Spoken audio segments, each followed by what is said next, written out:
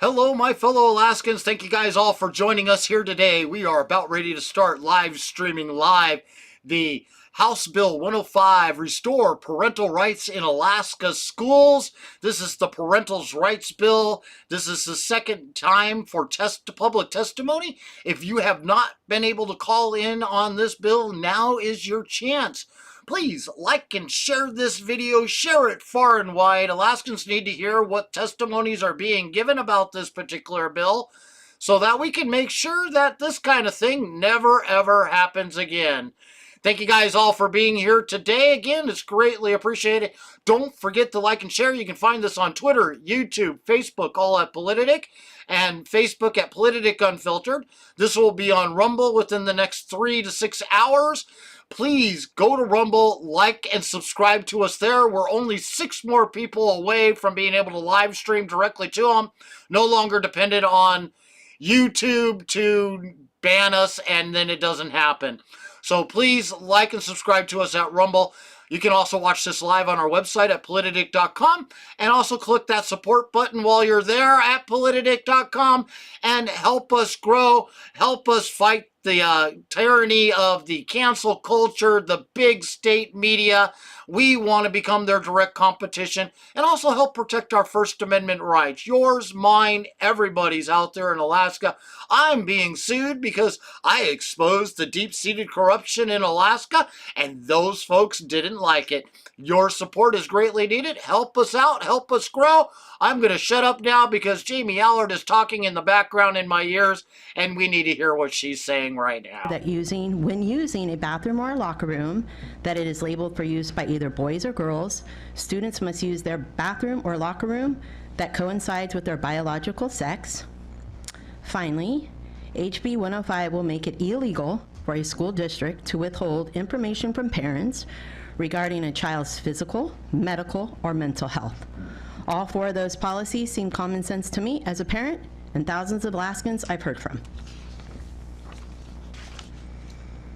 So we will begin, and I now will bring House Bill 105 back from the committee. This is our 4th hearing. Is it our 4th hearing already? Our 4th hearing on this bill. All public testimony will be limited to 2 minutes. I was here to establish a quorum, but I have a prior engagement that I need to go to. No worries. Representative Prox, we don't have to have you here for a quorum, and your excuse. All right. Thank you very much. All public testimony, yes. Just another housekeeping thing for me through the chair. I apologize. I will have to leave early, but I will come back. I know. I think Representative McKay is going to be leaving early. Then he's going to come back. I understand people have other commitments. Perfectly fine. Thank you. Yeah, no problem. Madam Chair, we're just right next door, so I'll be right. Thank you very much, As fast as I can. Thank you. All public testimony will be limited to 2 minutes per testifier. If you have already testified in person or on the phone, you will not be able to testify for a second time. I would like to ask the testifiers to stay on topic of HB 105, parental rights and transparency. Public testimony is now open. I will first take public testimony from those who have traveled out of the state's capital and here and are currently in the room. Upon completion of each sign-in sheet, we will pause in the room testimony to take a few calls from online. I would like to remind everyone public testimony can also be submitted through our House Education email. The email address is house.education, all spelled out, at aklake.gov. All right, so the first one, Zach, do we have these individuals already on the pad or just on the sheet? On the sheet. Okay. All right, so the first person we're going to start off with, just a brief at ease, please.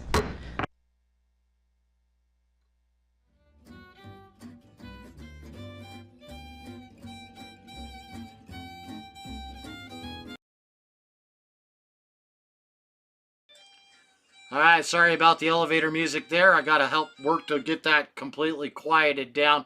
I got to make sure I turn down my phone here so that you guys don't keep hearing a replay of that in your ears. If you haven't taken the time yet to like and share this video, please do that. Take a moment, like and share this video. Go to our website at politidic.com. You can watch it live there, and also click that support button so that we can also grow and help pursue this lawsuit with qualified Back to order. attorneys to help So the us first out. person we're going to start off with is Ron Sowerville. Are you in the room, please? Would- No, I apologize. As long as you haven't testified already and is this your first time testifying, please join us. Thank you. If you could please put your name on the record and begin your testimony.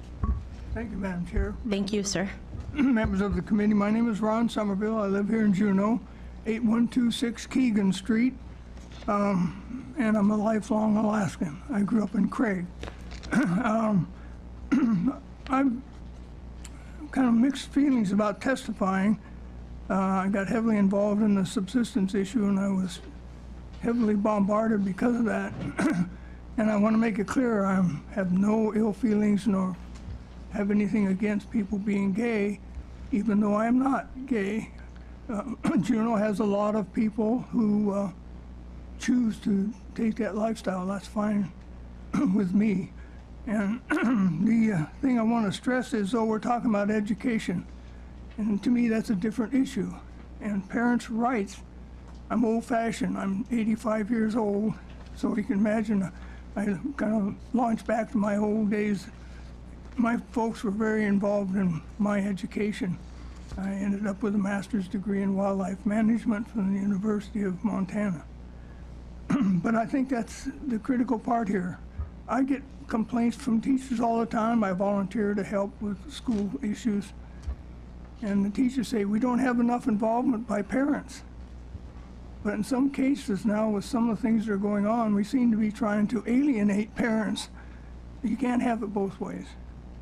And I feel really strong that parents have a responsibility to make them stand up and live up to that, whether their kids are gay or not, how old they have to be to change their sex or these sort of things. To me, the parents have to be involved in that process. That's just my personal opinion. I have 2 daughters, and I can honestly say I would not approve of a biologically gay male in the locker rooms or bathrooms where my daughters were present. In fact, I would take my daughters out of the school and put them someplace else. I'm also starting to move more towards an accredited charter school system. If we can't get the public school system to recognize some of the responsibilities to the community as a whole, including parents, I would rather have parents take their kids out, take their student allocation, and give it to a charter school.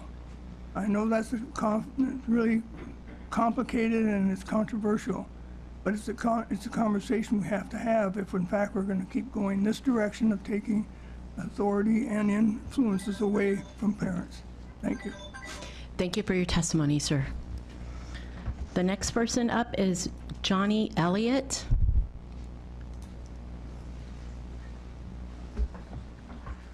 Thank Hi. you. Put your name on the record, please, and your testimony may begin. Yeah, hi, my name is Johnny Elliott. I use he, him pronouns. I grew up here in Juneau and have lived in Sitka for the last 4 to 5 years. I appreciate all of you guys for your service on this committee to listen to so much valuable testimony for a long time. So I appreciate your generosity in doing all of that. I want to start there. I also want to say that I think the idea behind having parents being involved in education is great, but that this is not really supporting parental involvement in education, that there are ways in which we should open the door for parents and allow them to be a part of their students' education, but that this bill is sort of focused more on parental control of a student's education and things that requiring sort of parents' consent on every nitty-gritty, not just in their education, but in who they are at school, how they present at school, what names they choose to go by. And some of it doesn't have to do with parental involvement at all, like the bathroom restriction is just an internal school thing that doesn't sort of affect how involved a parent is in their education. I'm sure you've heard the statistic in previous testimonies, but just having one adult who supports, affirms, understands, or approves of a trans student's identity dramatically drops their rate of attempting suicide. and that we should allow our teachers, if they choose to be that one adult who students feel comfortable with, to play that role for our students. And this bill puts those teachers in a position where they can't bravely be that one person who supports the youth who has come to them with this secret of theirs, unless they risk losing their job, unless they risk being sued and being personally liable. So I would hope that we as a state can allow our teachers to be those supportive figures without requiring parents to be in control of that. I hope that we don't use government to restrict our young people's ability to express themselves, and thank you so much for allowing me to testify. Thank you for your testimony. Next, we have Corinne Maines. Sorry. Bad handwriting. No, that's fine. It's cursive. Sort of. If We'll you- call it cursive. You could put your name on the record and begin your testimony, please. My name is Corinne Marks. I am the sibling of a gay man, the parent of a trans man, and I teach English at Thunder Mountain High School. Thank you for this opportunity to testify. I strongly oppose HB 105. I'm currently teaching The Crucible, Arthur Miller's allegory, for the McCarthy hearings, and had the realization that this bill has the potential to return us to a similar mentality and behaviors. I used to teach this unit and wonder who will be the next witch or communist. Now I know, it's the ally educator. I've witnessed the pain and suffering this kind of fear and hatred can cause a human. High school in the 1980s wasn't so different from now. There were jocks, clubs, nerds, bullying, and homophobia. My brother wasn't out in high school. It wasn't safe for him. But he still suffered the consequences. Somehow he was pegged as a target from an early age. Thankfully, he found supportive teachers and had a loving family. My son transitioned during high school here in Juneau. Yet even with a family that understood the LGBTQ family community, he sought out a safe place he needed from an accepting, understanding teacher. And I'm thankful he had that in his life. The likelihood that we would have lost him is incredibly high if he had not had that educator. I was taught at church that God created us in his image. It is that case that the rainbow in our world must be accepted and embraced. This bill goes against my Christian beliefs, and if enforced, goes against my First Amendment rights. I don't share my political beliefs or religious beliefs in school, but if someone perceived or accused me of doing so, I could easily lose my job for that. And that returns me to the allegory. Being accused of witchcraft did not make you a witch. Having dinner with a communist did not make you a communist. And attending school with caring adults who accept you for who you are will not make you gay. I oppose HB 105. Thank you for listening. Thank you, Ms. Marks, for your testimony. Next, that is not going to be allowed in this room. Not at all. I'm sorry. I wish it can be, but it's not. Next, if we can have Cheyenne Sellar. Thank you. Hi, my name is Cheyenne Quayler.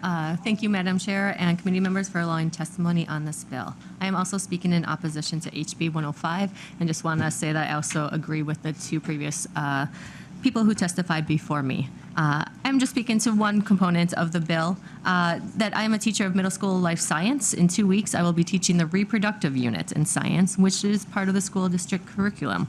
I did send out a notification alerting parents and guardians to this, giving them the opportunity to opt their students out, which is our current law. So we do already have a law regarding that.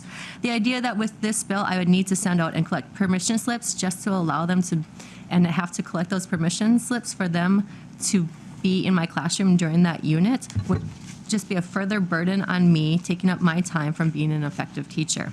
The idea that middle schoolers could miss out on the basic lessons of the reproductive system because of lost and unreturned permission slips is just something that I would not like to see within the classroom, and would just like to point out we also already have this opt-in, or sorry, the opt-out option for this that is already within the law. Thank you. Thank you for your testimony.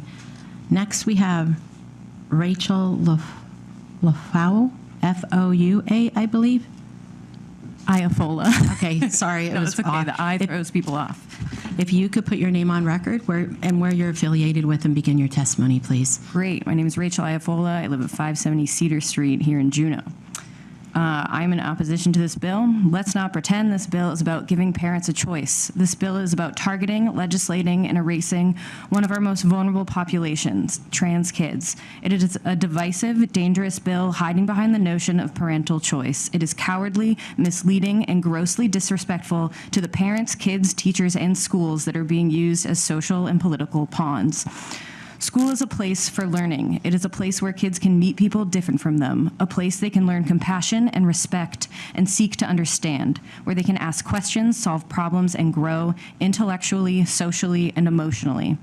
Instead, this bill spits in the face of trans kids. It sends the message that they do not belong. What child is supposed to be successful in that environment? Moreover, it erases the notion that teachers are trusted adults if they are forced to out kids to their parents. And let's be clear, outing does include outing a trans kid. Trans kids are not going anywhere. They will not be hidden away. They are braver and more resilient than any person should have to be. And they are loved too fiercely by too many to let something like this stand in this state. Leave the kids alone. Thank you for your testimony. Next, we have Elizabeth Hillstrom. Thank you. If you could put your name on record, where you're affiliated with, and begin your testimony, please. Hi, thank you for the opportunity to speak. My name is Elizabeth Hillstrom, and I am at 7753 North Douglas Highway in Juneau here.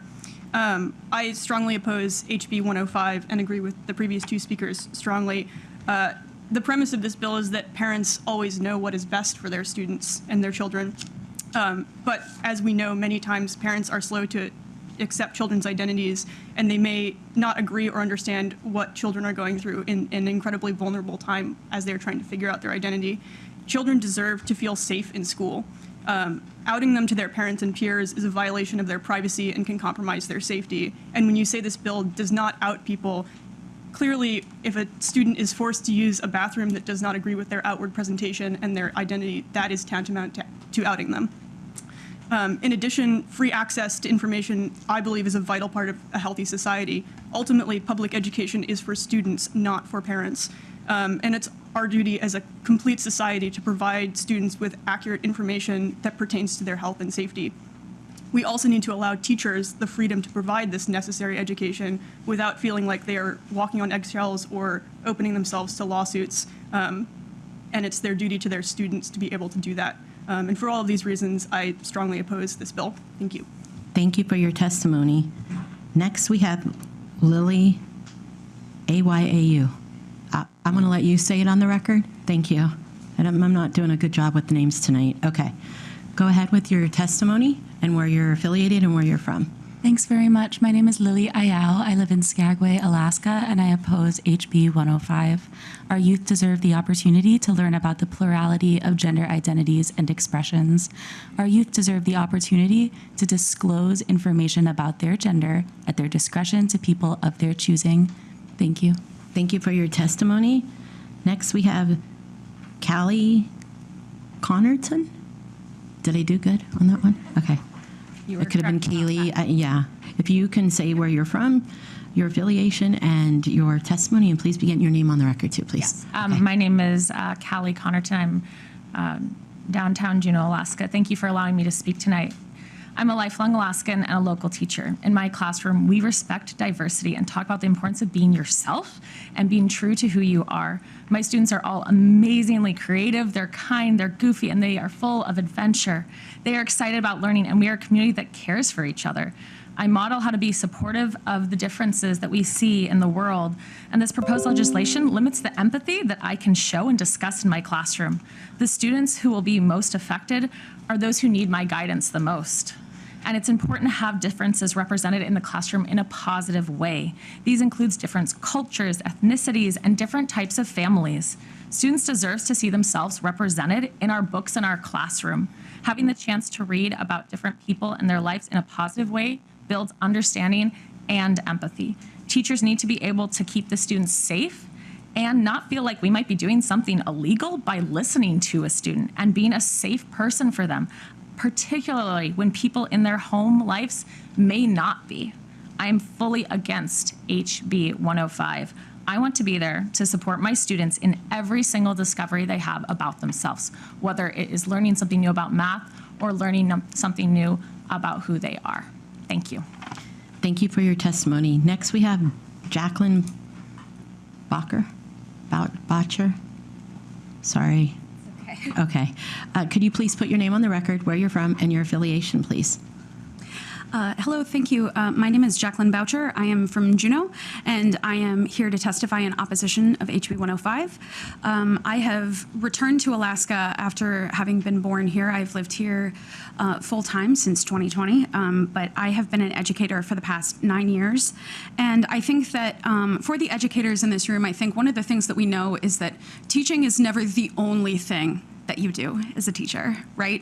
Whether you are providing the snacks or the tech support or the customer service, I think the role of a teacher is one that's very complicated. But one thing I think that every educator in this room can agree is that being a safe and trusted individual for a student who does not have that at home is one of the most important duties that you undertake when you agree to become an educator. I think something that is important to know about me as well is that I am a member of the LGBT community, and as a result, my students, I like to think, received the same education as your students did. You know, I think regardless of who I go home to. However, something that I do notice in this bill is Representative Allard, as you mentioned, needing parental permission to discuss matters of sexuality. You know, that makes sense on its face, but what does that mean to me as an educator? Does that mean that I need parental permission to discuss my family with my students in a way that my heterosexual colleagues don't? So I think in addition to thinking of the students, I would really heavily urge the members of this committee to think about the ways in which that discrimination very rarely occurs in a vacuum, and that it ripples outwards and has tangible effects on multiple members of this community at varying levels of vulnerability. And that as, you know, as our state, as our nation becomes more divided, if people are running out of safe spaces to be, then they will go somewhere else. And I wonder how our state is enriched by that. Thank you. Thank you for your testimony. I'd also like to thank Representative Armstrong for being here this evening. Thank you. And next on our list is Shelby Jones, please.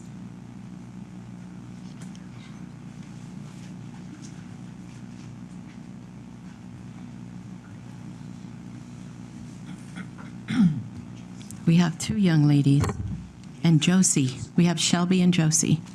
Okay, who wants to go first?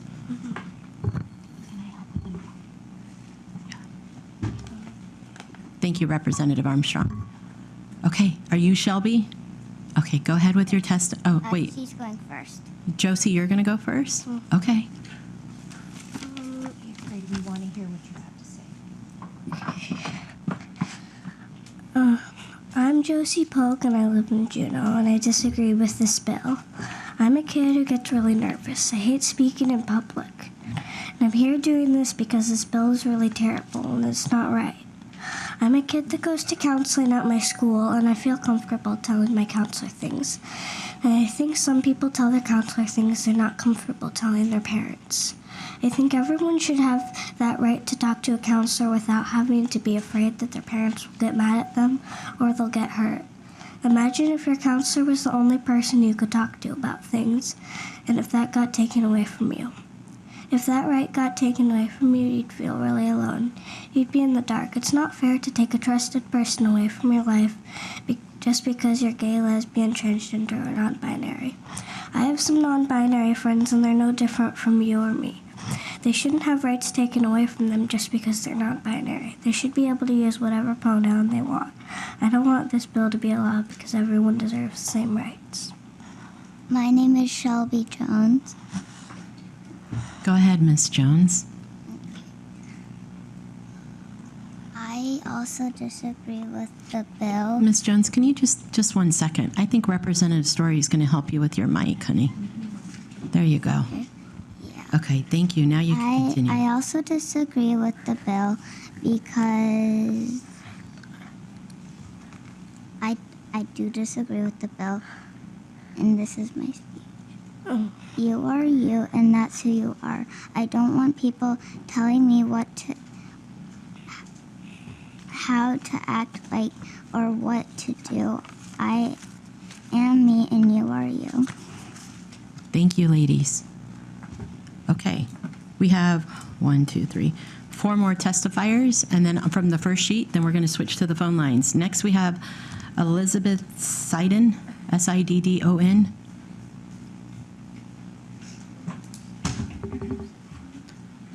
If you could put your name on record, where you're from, and your affiliation, please. Thank you. Sorry. Tough acts to follow, girls.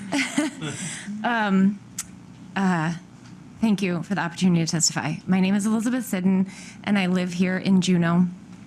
I'm here in my personal capacity, but I will say I also serve on the Juneau School Board for the last 5 years. And I'm also here to speak against House Bill 105. I understand, from my work on the school board, that parents can have differing views of what is best for their kids, and we deal with that sort of compromise all the time on the school board. So I understand the opposite, the differing opinions on this bill. When I first moved to Juneau about 20 years ago, there was an ad on the radio that was asking kids if they had 5 trusted adults in their lives. And that was almost 20 years ago, and that radio ad has stuck with me. Because sometimes I walk in this community and we're so tight-knit here, and I think to myself, who am I that trusted adult for?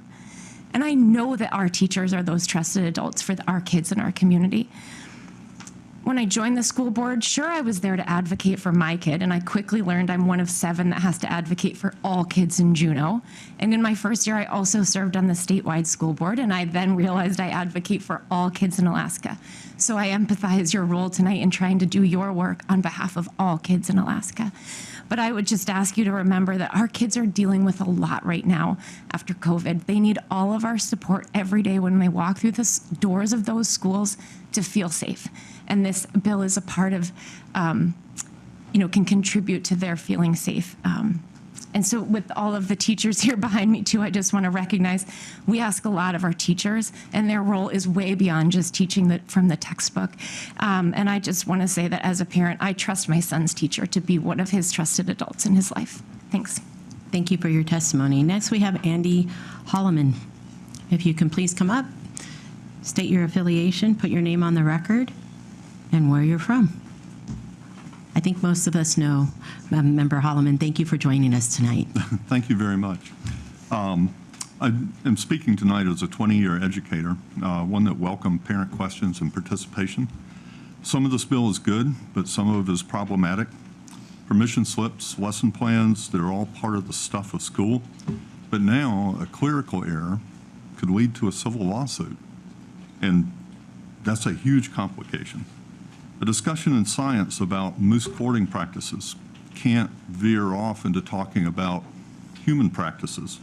And if you think there aren't clear parallels between how moose act and teenagers act, you either haven't been watching the moose or you haven't been watching the teenagers, one or the other. This is a bill that will cause educators to veer away from certain kinds of conversations, not ones they necessarily invite or seek, but ones that come to them from students in need. This is not about my family, and it's not about most families. It's about control from disconnected parents, and it complicates what is already a very complicated circumstance. Please don't make it worse. Please don't pass HB 105. Thank you. Thank you for your testimony. Next, we have Kelby Randall. If you could come up, put your name on the record, where you're from, and your affiliation, please.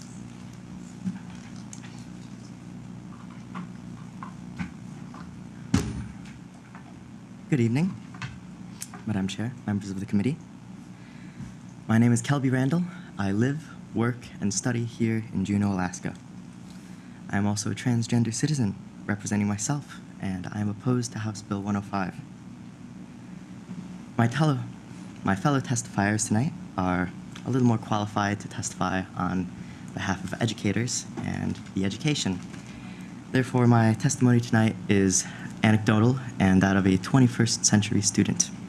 I'm 22 years old. I'm here on behalf of my friend who is dead and buried before he was able to graduate high school. My name has not always been Kelby. When I was in high school, I sought the help of one of my teachers, the trusted adult that there has been much ado of tonight. Had this bill been in effect, had this gone into law, in one of the many schools I did attend, my parents were very involved in my education, and I had been to 7 different schools by the time I was in 12th grade. Had I disclosed to Mrs. Peters, if you're out there tonight, Mrs. Peters, I thank you, that I was transgender and that I would like to change my name to Kelby, she would have been liable to tell my parents, who, when I did come out to them at 21 years of age, I was financially independent, had my own job and my own plan, and lived more than 1,000 miles away.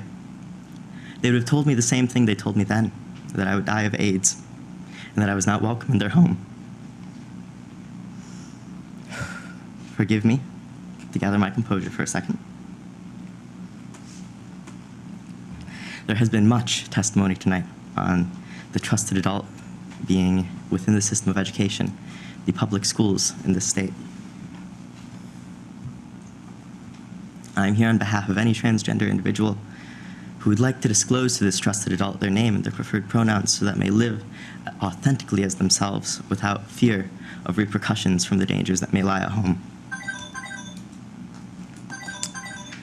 I'm here on behalf of my friend Daniel, who was turned out of his home at 17 without so much as access to his social security number. Your time is up. Your testimony is over. I apologize. You could send in an email if you'd like.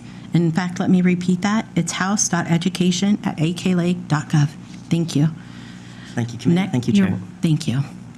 The next is member Lessons from the Anchorage School District. Ms. Lessons, if you can come forward, please. Thank you for being here with us today. We appreciate it, and we appreciate your service. If you could put your name on the record, your affiliation, and go ahead with your testimony. Thank you for this opportunity, Madam Chair. My name is Kelly Lessons. I do live in Anchorage. I am here right now because the ash cloud prevented me from flying home this evening. It is a privilege, though, to speak at this moment about this bill. I'm a parent of 2 children.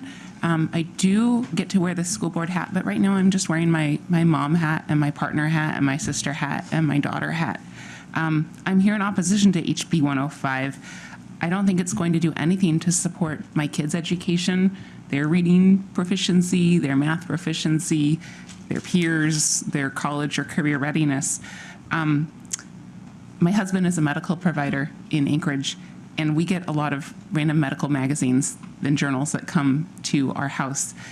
And my eye was really drawn to the March issue of JAMA, the Journal of, I don't even know what it stands for, but somebody does. The JAMA issue for March 14th, volume 329, number 10, laws and policies that target, exclude, or marginalize certain populations are increasingly being recognized as factors that affect health. Anti-LGBTQ plus laws and policies exert uneven harms and can further oppress groups already facing high levels of stigma. There are other people who have put their experiences more eloquently into words tonight than I. I thank them for it. I thank you for your consideration of this bill. I thank you for your service. Thank you, Ms. Lessons. Okay, we're going to go switch over to phones, and it looks like we're going to go to the LIO in Kodiak first. Who's the first one to call in and get in line, and it would go to Mr. Roberts. Don, are you on the line?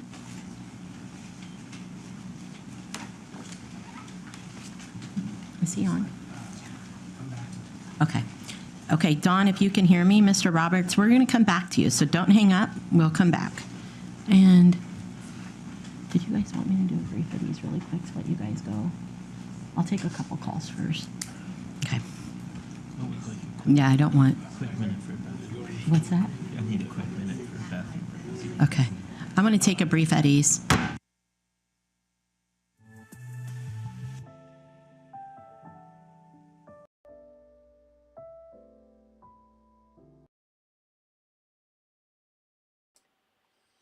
They really need to stop doing that brief at eases while I'm sitting there doing other things.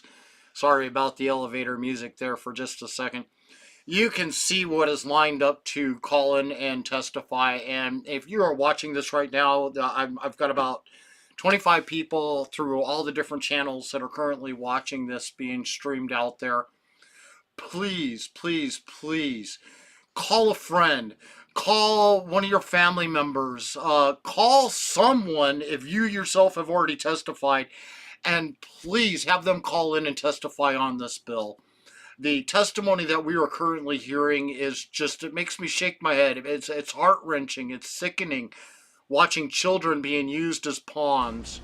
Diane Chapman? Okay. Diane, are you there? Yeah, I'm here. Can you hear me? We can. If you could please put your name on the record, your affiliation, and you're a first-time testifier. Yes, I'm a first-time testifier. Thank you. My name's Diane Chapman. I'm testifying on behalf of myself. I'm a resident of Anchorage, and I oppose HB 105. I specifically want to talk about section beginning on page 2 of the bill.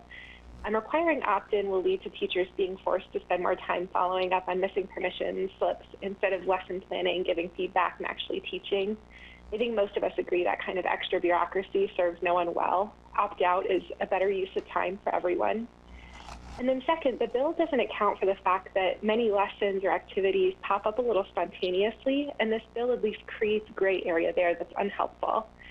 Kids talk about sex, reproduction, abuse, and gender with each other, and they often don't have the details quite right. A quick correction or clarification can help stop kids from making risky decisions, stop them from tolerating sexual abuse, and reduce bullying. I think the high school teacher who overhears someone saying incorrect information about how to avoid pregnancy should be able to pop in and say, nope, that's wrong. I want the elementary school teacher who has a kid touch another kid inappropriately to be able to say that it's not okay to touch other people's genitals without consent.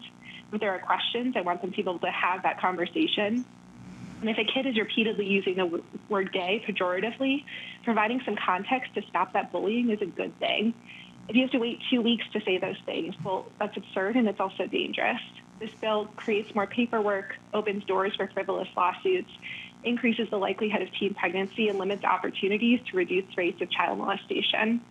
Lastly, stopping spontaneous conversations about gender identity sets up kids to enter the broader world behind and without the social graces and knowledge to respectfully and kindly work and socialize with all members of their communities. So please vote no on HB 105. Thank you for your testimony. Next, we have Carolina Pavick. Are you there? Yes.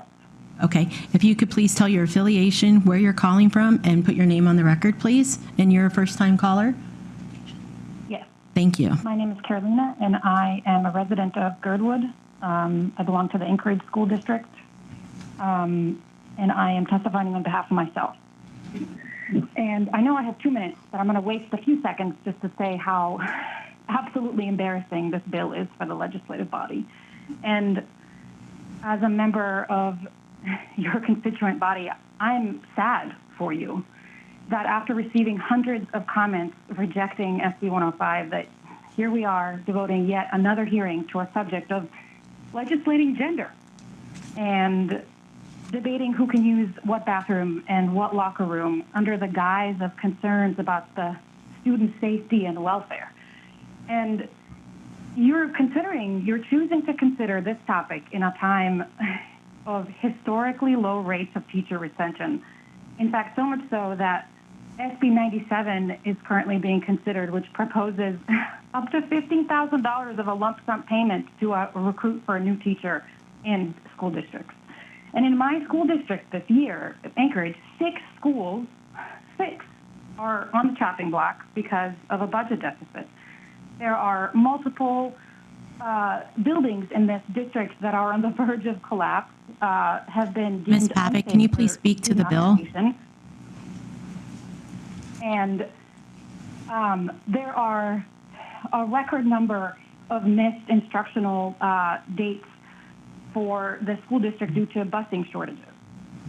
And numbers of teachers are abandoning this trade, and especially because of the working conditions and navigating something like SB 105, which is a ridiculous piece of legislation that is going to require, on top of all their other duties, 130,000 pupils and their parents to be notified every single time that they choose to go by a pronoun or a name. I mean, last week, members of this legislative body literally fled the Capitol rather than do the work that you're paid to do and amicably and diplomatically pass a balanced budget. Ms. Babick, your testimony is open. Thank you for your testimony. 130,000 students in this. Next, we have Francesca Algrazara from Anchorage. If you could please put your name on the record, your affiliation, and where you're calling from. Hi, my name is Francesca Algrazara, and I'm calling from Anchorage, Alaska. Are you a first-time testifier? I apologize. Can you hold on just a minute, Francesca? I just want to put out to the public so we treat everybody fairly. First-time testifiers only. Okay, go ahead, Francesca. Thank you for holding. Hi, my name is Francesca Algrazara. I'm calling from Anchorage. Parents have a natural rights and legal responsibilities for their children. I apologize. I am in support of HB 105.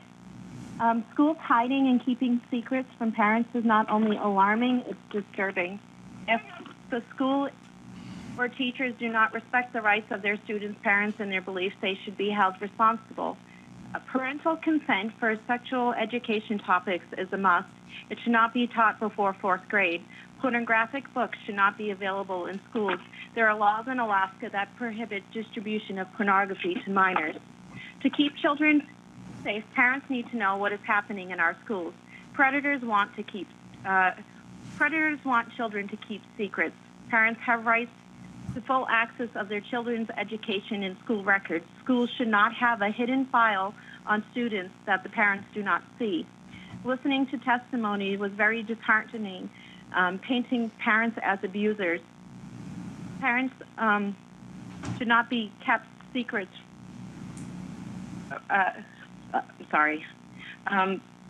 Parents should have rights, and schools should be able to keep secrets from their students' parents. And that's what a lot of the testimonies had. Safe schools don't have secrets to hide from parents and guardians, from what's going on in their curriculum, from what the mental state is of the children that are going there. In this past couple weeks, there have been many scandals going on that you're hearing about, from principals to teachers, and it's been all over Facebook. And these things shouldn't be going on in our schools, and we're hearing about them on the internet. So I hope that you pass HB 105 and parents are in charge of what is happening with their students when they are put into a government school, and they should know what is going on there. There should be no secrets if it's a safe school. Thank you for your testimony. Appreciate it. Next, we have Mr. Roberts from the Kodiak LIO. We're going to return to that caller. Mr. Roberts, are you on the line? I am on the line, finally. Thank you. Oh, you're very welcome, sir. If you could please get your name on the record, your affiliation. My name is Don Roberts. I'm calling for myself. I live in Kodiak, and I cannot express my opposition to HB 105 strong enough. I served as for what it's worth, I served as a volunteer crossing guard for 20 years, so I think it's safe to say that I take the well-being of children very seriously. Let me echo all the comments made by all the oppositions to this bill. Let me add this. Well, first of all, what you want a bill to do and how it gets used can be very different. Okay? What this bill does is opens the door wide to harassment and bullying, because it prevents the staff and the employees from intervening in that, and that's what will happen. School personnel will simply not be able to do anything, because to intervene, they would have to do some kind of corrective action, and they would have to bring in gender, and they would have to contact their parents. And what if the parents really expect their kids to be harassing people? And I've seen that happen. I've actually heard parents say that their kids have a right to harass people if they're gay or whatever. So that does happen, and I've witnessed it to happen. So furthermore, the bill itself ignores the complexity of sex and gender identification. Who gets to the assigned gender, by what authority do they do this, and what criteria are they using would be very interesting. And why, pray tell, does it become a permanent issue? Why can't a person grow out of it, just like they change their names? Okay? Which brings me to the argument that gender expression is essentially a form of speech, and it should be protected anyway. Finally, there's recently an article in the Anchorage, I think it was an op-ed, about the questioning the constitutionality of the bill, but here we are still discussing it. My experience is that the legislator for the past 25 years has a tendency to not really concern itself too much with the binding of the issues of the Constitution and let people deal Thank you, Mr. Roberts, for your testimony. Next, we are going to go to Jimmy Morrison. If you could please tell us where you're from, first-time caller, your affiliation, and that's it. And put your name on the record, please. Mr. Morrison? Hello, this is Jimmy Morrison. I'm from South Anchorage, speaking in support of HB 105. I am speaking in support of HB 105 and its intent to maintain the public transparency and guarantee parents' rights in public schools. Parents' rights are God-given rights, and no teacher should ever try to blur the role between what is a parent and what is a teacher. The role of a teacher is a professional role to teach, establish curriculum, not indoctrinate ideology or become intimately involved with parents' children. Teachers and school board need to be reminded to limit their role to teaching approved curriculum. Teaching is a professional role that limits level of intimacy, just like the role of any counselor, doctor, police officer, etc. Suspicious symptoms or activities can be reported to parents and or proper authority. Having heard and in response to LGBT testifiers on 413 that opposed HB 105 and repeatedly chanted, gays are here and will always be here. My response to that is, parents are here. We always have been here. If traditional male and female parents had not always been here. Thank you, Mr. Morrison, for your testimony. It's appreciated. Next, we have Jacob Barra. If you could please put your name on the record. Oh, he did.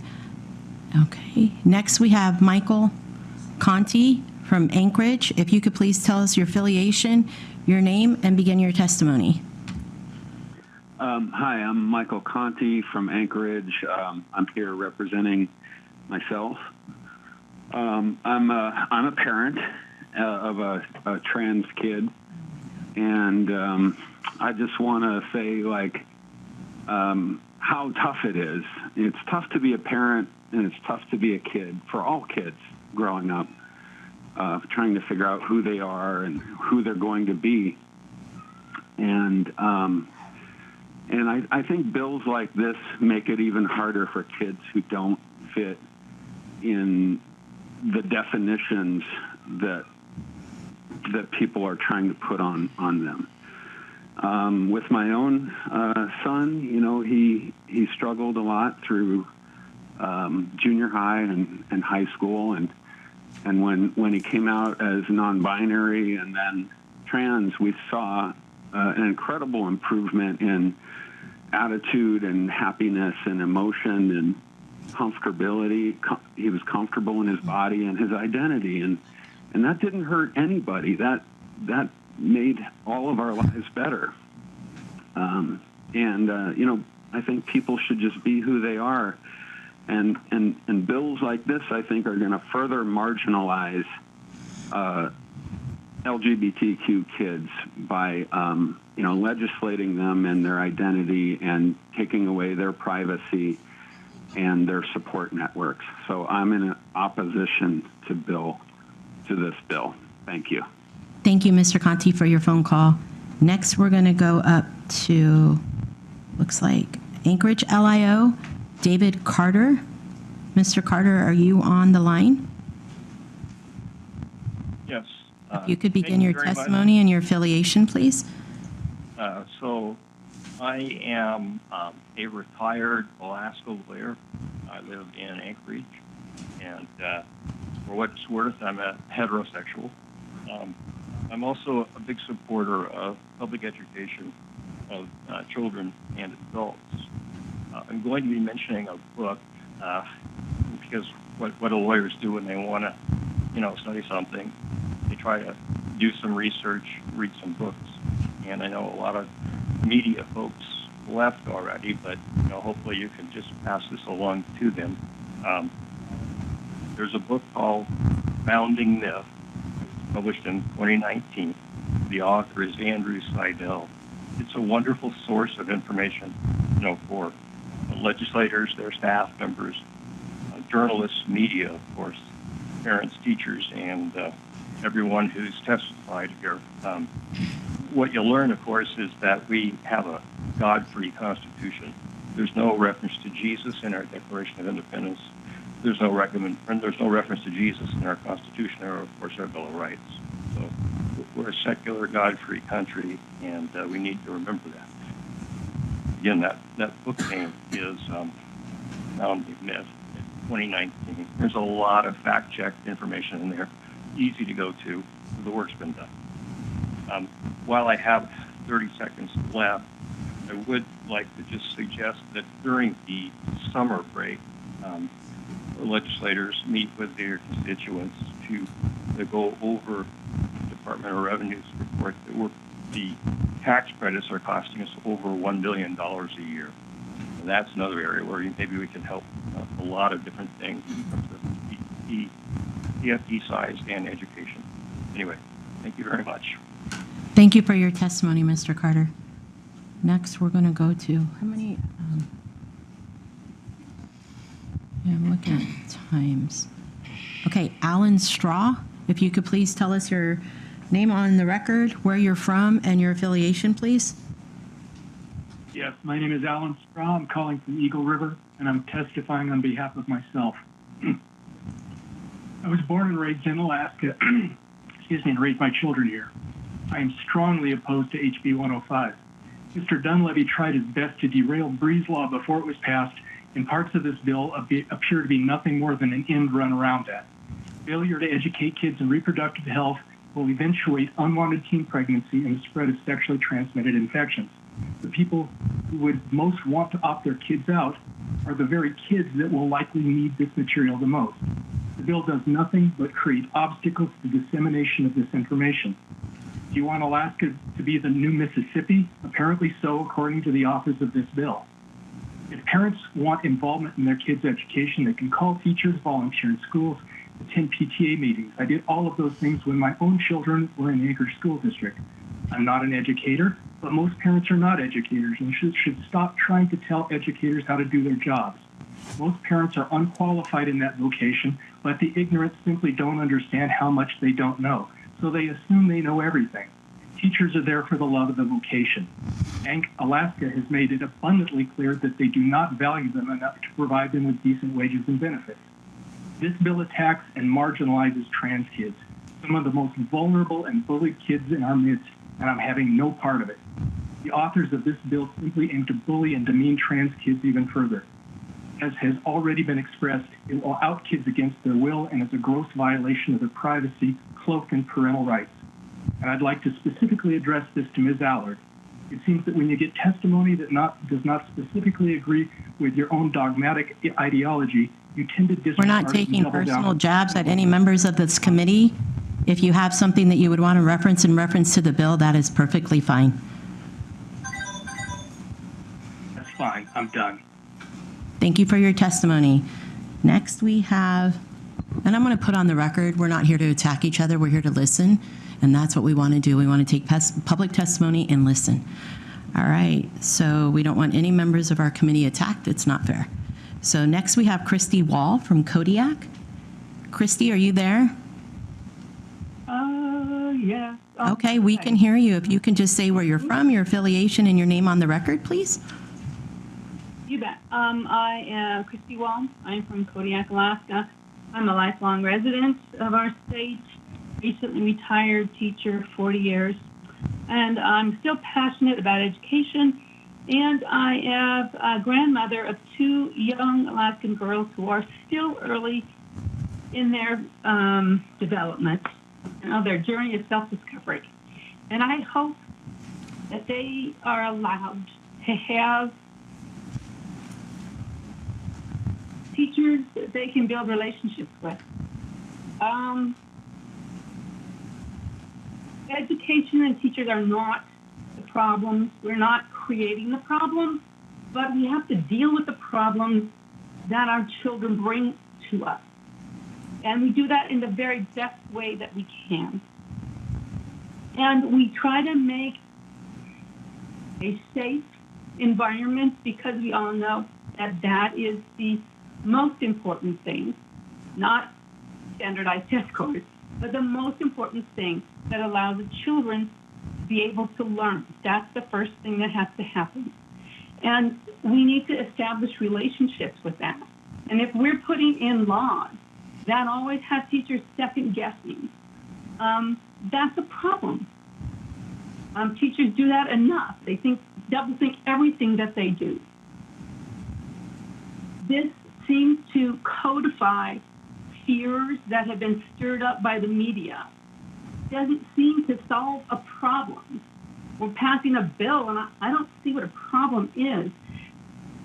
Transgender kids aren't a problem. They're a natural part of our community. And we should be able, if that comes up, to be able to discuss it to the best of our ability without having lawsuits hanging over our heads. Now, I'm a kindergarten teacher, and I have, our unit is on families, which is throughout the state. And I have families that have maybe transgender kids, or I have families that have 2 moms or 2 dads. Thank you for your testimony, Ms. Wall. Next, we have Rachel Lord. Rachel, if you could please put your name on the record, where you're calling from, and your affiliation, please.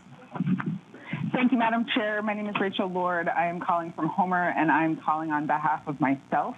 Thank you to members of the House Education Committee for hearing testimony on this bill. I'm the parent of 2 children in 2 different schools here in Alaska and Homer.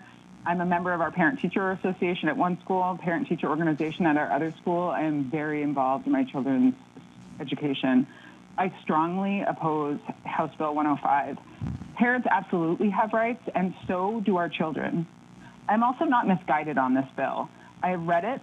I believe it is founded on substantial fear-mongering and not based on actual risk. In fact, I see direct lines to actively increasing tensions between families and schools. And that's the exact opposite of what we should be doing as a state. House Bill 105 violates the rights of Alaska's youth, increases tensions, and foments a litigious environment in our schools. And it's hoisting judgments of others onto my family and my parenting. I'll reiterate that I strongly oppose House Bill 105. And I also, as a citizen of the state of Alaska, do really value the ability to testify and do not appreciate having the content of my testimony be undermined with a supposition that it's misguided or has been directed and is misunderstood. So I just want to clarify, I fully understand this bill and I fully oppose it. Thank you for the opportunity. You're welcome. Thank you for your testimony. Next, you have Laura Steele. If you could please put your name on the record, where you're calling from, and your affiliation, please. Yes, my name is Laura Steele. I'm calling from Ox Bay, and I am affiliated with myself. As a mother of a 2-year-old, I have lots of concerns. Most recently, is she going poop in the potty every single time? Is she eating enough? Is she growing enough? Is she developing appropriately? But there are some things that I'm not concerned about. I'm not concerned about my daughter using the same bathroom as a trans or gender non-conforming child when she starts school.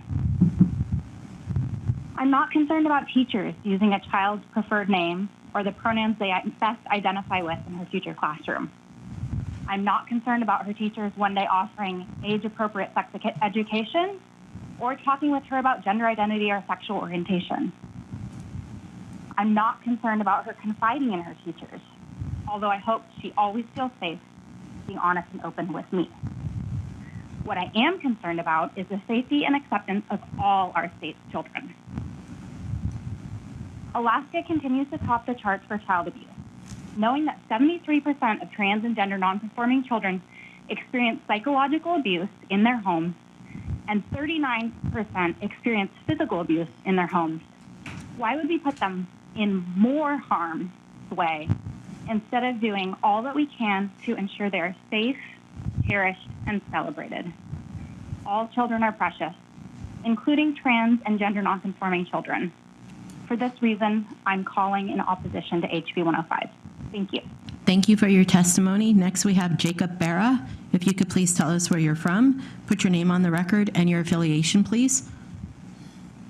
Hi, I'm Jacob Barra. I'm calling from Peters Creek, Alaska. I'm a first-time testifier, and I'm representing myself. I'm a parent. I'm also a teacher, but tonight I want to speak from a parent's perspective. I have 3 kids. I have a 2nd grader, a 5th grader, and a 7th grader in the Anchorage School District. And I got to tell you that I have so many opportunities as a parent to come into school, to talk to the principal, to talk to my kids' teachers. In terms of the intent of this bill to make sure that parents have access to schools, that has not been my experience in terms of it being a problem. I can contact my teachers. I can send them an email. I can give them a call. I usually get a call back pretty quick. I can review content. We can talk about what they're learning. I can attend conferences. I have so many opportunities to be involved as a parent. I can also tell you that I get a lot of permission slips and slips from the teachers that I have to sign. My kids bring them to me at 8 o'clock, 9 o'clock at night.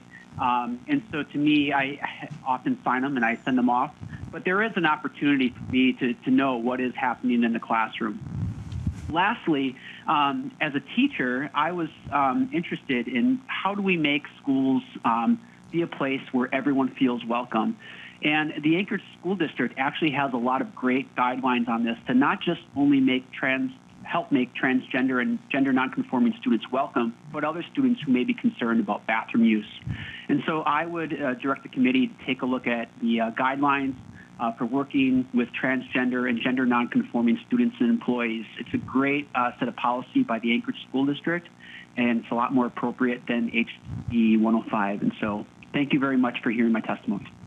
Thank you, Mr. Barra, and I know who you are, and I appreciate your service to our community. You're a wonderful teacher. Next, we have Miles McDonald.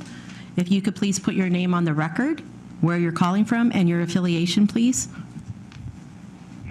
Hello, my name is Miles McDonald. I live in Wasilla, and I went to Colony High School and graduated in 2021.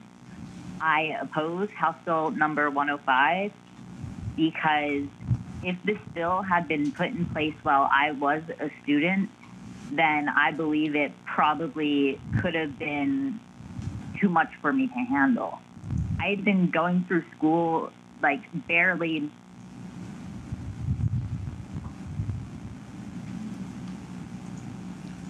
We didn't lose him, did we?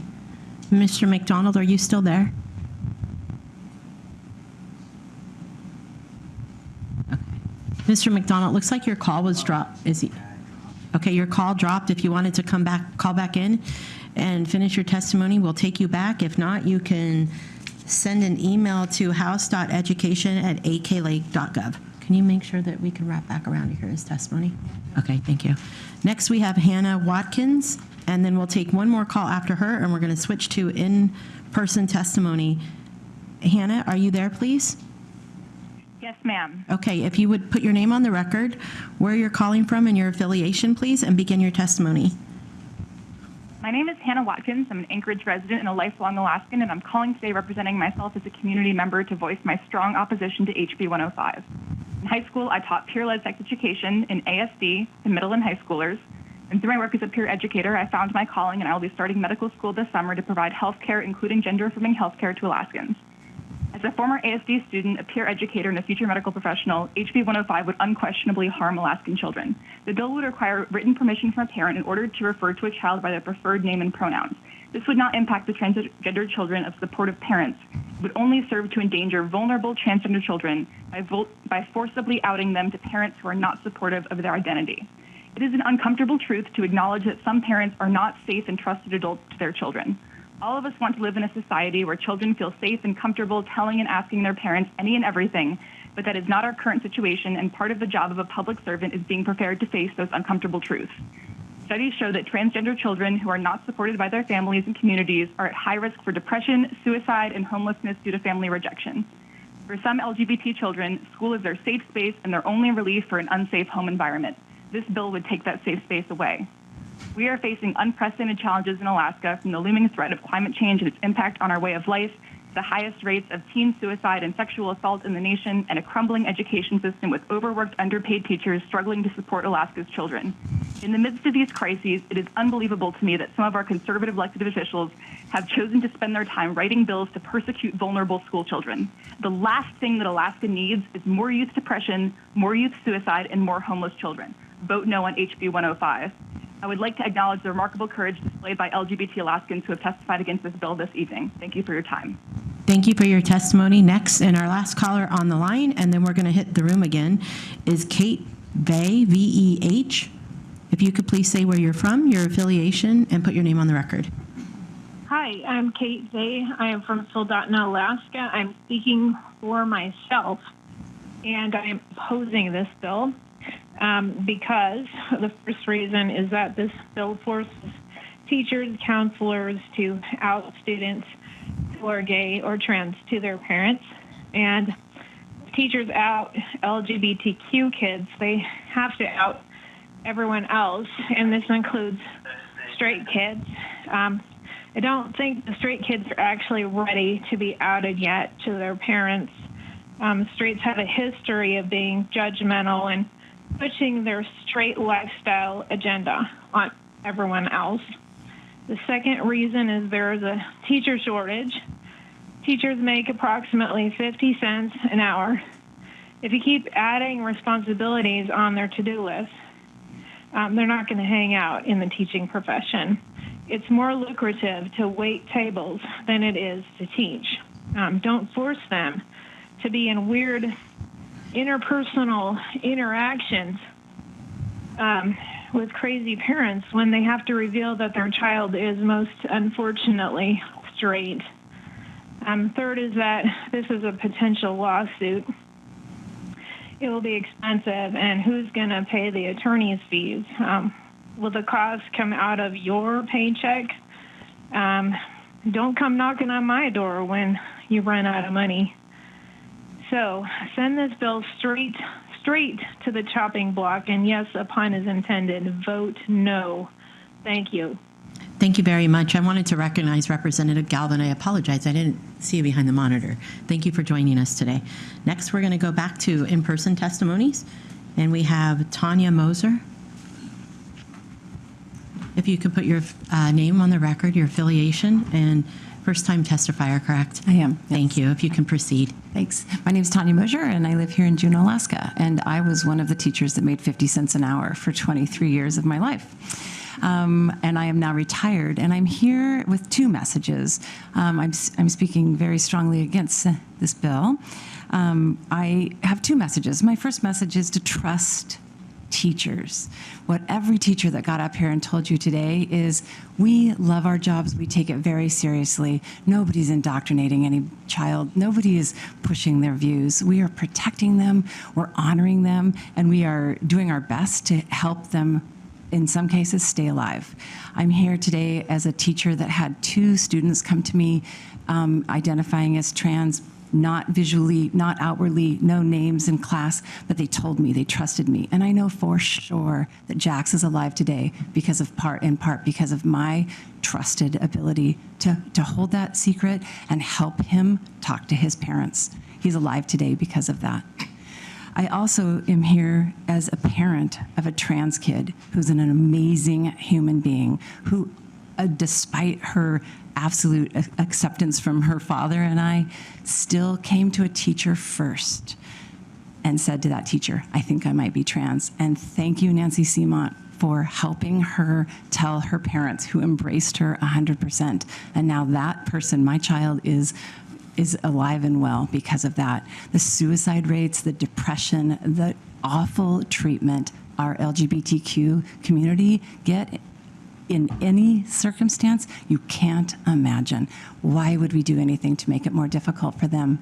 If you want, as a parent, to instill your views in your kid, and you trust yourself to do that, you've got it. You don't have to worry about this. This bill is going to hurt the kids who don't have those parents that they can go to, and it's going to hurt children. Please, please, please, say no. Thank you for your testimony. Next we have, let me scroll down, make sure I get on this other list. Kirsten Garut. Oh, yeah. We're trying to read your handwriting. If you could put your name on the record. It looks like cursive again. My name is Kristen Garot. I live here in Juneau, and I'm representing myself, although I am a 25-year educator in Alaska. And I'm here to express my strong opposition to HB 105. There are many aspects of this proposed legislation that are of concern to me. One is switching requirements from opt-out policies that already exist to opt-in policies that demand active parental consent. It places undue burdens on schools that are not necessary. Schools are already communicating with families about these things coming up and providing parents opportunities to opt out. That should be enough.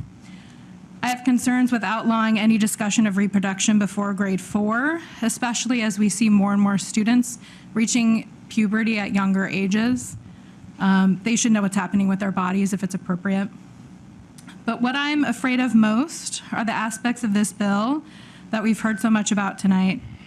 HB 105 requires written permission from a parent before a name or pronoun is used by a school to address or refer to a student.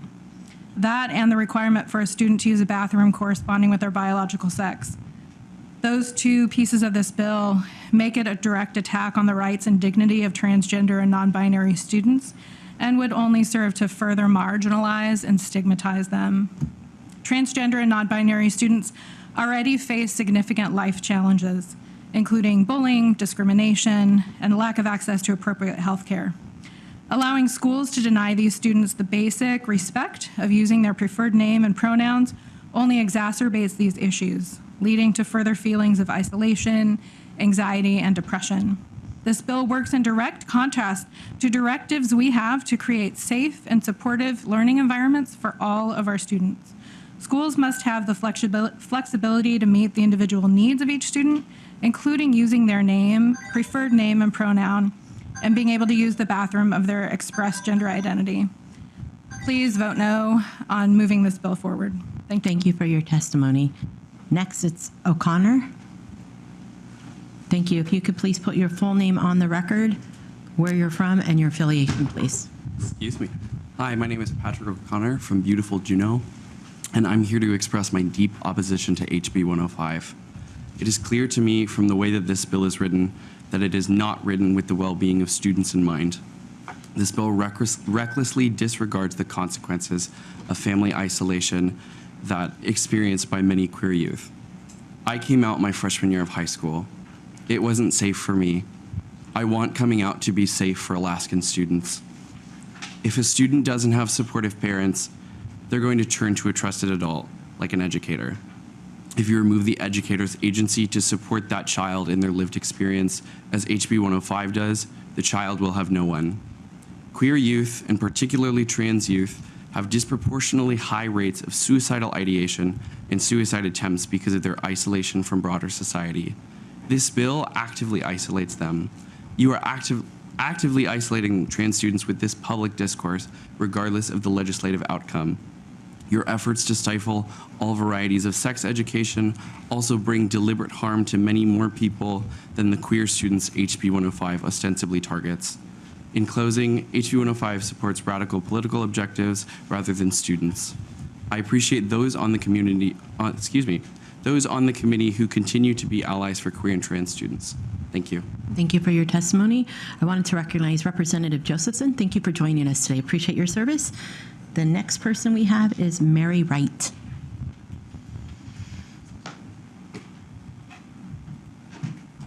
Okay, we'll come back to Mary. William Lyart. Maybe, is it Liart? Maybe not even close. Is it Fiart? It's William Giant. Okay, he's doing that. It's not me. Okay, he has a different on here. I have poor handwriting. Okay, no. Yeah, it's a thing. It's a cross between cursive and print. Okay, we're fine. Okay, sir, if you can say your affiliation and where you're from, go ahead with your testimony. I am from Juneau, Alaska, and I don't think I have an affiliation. I am a parent of a trans child. I have recently learned that it can be quite terrifying just to wear a skirt as a man out in public. I am very impressed by the bravery of children just going about their day, going to school, and then for them to feel bullied by the adults who are there, who should be there to protect them. That is very unfortunate. I appreciate that so many people in favor of this bill, it sounds like they really want to keep children safe and they really care for their safety. I do not think in any way that every adult out there is safe for every child. And I think children at any age can tell when those adults are not safe to talk to about a subject, and they should not be forced to. And it wouldn't be safe for some of them to. And they need adults to help them navigate those situations. A lot of children aren't going to have that many adults outside of their parents and the school that they can talk to. But they do need safe adults, and it should not be a legal danger for those adults to help them. And so I oppose this bill, and that's it. Thank you, Mr. Giant, for your testimony. Did Mary come back into the room? No. Next is Tristan Nyquist.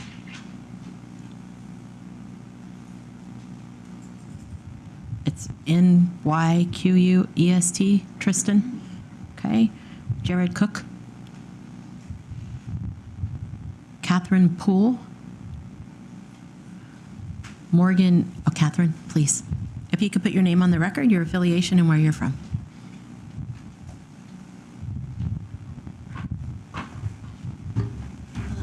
Hello. My name is Catherine Poole. I'm from Juneau, Alaska, and I'm testifying for myself. And I strongly oppose HB 105. I don't really have anything planned to say other than it's disheartening to see the reality that some of these kids have to face and these educators have to face, and knowing that they have to navigate this world on their own is very terrifying. So please strongly oppose 105. Thank you. Thank you for your testimony. We're going to take a brief at ease. Oh.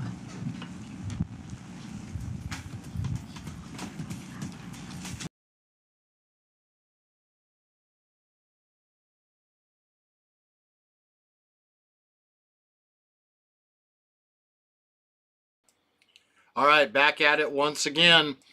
Taking a brief ADs there in the room. They're just swapping people around. Soon be back on the phones. If you can't get through, keep getting a busy signal. Do not stop calling. It took me nearly 2 hours, a little over 2 hours the last time they had public testimony last week, I believe it was, for me to finally get through. It was 4 hours of testimony the last time this happened. I'm hoping and expecting the same thing to happen today. But I'm really hoping to hear the parents out there that really love their kids, that actually believe their parental rights don't end the moment that they enter them into school. That is the number one theme of everybody that is testifying against this bill right now. And that's that your parental rights end the moment they enter into school, and the schools can do whatever the hell they want with our children. And they don't have to tell us. They can help maneuver them into gender-affirming care, which I call gender abuse or child abuse. Oh, they're back. I'm going to call the names and then we're going to move on. Mary Wright, Tristan Nyquist, Jared Cook. Next we have Morgan Michaels, M-I-C-H-E-S, E-L. Kevin Siwicke, Siwicke. Allison Radford. Thank you, Ms. Radford. If you could put your name on the record, where you're from, and your affiliation, please. Hi, good evening. I'm Allison Radford. I'm from Juneau, Alaska. I'm speaking for myself. I didn't plan to speak tonight, and I didn't prepare any remarks, but I was very moved by the bravery, especially of the youth in the room, and coming down and speaking up. And I thought it was important to add my voice in opposition to House Bill 105. Thank you. I appreciate the opportunity. Thank you. I appreciate it. Brief at ease.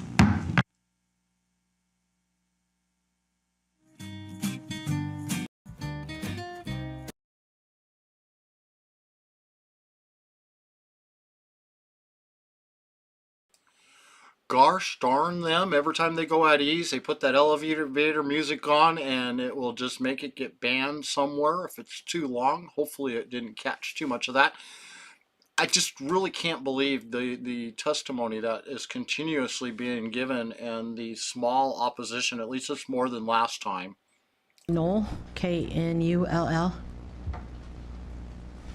If you could put your name on the record, your affiliation, and where you're from. My name is Maggie Knoll. I'm from Juneau, and my affiliation is of myself and my many queer students here in Juneau. I tell you, my name is Maggie Knoll. Maggie is not my legal name. Margaret is. But Maggie, being my gender-conforming nickname, would have to be gotten permission from my parents to be used under this bill, under the text that I just read. I didn't have a lot of remarks to say other than just my frustration with House Bill 105 as a teacher and as a queer ally. But I was thinking through all of the students I've had this year who have come out to me. I know that I am a safe and trusted adult. And a student is not always prepared to talk to their parents about their lives. In fact, any of your teenage kids at this moment might be having an active sex life and not willing to tell you about it.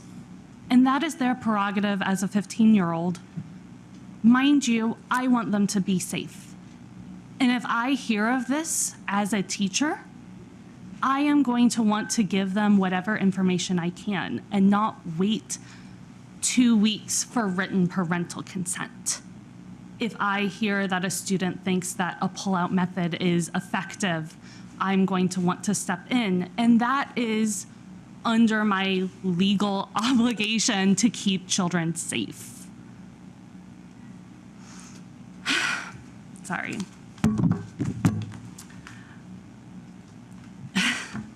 By any means, what is family friendly if not sex education? This is how families are made. Students have a right to know. Thank you for your testimony. Next is Alexander Moriarty.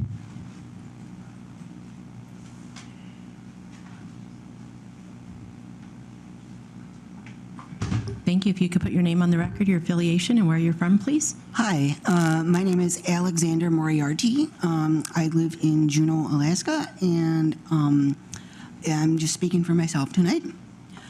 I oppose HB 105. I wanted to piggyback on what some others have said here tonight regarding finding a trusted adult, whether that trusted adult is your pastor, your teacher, your parent.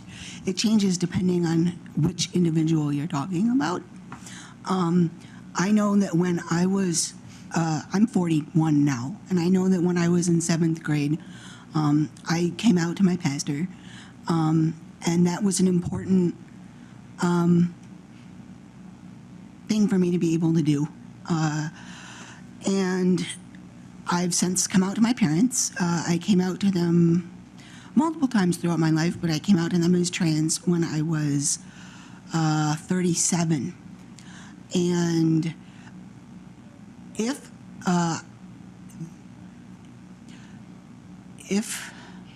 these types of bills go into effect, my mother still doesn't call me by the correct pronouns. They came to Juneau, and I wanted to show them around, and it was very difficult because my mother would keep accidentally outing me in front of family, friends, people that I knew here in town. And I don't want that experience for especially young children who have to go back home, live with their families, who might not be the safest choice for them, but are the only choice that they have.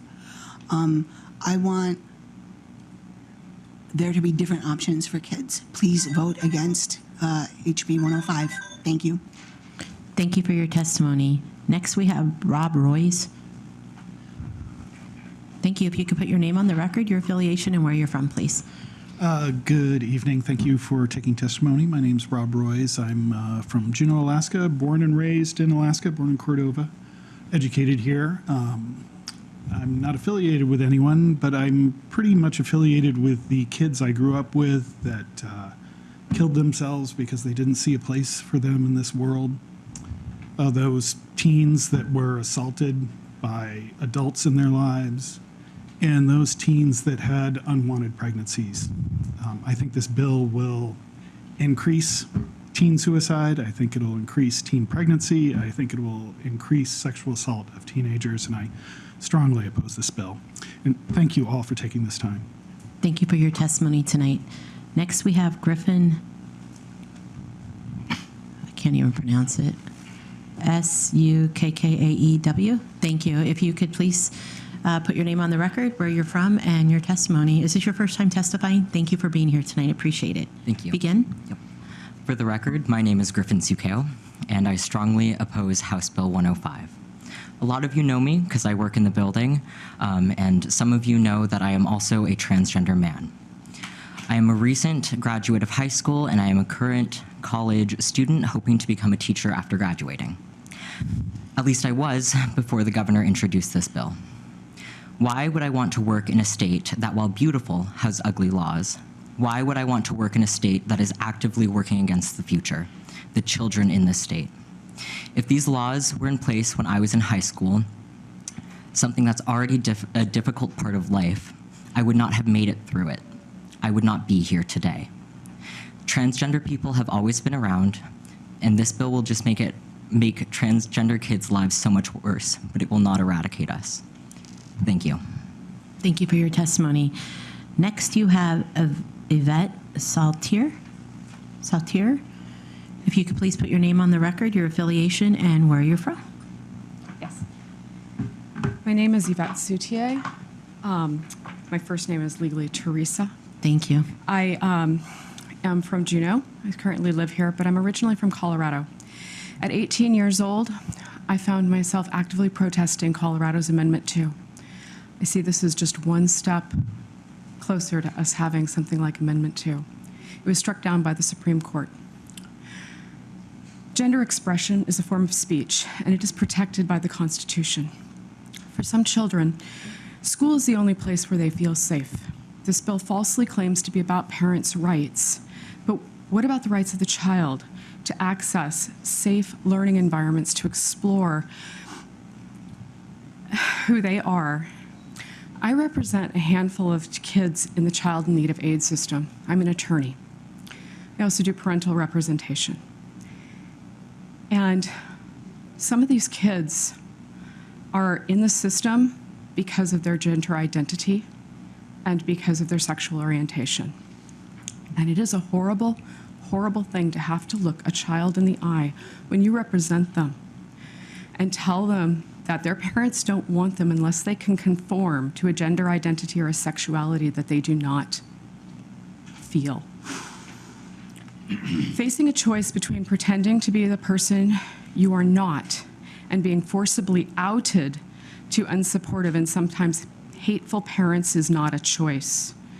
It's not a choice any person should have to make, let alone a child. For a child to have to make this, that's pure cruelty. Honest, open, and factual knowledge never indoctrinated anyone. False, biased, and fear-driven propaganda is deadly. Please do not pass this bill. Thank you. Thank you for your testimony. Okay, that was the last is that the last one? Okay, is there anybody in the room that hasn't testified in person? I signed up in the hall. Oh, come on up. If you could please put your name on the record, where you're from, and your affiliation, please. And I think we have about 4 more testifiers, and we'll switch to, how many's on that list, please? Okay. Yes. Sarah? Yeah. Thank you, Sarah. Go ahead and put your name on the record.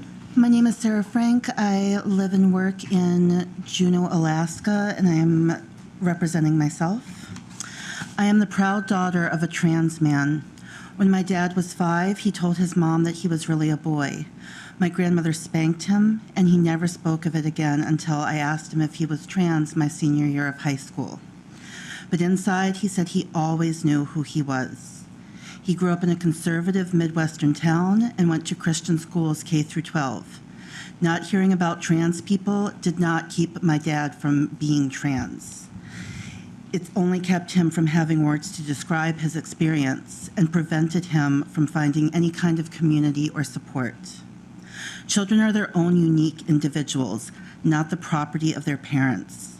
As adults, our job is to help children process and understand their experiences, not to limit their experiences in an attempt to control them.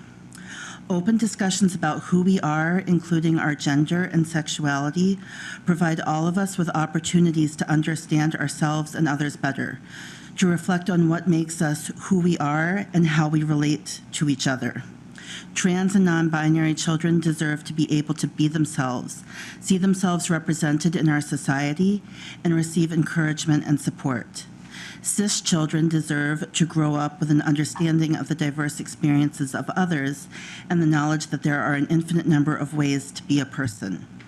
I testify today to stand against House Bill 105, to stand in solidarity with the trans community, and to assure trans and non-binary children that they are loved, supported, irreplaceable, and unerasable.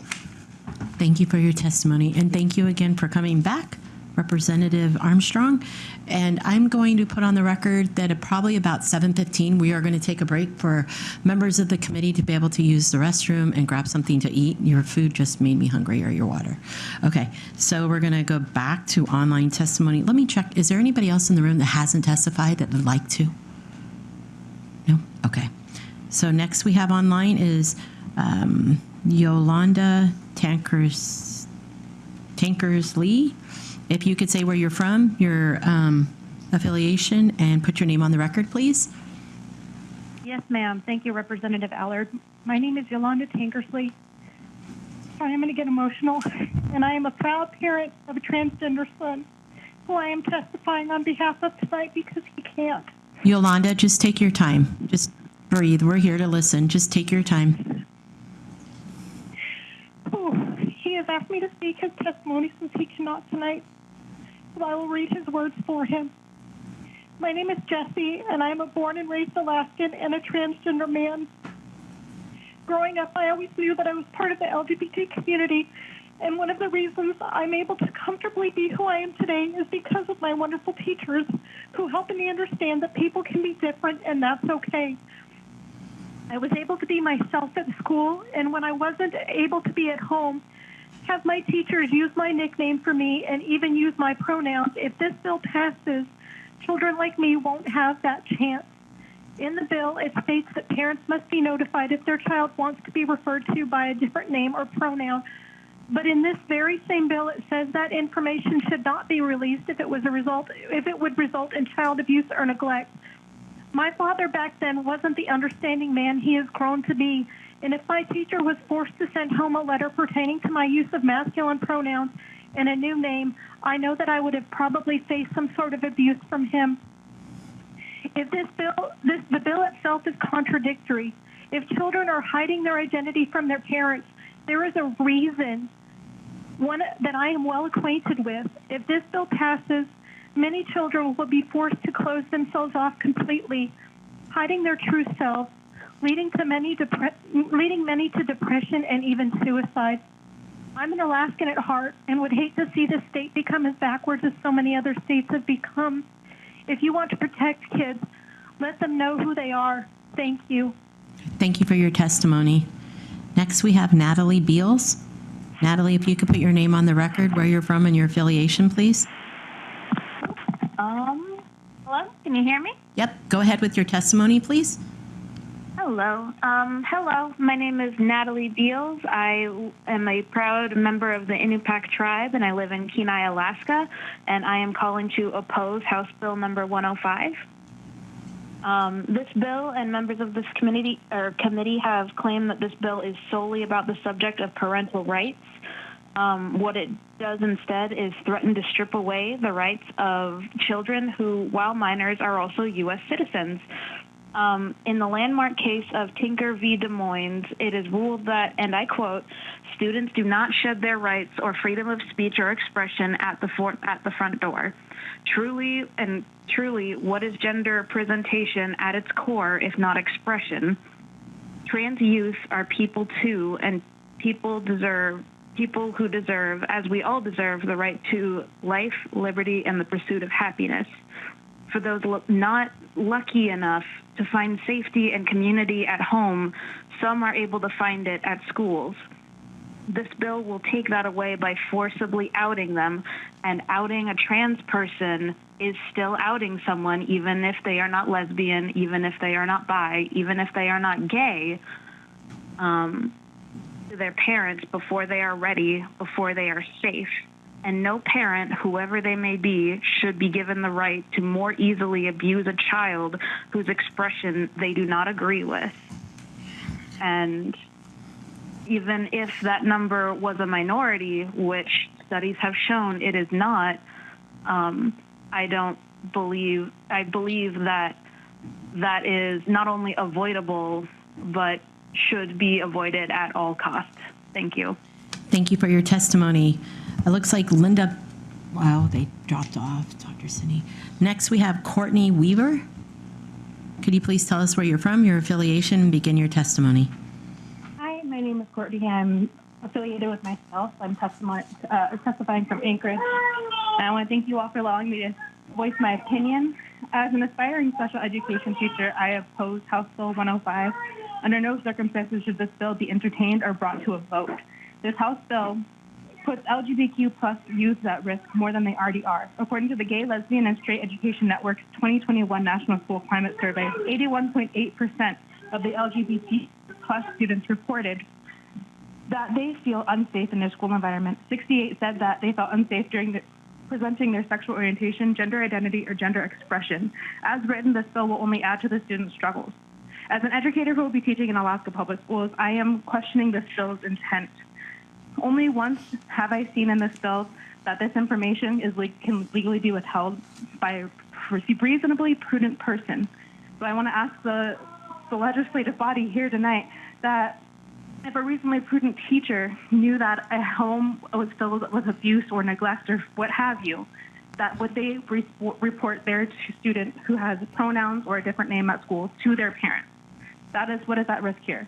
The Federal Educational Rights Act gives parents federal protections to their child's records.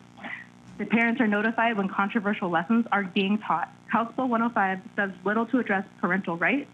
Much of what is written is already protected by either local, state, or federal laws.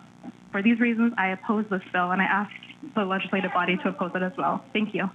Thank you for your testimony. Now we have Jamina. I don't even know how to say your last name. Cuenca. If you could please put your name on the record, where you're from, and your affiliation, please. Hi, thank you. Good evening. My name is Jimena Cuenca. I am a resident of Fairbanks, Alaska, calling on my own behalf, and I appreciate this opportunity to testify on HB 105. Every parent hopes our laws will ensure our children's safety, protection, and freedom, but HB 105 rejects those values, targets kids, exposing them for bullying just because of who they are.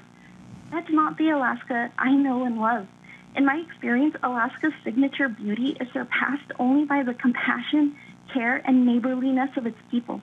I recently read in the paper someone said, it doesn't matter where you're at in Alaska, because when a basketball team needs a uniform or a dog is lost somewhere out on the tundra, everybody's out trying to figure out how they can help, no matter who you are. Alaska has caring people. It is the biggest state, but it's also the smallest state at the same time. Living in Alaska, we have all experienced this. HB 105 goes against Alaskan values. HB 105 is wrong and uncaring. Every student deserves a fair chance to succeed in school and prepare for their future, including students who are LGBTQ+. Students should be able to learn and thrive in a safe school environment. Our schools should strive to protect all students, including those who are LGBTQ+ from mistreatment, and schools should be able to do this without the threat of a lawsuit. HB 105 is trying to force schools to violate that most basic trust. Forcing transgender students into restrooms that don't match their gender identity puts their safety at risk.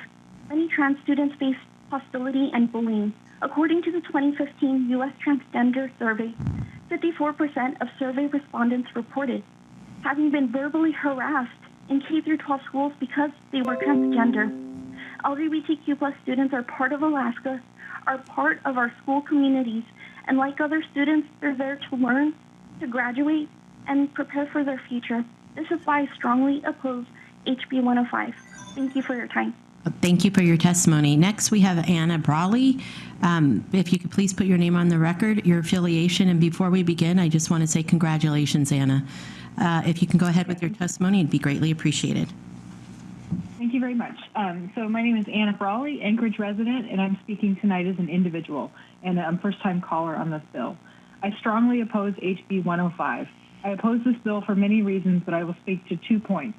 First, this bill is framed as supporting parents' rights. We also need to support children's rights. According to the Alaska Constitution, Article 1, quote, all persons have the natural right to life, liberty, and the pursuit of happiness. End quote, all persons are equal and entitled to equal rights, opportunities, and protection under the law. Furthermore, the Alaska Constitution states the right of the people to privacy is recognized and shall not be infringed. Children are also people. It is a parent's choice if they feel it's appropriate to snoop in a child's diary or their phone history, which is also a violation of their privacy. But constitutional violations of young Alaskans' privacy should not be enshrined in state law. Second, setting aside the content of this bill, I object to using the legislature's limited, valuable time on this divisive legislation. Each year, as mandated in state law, there are a finite number of legislative session hours from beginning to end. The opportunity cost of every hour spent on this bill is it is not an hour spent on the real and urgent budget issues facing every school district in the state. The legislature and House Education Committee in particular should focus on your constituents' priorities, finding ways to adequately fund our education system, stopping the bleeding of out-migration of teachers, families, and young adults because of our continued lack of political will to fund the services people expect from our state government and local school districts. In short, this is an unconstitutional waste of time. Thank you for the opportunity to testify. Do not move this bill out of committee. Thank you. Thank you. And I just want to remind callers, I've been getting text message, our staff is that we are taking a while. So I just want to remind everybody, when a call drops off, a call goes on, keep calling. You can testify until we get through everybody. So just be patient and we will get to you. I am going to call on Emily. Okay. Could you go ahead and tell us where you're from, your affiliation, and begin your testimony, please? Hi, can you hear me? Yes, go ahead, please. All right, thank you. My name's Emily Kaiton. I am a first-time testifier representing myself. I was born, raised, and currently live in Juneau, and I strongly oppose House Bill 105. I'm a Master's of Social Work student through UAA. I've worked for the Juneau School District, and I currently intern at the Teen Health Center in Juneau. My passion is engaging in youth suicide prevention. So for background, we know that the causation of youth suicide reflects both protective factors and risk factors. One of those known protective factors that people have mentioned tonight is having trusted adults, such as teachers. One of the known risk factors for youth suicide is discrimination. A study by the California School of Law found that the risk factor of discrimination includes public policies that limit schools from discussing LGBTQ issues. That said, if passed, this bill will directly contribute to known youth suicide risk factors. I urge you to protect students in Alaska by not passing this bill. Thank you. Thank you for your testimony. Next, we're going to go to Jessica Ulrich. If you could please put your name on the record, where you're from, and begin your testimony and your affiliation, please. Hi, my name is Jessica Sunnyguk Ulrich. I'm an Anchorage voter and a parent of 2 teenage daughters, and it's because of my 15-year-old that I'm calling in to testify against House Bill 105 for 3 reasons. It disregards children's rights, it's discriminatory towards trans children, and it's unnecessary. This is a parental rights bill, but what about children's rights? What if a young person wants to be educated about sex and sexuality so they understand their bodies and know how to set and respect boundaries? Shouldn't that young person have a say too?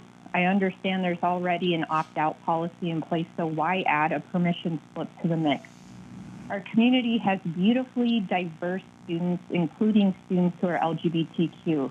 While I understand that parents should know if their student is going by a different name or pronoun at school, I don't believe that schools and students should have to get parental permission to be themselves. It's unfortunate that there are so many parents that are not accepting of their children for who they are. For some young people, it really is not safe to request that permission. Students should be able to determine what their names and pronouns are, regardless of what parents think. This proposed House bill has an added measure to have locker rooms and bathrooms separated by biological sex for supposed safety reasons, but what about the safety measures that need to be in place for our trans youth? What about their safety? This is where the real focus should lie. Overall, this bill is short-sighted and unnecessary. We should be focusing more on the safety and well-being of all children, especially trans children, rather than parents' opinions or legislators' oppressive beliefs. Thank you. Thank you for your testimony. Next, we have Michelle Gavel. And I just want to remind folks, just a minute, Michelle, please hang on the line. We're going through the calls. If you've already testified, drop off the line, allow other people to testify. Thank you. Next, we have Sierra. Okay, thank you. Sierra Masquios. If you could please put your name on the record, where you're calling from, and your affiliation, please. Hello, yes, this is Sierra Masquios. I'm calling from Homer. I am representing myself, and I am an Alaskan voter. I am strongly in opposition of HB 105. I feel like many people have eloquently stated what I've already wanted to say, but I feel like this bill is discriminatory. It is unnecessary, and we owe it to our children to be those safe adults in their lives. Thank you. Thank you for your testimony. Next, we have Doug Coster. Hello.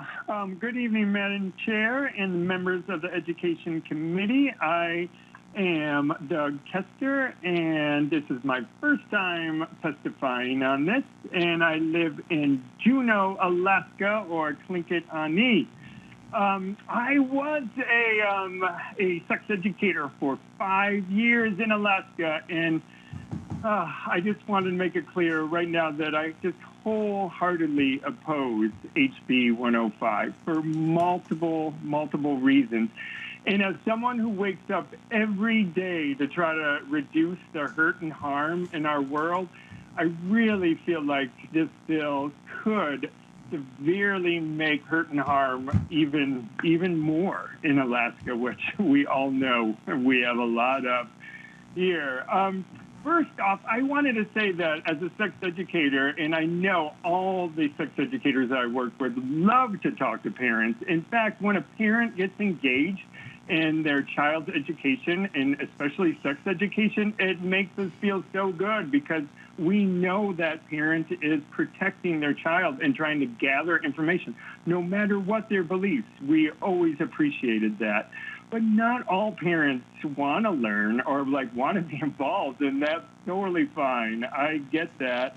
But unfortunately, to put the burden on the ones that don't want to be involved to opt in, it's going to really make it difficult, not only for the parents, but also for the teachers.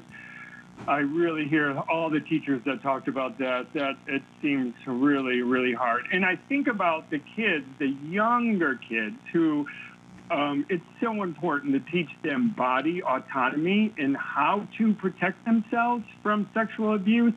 And of course, you don't do it in a weird way with pictures. You do it in the safest way possible. But those parents or those guardians of those kids, maybe they don't want those kids to know that for one reason or another. And I just, my heart really goes out to the teachers who are already under so much scrutiny, and this bill makes it so much more difficult for them. My heart goes out to the youth who would be unable to express. Thank you for your testimony. Next, we have Robert Heckema. Robert, are you there? Can you please put your name on the record, your affiliation, and where you're calling from? Hi, my name is Robert Hakema, and I am an Anchorage resident, longtime Alaskan, and first-time caller to this bill, representing myself.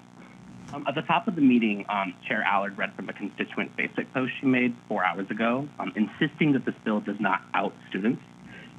It goes out to say that teachers shouldn't be involved in kids' sex lives, and that this bill is about a parent's right to know what's going on with their kids. I'm not addressing Chair Allard. I want to address this claim directly because at the center of this debate is a discussion about parental rights. Parents certainly have many rights over children, but their rights should never conflict with the child's right to a safe education. This bill does just that, and I want to lay out why. Right now, there are hundreds of kids in Alaska, students, who are trans, non-binary, or part of the LGBTQ+ community, but are not out yet to their parents or family. All of them share one thing, and that is that they do not feel safe being out in public and in their community. If this bill passes, you will out these children in one of two ways. On the bathroom locker room provisions, a trans girl who has known her entire life that she is a girl will be forced to use a bathroom that does not match her gender identity. Kids around her will be confused as to why their peer, who they grew up with as a girl, is in their bathroom or locker room, and that girl will be bullied and harassed. This alone will trigger anti-bullying policies that legally must involve the parent, which will inevitably out that child once their parents figure out why it is they're being bullied. Only inevitable. And if that doesn't do it, the provisions surrounding names or gender pronouns will. Many folks who are not trans or non-binary do not understand how traumatizing it is to be misgendered. For example, a teacher continually referring to a male-identifying student as she can trigger deep dysphoria and greatly affect the mental health of the student. If this bill is passed, students have one of two options. Either live a lie in school to avoid having to disclose their identity to their parents, which will continue affecting their ability to perform in school, test scores, college prep. Overall performance will go down in Alaska's public schools. Or a student must out themselves to their parents to get their name or gender changed by the school. So this bill creates scenarios that would necessarily out trans and non-binary children, even though the wording... Thank you for your testimony. Next we have... I'm losing my spot here. Judy Elledge, if you could please put your name on the record, where you're calling from, and your affiliation, please.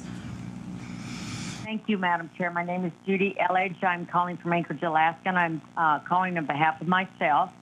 I'm a 50-year-old educator in the state of Alaska, both in urban and rural Alaska. I wanted to read that parental rights are defined as the legally recognized right to act as a parent, to care for, to name, and to claim custodial rights with respect to a child. The 14th Amendment of the Constitution defines parental rights in Washington versus Duxburg in 1997. That the Constitution, and specifically the Due Process Clause of the 14th Amendment, protects the fundamental right of parents to direct the care, upbringing, and education of their children. I am shocked that we're having to identify parental rights, most certainly in education. We cannot give a child an aspirin in public schools, allow them to go on a field trip, or leave school without written permission, without a note or permission from their parents. For those today testifying that parents do not have the right to know their children are considering changing their gender identity, and therefore this can be hidden from parents, is absolutely ridiculous. Nowhere in the Parental Rights Bill is there an effort to endanger children just because parents are notified of something as serious as gender confusion. That is a lie used to scare people. Further appalling is for any educator or other person to think They have the right to make the decision for a student instead of a parent. What this is a clear agenda to take over the responsibility of the child and give it to the state. It also pushes the agenda that children, sometimes as young as the age of 5, can understand the difficult discussion of gender identity. Not allowing a parent to know about a child's confusion can do irreversible damage to a child's mental health. So please, let's support parental rights in raising their children. Children do not belong to the government in any situation, and that includes teachers in a classroom. It is an affront to me as both a citizen, an educator, a parent, and for anyone else, for anyone who thinks otherwise. Thank you so much for allowing my testimony. Thank you for your testimony. Next, you have Earl Banning. Please put your name on the record, where you're calling from, and your affiliation, please. Hi, yes, my name is Earl Banning. I'm a psychologist, and I live in Anchorage. I'm testifying on behalf of myself. I am the parent of a trans child. I am strongly opposed to HB 105. 2 minutes isn't enough time to speak on the many things wrong with this bill. The best we can do for our students is offer fairness. While other students are able to use the pronouns of their choice and use the bathroom that fits with their gender identity, trans students would not be given the same rights at their schools if this bill passes. We know that many trans children may not have support at home. We also know that trans-affirming people, such as peers and teachers, can literally save the lives of trans children by allowing them to feel accepted. This is a high-risk population, and HB 105 makes their lives even more difficult. Why would we do that? This bill requires school employees to contact parents in writing if their student is using a different pronoun or even nickname in the school setting. What a needless violation of trust for the student. This bill will embolden bullying and increase the risk of trans student suicide, as we know from research. While the Alaska school system could certainly need some help, and Alaska leads in sexual assault and suicide, our state government is legislating nicknames and gender identity. This bill doesn't help or protect anyone, teachers, trans kids, or even other students. It mandates discrimination. Discrimination harms everyone, not just the group being discriminated against. The only winner of HB 105 is transphobia. This bill is cruel, anti-scientific, and against medical consensus for how to treat trans children. It is simply also anti-Alaskan. Alaska thrives on rugged independence and freedom. This bill makes trans students shrink and prevents them from celebrating who they are. I am a very proud parent of my trans child for who they are, and I'm so thankful they get to be this amazing person at school. I joined the military to protect. Thank you very much for your testimony. Let's move over to the LIOs. Do we have anybody in the Matsu LIO? Or Kenai LIO? Or it looks like Homer LIO? Madam Chair, this is the Kenai moderator. We do have two participants to testify. Okay, great. Let's go with Dennis Murray. If you could put your name on the record, your affiliation, that would be wonderful. Yes, thank you, Chairman Allard. Dennis Murray, private citizen. I just want to express my support for HB 105. As a parent of several children, you know, the parents are the first teachers, and it's unfortunate that this legislation needs to be before the public discussion. But it seems that this whole notion of parent responsibility and authority is diminished when those of the state, and I would say that teachers are representative of the state, of government, believe that they have more rights than the parents. I understand that it's a difficult conversation, and it's not easy to decide what's in the best interest of a child, but I guess the focus is it's a child, and the child is a child of two parents or even one parent, and that parent needs to have both authority and responsibility, and so this legislation affirms that. And so I would ask the committee to pass this legislation and to affirm that parents are the foundation and families are the foundation of this society, and we need to protect that. Thank you. Thank you very much. We're going to switch back and forth with the LIOs. Well, it looks like Rebecca Heinsberger from the Kenai LIO. Can you begin your testimony, your affiliation? Yes, thank you. My name is Rebecca Heinsberger. I'm from Kasilof, Alaska, testifying here at Kenai, representing myself. I am in strong support of HB 105, and I believe I represent the majority of parents. With the rare exception of dysfunctional or abusive parents, the great majority of parents are normal, safe, and loving and know their own child and his or her history, issues, and personalities best. The parents are the child's safe world. Children's mental health has suffered from the removal of that safety, of loving parents, from divorce and other phenomena that have broken up the family unit. Now we have a new agenda seeking to alienate parents and divide children from the safety of their parents and family units.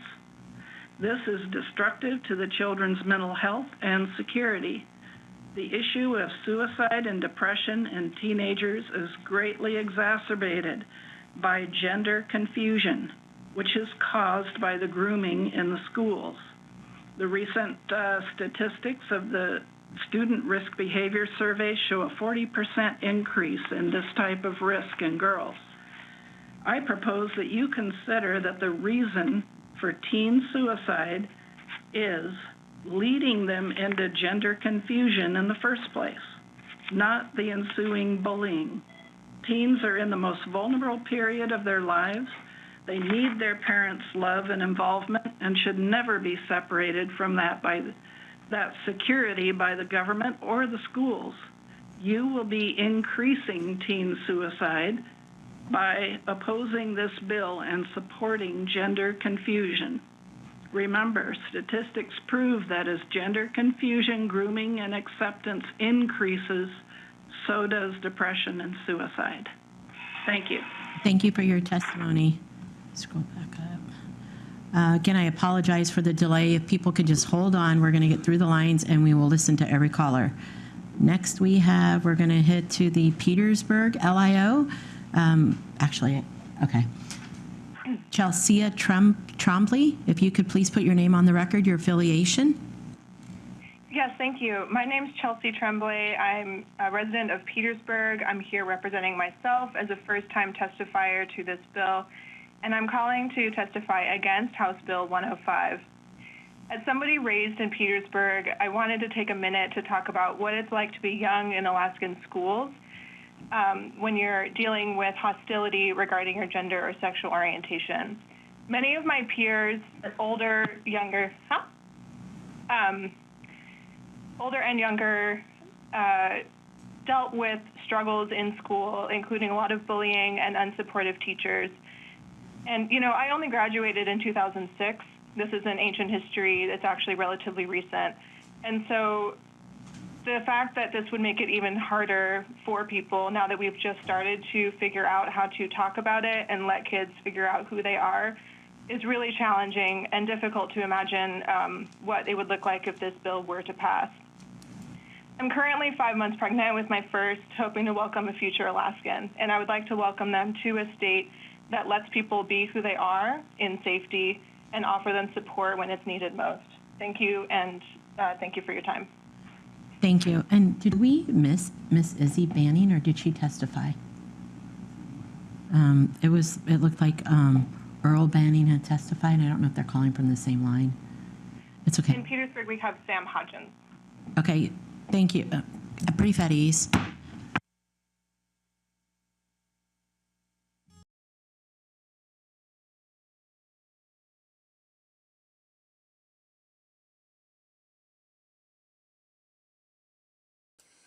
They were supposed to go on break right about now, so I don't know how much longer they're going to keep talking, but I have yet to hear those that are against this even address what is in the bill. This is like Governor DeSantis's labeled "Don't Say Gay" bill, which has nothing to do with that, and this is no different here. The testimony that we keep hearing is not addressing what is written within the bill, And people just seem to think that your parental rights end the moment you enter them into the public school system. Our rights don't end when they go to school. As the one testifier said, we can't even give our child an aspirin in school without them calling and getting permission first. There should be no difference between that and this. They need to address what is actually written in the bill when they give testimony or be hung up on. From Petersburg, if you'd like to put your name on the record, your affiliation, and where you're calling from. Hi, I'm Samantha Hodgins. I'm calling on my own behalf from Petersburg, Alaska. I stand in opposition to House Bill 105. I currently serve as a primary care provider for adolescents and young adults, many of whom are trans or gender diverse. I have seen firsthand how the law outlined in HB 105 would have a monumentally negative impact on youth.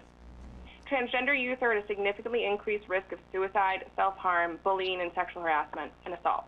Respecting, educating, and empowering youth and their support systems are the best ways to ensure their safety. Trained educators in public schools are part of the safety net youth rely on to keep them out of harm's way. By effectively forcing youth to be outed or have their gender identity disclosed to their parents without their consent, leaves youth at an increased risk for a variety of negative outcomes. Additionally, it negates the positive impact the school system can have as a safe place for students. It undermines the students' trust in the adults they have confided in. It revokes the students' ability to disclose their identity to their family on their own terms. It is likely to contribute to lasting and traumatizing effects on students' mental health.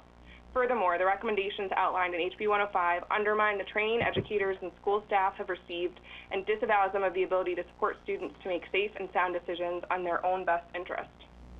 I urge you to reconsider enacting HB 105 to further prevent alienation and potential harm to an already disenfranchised minority population.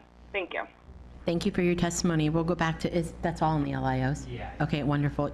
Izzy Banning, if you could please put your name on the record, your affiliation, and where you're calling from, please. You got it. Hello, I'm Esme Banning. I go by Ezzy at school, and I don't need my parents' permission for that, which I appreciate. I'm 11 years old, in 5th grade, and live in Anchorage, Alaska. I'm calling to oppose HB 105 because I have a trans sibling, and I'm very scared for their emotional and physical safety if this bill is passed. As a military kid, I have gone to school in 4 different states, and in every one I have been taught to be kind and celebrate differences. I believe that this extends to trans kids, but this bill would do the opposite. Even though I am young, I have a voice and I know myself. I know who I am. I am a sister, a swimmer, a taco lover. I love video games, my family, and going to the family-friendly drag loteria at Casapito Bonito. I can't imagine having to ask for permission to be myself or constantly being questioned about my identity. This bill is focused on the wrong thing. I know several trans kids. No one is worried about what bathrooms or pronouns they use. The trans kids I know are just like me, except they often get bullied by kids and adults who don't respect or understand them. For example, my older sibling Charlie is a skilled writer, a kind sibling, and a great friend. And Charlie, like most LGBTQ kids I know, has been bullied in school, which has been really hard for our whole family. If you want to focus on keeping kids safe, you shouldn't be taking away their rights, forcing them to not be their true selves, or deciding which bathroom you think is right for them to use. When my sibling, who people often think is a boy, is in the women's restroom, adult women sometimes glare at them and make them feel unsafe.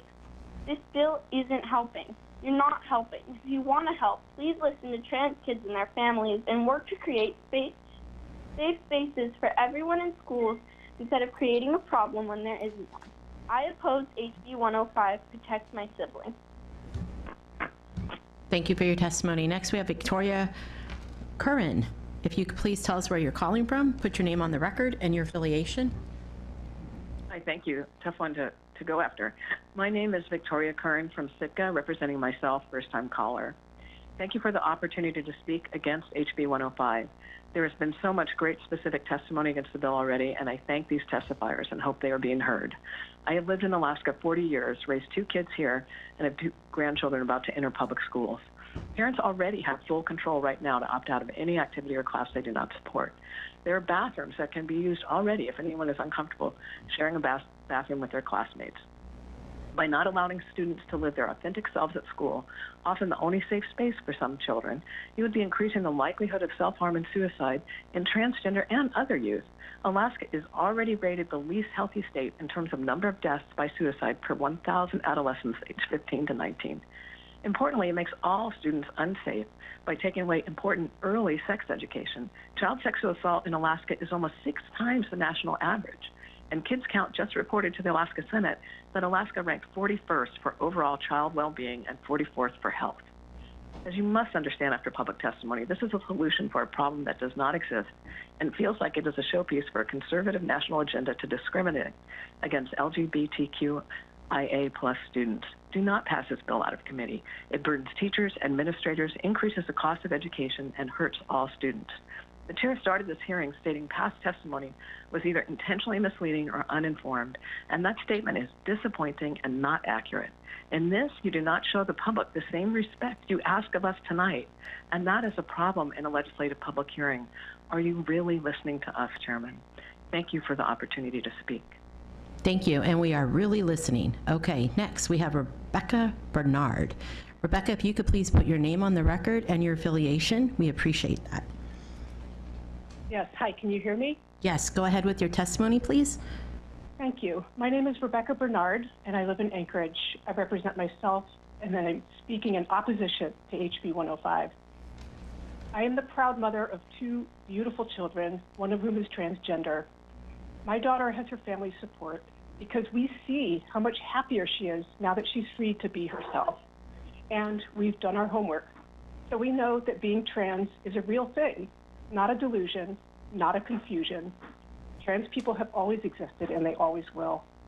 As parents, we want our children to be safe and happy. My gentle trans daughter poses no threat to any other child's safety at school. HB 105 is a harmful bill that has no place in freedom-loving Alaska.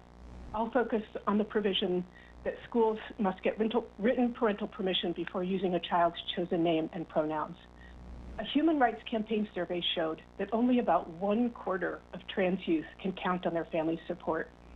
That means that about 75% of kids would not be able to get this written permission and would have to spend their school days pretending to be someone and something they're not. This will make it so much more difficult for these kids to thrive at school, academically and socially. Worse, studies show that trans youth have much higher levels of stress, anxiety, depression, and suicidality, and that what protects kids from these dangers are family support, school belonging, and peer support. For a kid who already lacks their family support, this bill would take away from them the safety and sense of belonging they now have at school, leaving only peer support to lean on, and that is just not enough. Our trans youth deserve better. They deserve the same level of support and protection at school that all youth do. They are not a threat to anyone. Like all Alaskans, they want and deserve to be free to be themselves. Please reject this harmful bill. Thank you. Thank you for your testimony. Next, we have Michelle Vasquez. If you could please tell us where you're from, your affiliation, and put your name on the record. Thank you. My name is Michelle Vasquez, and I live in Soldotna, and I am speaking for myself. My testimony will be very brief as I align myself with the comments made tonight by those who oppose this horrible bill. I strongly and vehemently oppose HB 105. This bill is a threat to the safety and well-being of our queer youth who attend public schools. I implore you to reject HB 105 immediately. Thank you.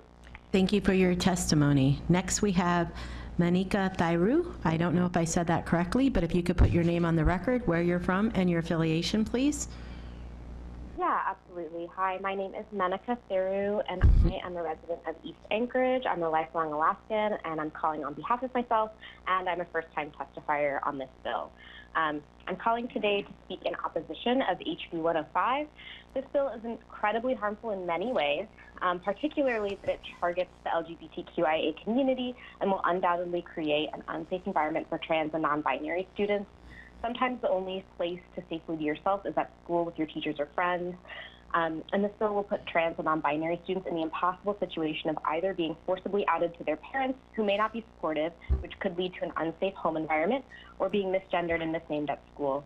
This is a violation of our students' right to privacy and safety, and because of that, and for many other reasons I don't have time to talk about, I am vehemently against this bill. Thank you so much for your time. Thank you for your testimony. Next, we have Stephen Faring. If you could please put your name on the record and where you're calling from and your affiliation. Oh, hi, I'm Stephen Faring. I'm calling from Anchorage, and I'm representing myself, and I'm a first-time caller. I oppose HB 105 because it's completely unnecessary. It's targeting children for political gain, and that's despicable and disgusting.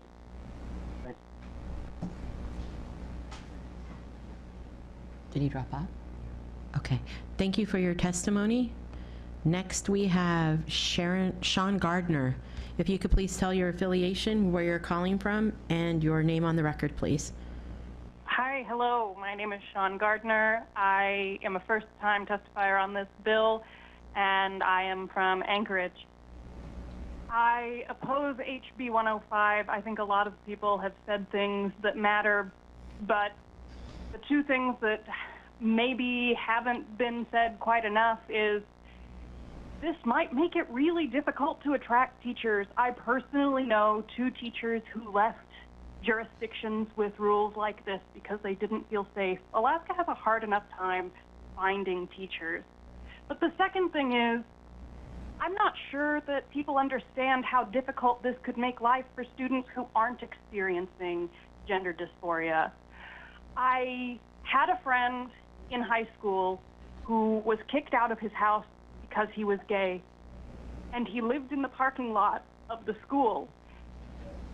And I was confused because I didn't understand why anyone would be kicked out of their house for being gay, so I was afraid that basic normal things that children go through might cause my parents to kick me out. And if I didn't have a teacher that I could go to and talk about these things, if my teachers were required to report that I was feeling suicidal, I might not be here today. And the fact that I was able to talk to my teachers about normal stuff, just because being a kid is hard, the fact that I was able to talk to them made me closer to my parents. I don't believe that most parents are bad parents, but it just takes one to kick their kid out to make kids feel unsafe in the entire school. Thank you. Thank you for your testimony. Next, we have Thea Scalis. If you could please put your name on the record, where you're from, and your affiliation, please. Thank you. Hello, my name is Thea Scalise. I reside in Anchorage. I'm a first-time testifier. I'm testifying on behalf of myself, and I oppose HB 105. If HB 105 passed, it would add a barrier to comprehensive, age-appropriate sex education programs, which play a crucial role in keeping children safe. Studies have shown these programs reduce rates of sexual activity, risky sexual behavior, STIs, and unwanted pregnancy among youth, while also equipping younger children with the knowledge necessary to prevent, recognize, and report sexual abuse. Under this bill, educators must also choose between forcibly reporting or outing students' requested pronouns and names, or face legal action. Reporting or outing someone's requested pronouns and names against their will doesn't just violate their legally protected right to privacy, it also puts them at risk of hostility, rejection, and violence. Trans students do not pose a risk to their classmates inside the bathroom or outside of it, and this provision will force them to either reveal private medical information to their peers and teachers or risk breaking the rules and being punished and forcibly outed. This for children who are already face heightened risk and harassment and abuse from both their peers and adults. All children deserve to feel safe and protected in school. For these reasons, I strongly oppose this bill. Thank you for your testimony. Next, we have Alana Branson. Please put your name on the record, where you're from, and your affiliation. Yes, my name's Alana Branson, and this is my first time testifying. I'm a member of the Shunak tribe of Kodiak. I'm a healthcare provider. I'm transgender, and my youngest sibling is also transgender. I'm here to voice my strong opposition to House Bill 105. I'm also a doctor. I'm a naturopathic doctor who's been working in transgender health since 2013, providing gender-affirming care to transgender adults and teens. I'm currently in Anchorage in school to be a physician assistant, specifically so that I can practice transgender medicine in Alaska. This bill touches my professional and personal passions as well as my expertise, and I find many aspects of it to be concerning. I'm going to limit my testimony to address the issue of transgender students requiring parental consent prior to being referred to by their appropriate names and pronouns. This is, in fact, outing a student as transgender to their parents. If you believe otherwise, you have received misinformation, and I beg you not to vote this bill into law. The legislation is harmful for LGBTQ youth and their peers, especially those who aren't safe at home in discussions of gender and sexuality. Even trans kids with safe and accepting parents at home should be allowed the agency and autonomy to have conversations about their identity in their own time. According to the American Academy of Pediatrics, it is developmentally appropriate for them to do so. This bill eliminates the ability for queer, questioning, and trans kids to be themselves at school without fear. In effect, it is built to keep us quiet, invisible, and at risk, whether or not it was written to do so. Gender diverse kids are our most vulnerable youth. This is particularly true for Black and brown trans kids. They have the highest rates of suicide in the nation, and in a state with the highest rate of suicide in the nation, that terrifies me. These kids need protection from our legislature, not targeting. Thank you for holding space here, and I really hope this doesn't go through. And I advise legislators in the future when creating bills that target specific groups. Thank you for your testimony. We appreciate you calling in. Next, we have Caleb Doherty. I probably should warn them that their 2 minutes are up. They might just think we're hanging up. So I apologize. We are testifying for 2 minutes, so I will let you know that your testimony is up. I apologize if you think I'm just hanging up on you. Next, we have Caleb Doherty. If you can continue with your testimony, put your name on the record and your affiliation, please. Thank you. My name is Caleb Doherty from the Fairbanks North Star Borough, first-time testifier, and I am representing myself. I'm a lifelong Alaskan, born in the golden heart of the state. I believe that the trans kids of our statewide community deserve to feel both safe and respected, just like everyone else in our community. I would like to remind members of this community that within my lifetime, gay marriage was considered unconstitutional for a bit until 2014. Queer individuals were widely vilified and described in, frankly, vile terms that we are seeing being thrown at trans and queer individuals now. This bill will only harm our community, increasing Alaska's already precarious mental health situation. And additionally, I would like to remind our community that good, despite being an adjective, is not something that you are. It is something that you do. It is something that you continue to do so. It is the work that has been placed before us in our life, and passing this would be a direct attack on an already ostracized portion of our community.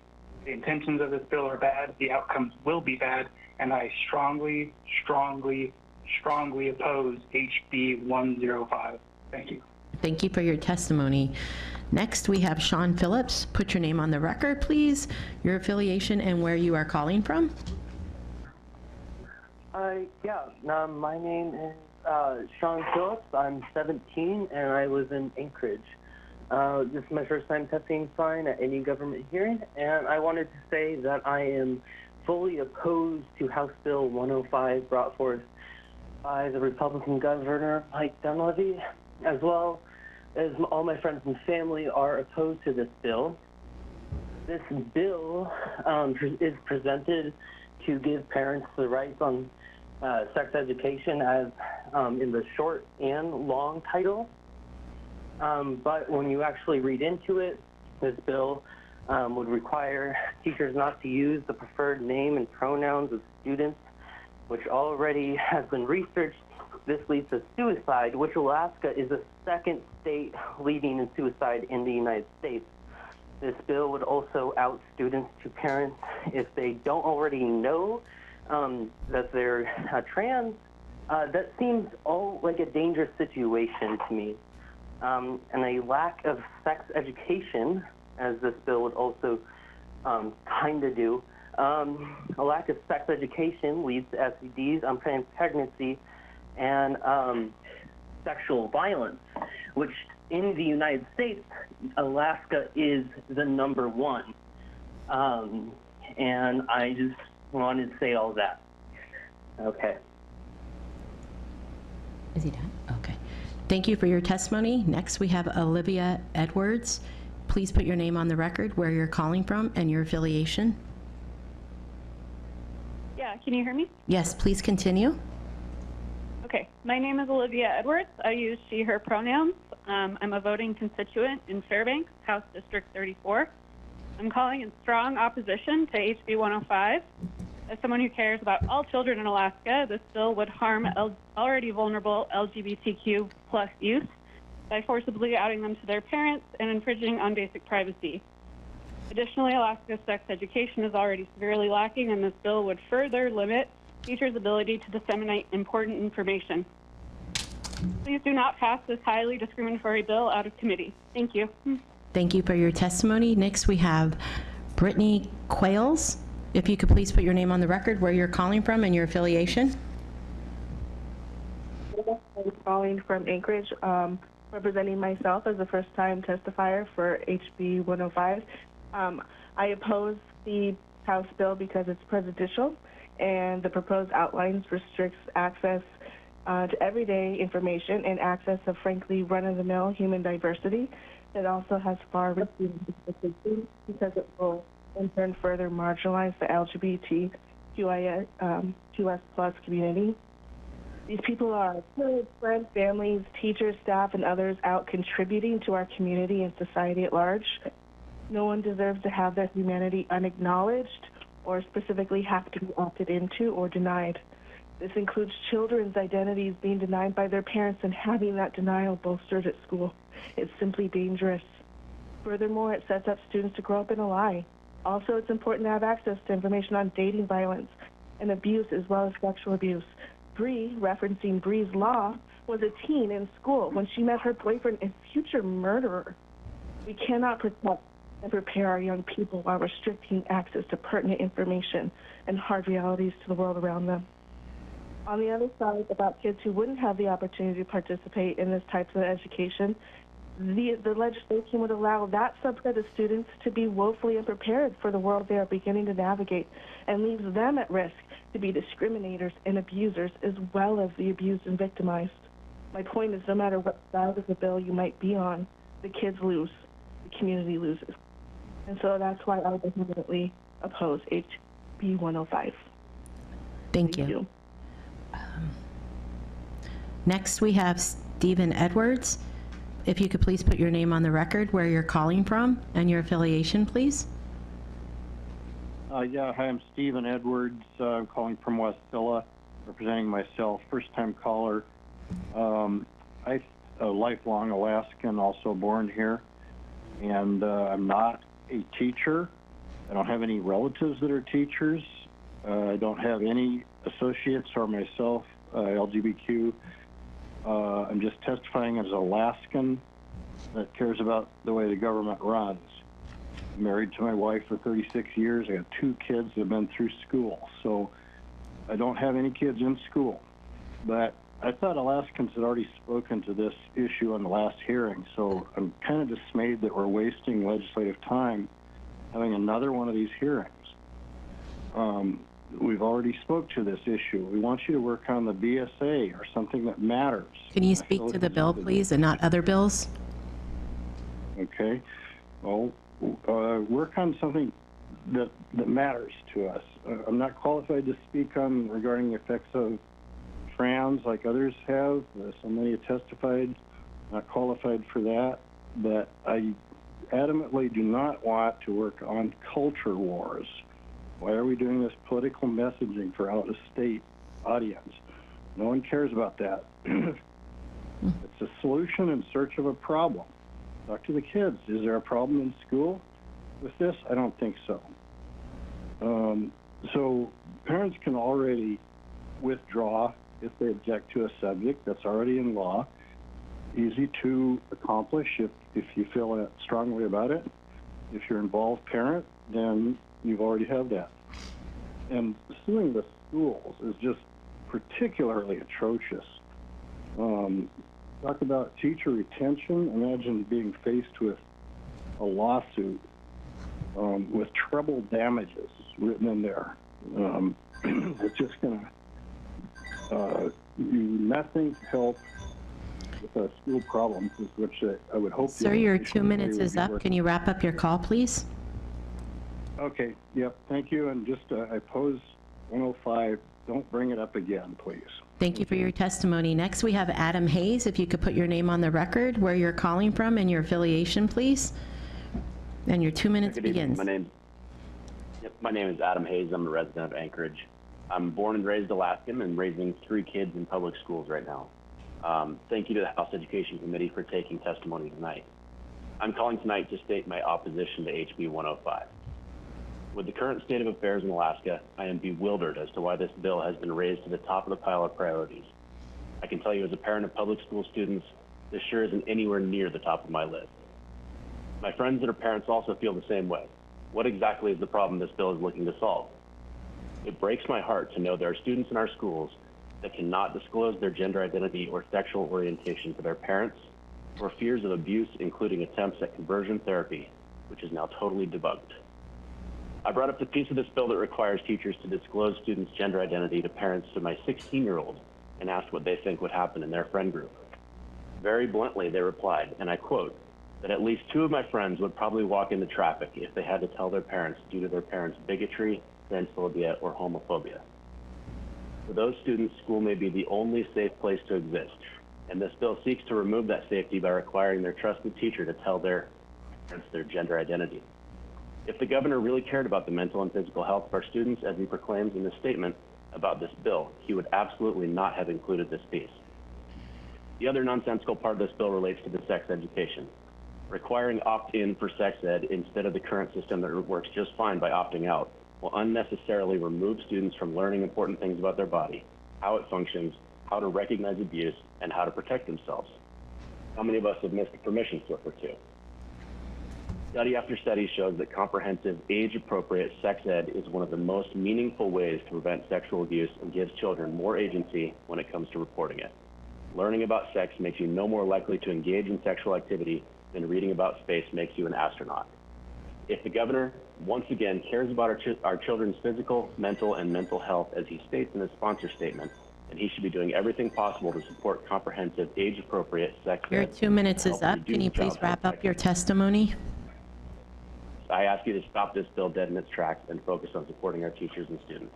Thank you very much. Next, we have Kathleen Raymond, please. Please put your name on the record, where you're calling from, and your affiliation. Hi, yes, my name is Kathleen Raymond, and I am a 40-plus year resident of the Abbott Loop neighborhood here at Anchorage. My husband and I raised our 2 children, both adults now in this town. I'm calling tonight in strong opposition to House Bill 105. The first point I want to address comes from Governor Dunleavy's sponsored statement on this bill. The bill recognizes every child's right to privacy by requiring schools districts to adopt procedures addressing the physical safety and privacy of students in lockers and restrooms in public schools. I have 2 issues with this statement. As the grandmother of a middle schooler and a high schooler, I definitely have complaints about the public school bathrooms, but they are not related to privacy. Instead, my grandkids constantly report that bathrooms are full of kids vaping, to the point that sometimes the schools temporarily lock the bathrooms to discourage this behavior. Sounds like a much bigger problem than the manufactured issue related to transgender students using the bathroom of their choice. Secondly, it appears that the only time this bill is concerned with the right of privacy for our students is when a transgender student wants to use the bathroom, and not when a student shares information related to their gender identity with a teacher. This bill violates the child's right to privacy in this realm. In short, the government statement about this bill is full of doublespeak and really highlights an unfortunate belief among the minority of Alaskans that there's something bad about being a member of the LGBTQ community. It is not true, of course, and that's why myself and many others are speaking out against HB 105. Do not move this bill out of the House Education Committee. Thank you. Thank you. Next is Christina Van Hoogmoed. If you could please put your name on the record, your affiliation, and where you're calling from. Hi, my name is Christina Van Hoogmoed. I'm not affiliated with anybody. I'm from Kodiak. I'm a teacher, and I oppose this bill, and I don't think it's right. And it's also just creating a lot more work for teachers to check kids' genders. That just seems like a lot of work. And I strongly oppose this bill for all of the reasons said before. And I thank you for your time. And I thank you so much. Thank you, ma'am, for your testimony. Next, we have Dr. Robin Holmes. If you could please put your name on the record, your affiliation, where you're calling from, and your 2 minutes begins. Members of the House Education Committee, thank you for the opportunity to testify before you today. My name is Dr. Robin Holmes. I'm a licensed family medicine physician in Homer, Alaska. I've dedicated my career to the improvement of the lives of Alaskan families. I stand in personal and professional opposition to House Bill 105, and I ask you to do the same. Leading medical organizations representing hundreds of thousands of physicians like myself, including the Academy of Family Physicians, American College of Obstetricians and Gynecologists, American Academy of Pediatrics, and the American Psychiatric Association, oppose legislation that interferes with the provision of care to gender-diverse children and adolescents. In my own medical practice, I see adolescents and children every day who are suffering from a lack of support from adults in their lives due to their gender-diverse identities, and this includes their parents. When parents reject their children's identity, it restricts their access to any health care. I have seen it many times. Science shows that when gender-diverse youth have at least one trusted adult in their lives, their risk of negative mental and physical health outcomes, including suicide, decreases substantially. In many cases, an educator may be the only trusted adult my patients have. The legislation in House Bill 105 puts our children in jeopardy by forcing educators to disclose information that may cause significant physical and psychological harm to youth. Additionally, we know that opt-in education places a substantial burden on parents that leads to gaps in knowledge for the next generation. Placing sexual health education in this category is not only harmful, but also completely unnecessary, as school curricula is already carefully reviewed for content. Parents already have the right to withhold education from their children if they so choose. Putting additional barriers to sexual health education causes multiple negative health outcomes, including increases in sexually transmitted infections and teen pregnancies. Our youth are capable of making informed decisions about their health and gender identities when given a safe and empowering place to do so. I urge you to protect the safety and dignity of our youth by opposing House Bill 105. Thank you for your testimony. Brief at ease, please.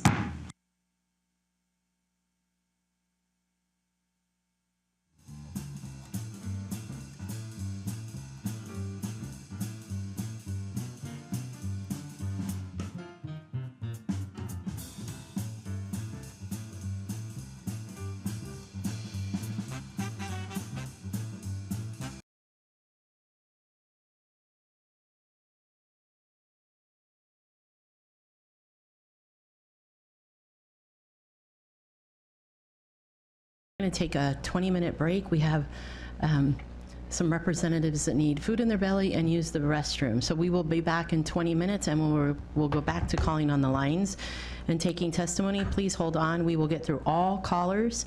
Thank you very much. Brief at ease.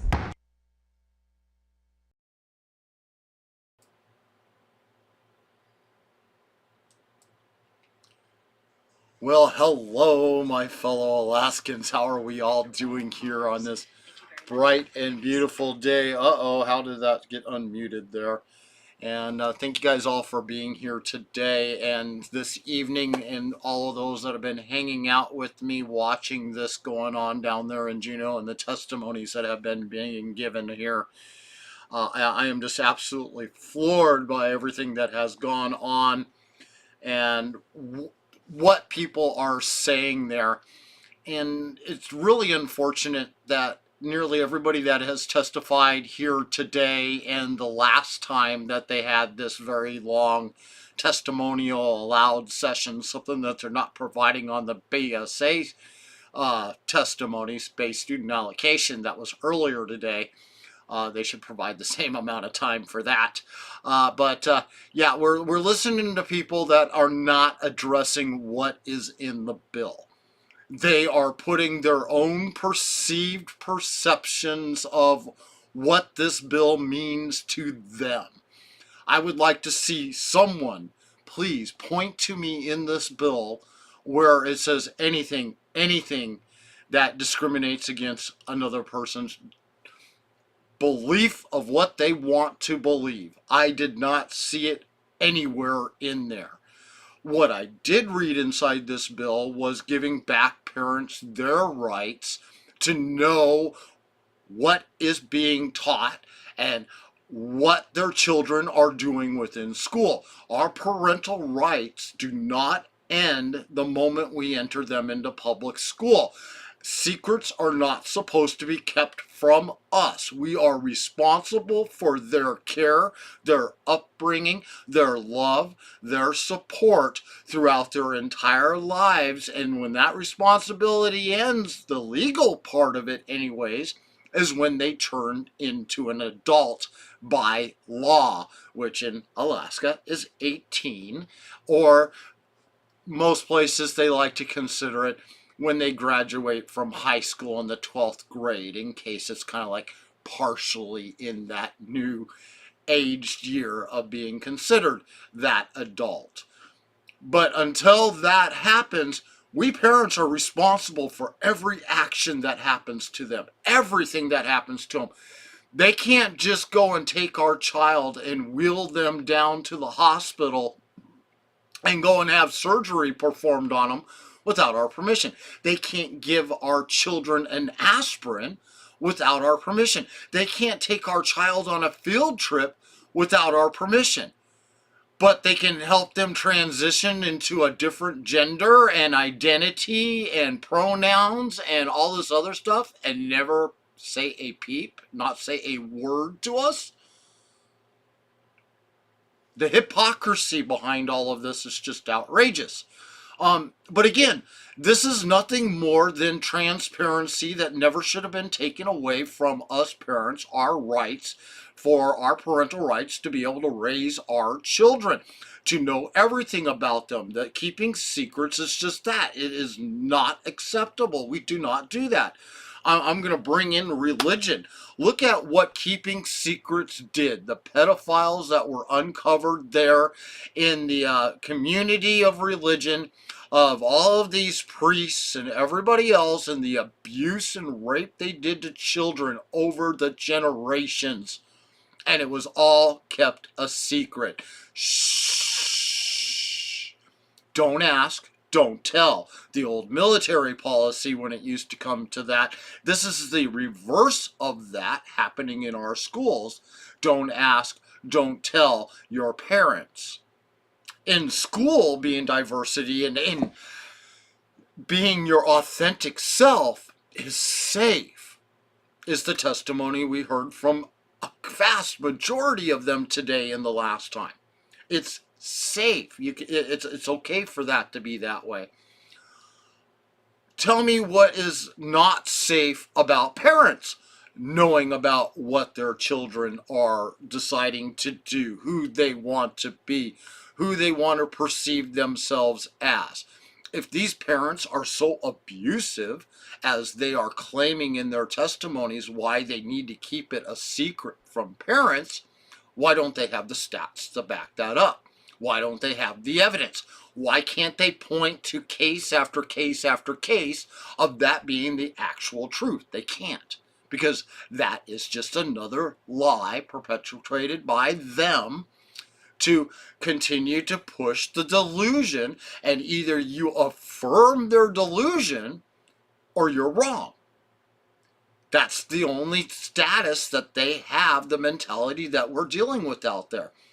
I mean, I really think we're living in a world that is the cult against the people that are trying to figure out the hard way how to become the deprogrammers. I mean, we had cults back when I was a kid. That was a very common thing that was being uncovered. Here's another cult that's been discovered. Deprogramming. And these cults get busted up. I mean, Scientology. Come on, folks. Is it that long ago you don't remember this stuff? Jeffrey Dahmer. I mean, I could keep going on. I mean, the cases of the mentality, the cult mentality that was out there and the way these people are, it is truly astounding. And you see it, the mentality of this movement that is pushing through our nation right now to create this new class of citizen with their own independent rights is I just don't understand it. I mean, my brain can't think that way. It hurts. It really, really does. It hurts to try to think that way. I believe in logic. I believe in science. I believe in biology. I believe in what has been proven over and over and over again. How my cell phone works, I understand a lot of that. I don't understand everything, but I understand enough of the repeatable statistical facts that proves it to be true that these things are scientifically been solved. But when you try to make me try to believe something that is absolutely impossible, I mean, even magic can't make this happen. There's only one person in existence that's in written record that had the ability to be able to change things at a magical wave of a hand and be completely chromosomically completely different than what it originally started out to be. And that was God. No matter what religion you look at or how you name that higher power, that's the only person I'm aware of that ever had that ability. But they want us to believe, because now we think that it's true. I just can't understand it. I mean, the people that are testifying on this bill don't want parents to have any rights unless they do something bad. Then the parents are completely responsible.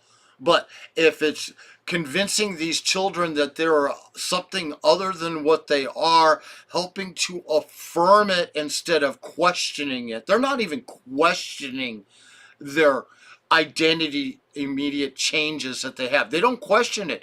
They reach out, give them a big old hug, and say, congratulations for becoming your authentic self. And saying, instead of asking, what brought you to this conclusion? Is there some pivotal moment in your life that helped you affirm this? What had you been watching before that? Who have you been associating with? What are their viewpoints on all of this? Those are the questions that our educators, if they really wanted to be busybodies like they should be, if they were being protective and making sure our children was safe. Instead, they're just reaching out, giving them a big old affirming hug and saying, we'll keep this all a secret from everybody else except for us here in school. Of course, school is safe, but your parents who have raised you, brought you into this world, they're dangerous. They're abusive. They're going to hurt you if they find out what we're doing here in school. We can't have that, is the argument they're giving us. But again, where's the statistics to prove that? They do not exist. Oh, I just can't wrap my brain around it. I just can't. Okay, so those that are just tuning in, we're on about a 20-minute break right now for them to go and get a bite to eat, and they'll be back. I believe we're about 10 minutes into that 20-minute break now, or 5 minutes into it. I don't know how long I've been talking here. And then they'll be back and they'll start taking more testimonies. If you have not gotten through on the phone lines, don't hesitate to keep trying to call. I have not heard them announce that they are no longer taking phone calls. So until they close testimony, which I don't think will happen until they come back, they're still allowing people to try to call through. And I think they left it open on purpose, because those that already called in that didn't bother to hang up, they're still holding on the line. Those that already called in that testified, that is, instead of hanging up and freeing up the phone line, they're holding on to it, making sure someone else can't make it through. This is a tactic that is used by groups out there to control who gets through making the phone calls and who doesn't, and making sure that the certain narrative is the only thing that gets onto the phone lines. I saw it very evidently on giving testimony earlier today for SB 52, this base student allocation, that for the first time taking public testimony in the Senate Education Committee, or excuse me, the Senate Finance Committee. Finally moved out of the Education Committee. I got to get that straight there. So now it's sitting in the Senate Finance Committee, and they're taking public testimony today. I sat on the phone line for 2.5 hours, almost 3 hours, because I called in before they even started the committee meeting to take testimony from us. And they hung up on me. They did not allow me to testify. And then that is probably the last time we'll be able to get to testify in Senate Education, or excuse me, Senate Finance on this bill. They did the same thing in education. And I believe they actually gave us another opportunity, and I did get to testify the second time on that one, but it was the same scenario there. I was not able to get through the first time. I had to sit and wait until the next time they allowed testimony on it. After that, they had done a whole bunch of new stuff to the bill, and it was worse than what it originally started out as. Pointed out all the things I didn't like about it, told them what they should do with that increase. In fact, I told them they needed to actually cut the budget for education and completely dismantle it from the ground back up again and rebuild it, that is. And they could have a nice clean start there. And one of my suggestions that I always have when it comes to education is we need to completely defund education. Strip every penny back out of it again. And that includes all federal money and local money, and we're going to completely strip it down to absolutely nothing. But we're going to do this at the state level so that it affects the federal money and the state money. Local money, you guys will figure out the difference when it comes a little while later, but it's not going to be much different than what you're already paying right now. So we go to look at it at the state level, and we're going to completely defund it, and we're going to rebuild our education system without one penny of federal money coming in. So that means every string that they have had attached to that money that has destroyed our education system over the last 50 years, we no longer have to listen to. Because as long as we don't take their money, we don't have to follow those rules that destroyed our education system here in Alaska. That's the first step. Now that you got it back down, we're rubble. We've got just a bare ground there ready to start rebuilding our school system. And it's time to start doing it from the ground back up.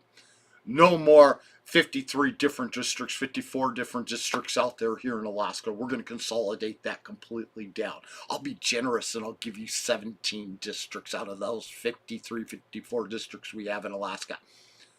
Out of the 503 schools that we have out there, we're going to change the criteria for the number of students. This 10 student limit that they currently have right now to be able to have a school in a given location is going to change. It's unaffordable.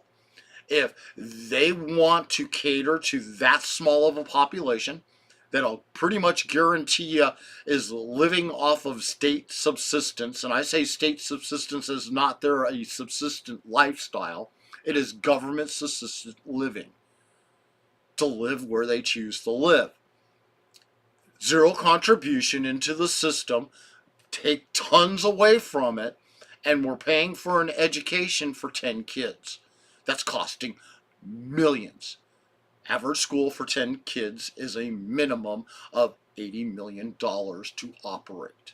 That's just that school right there.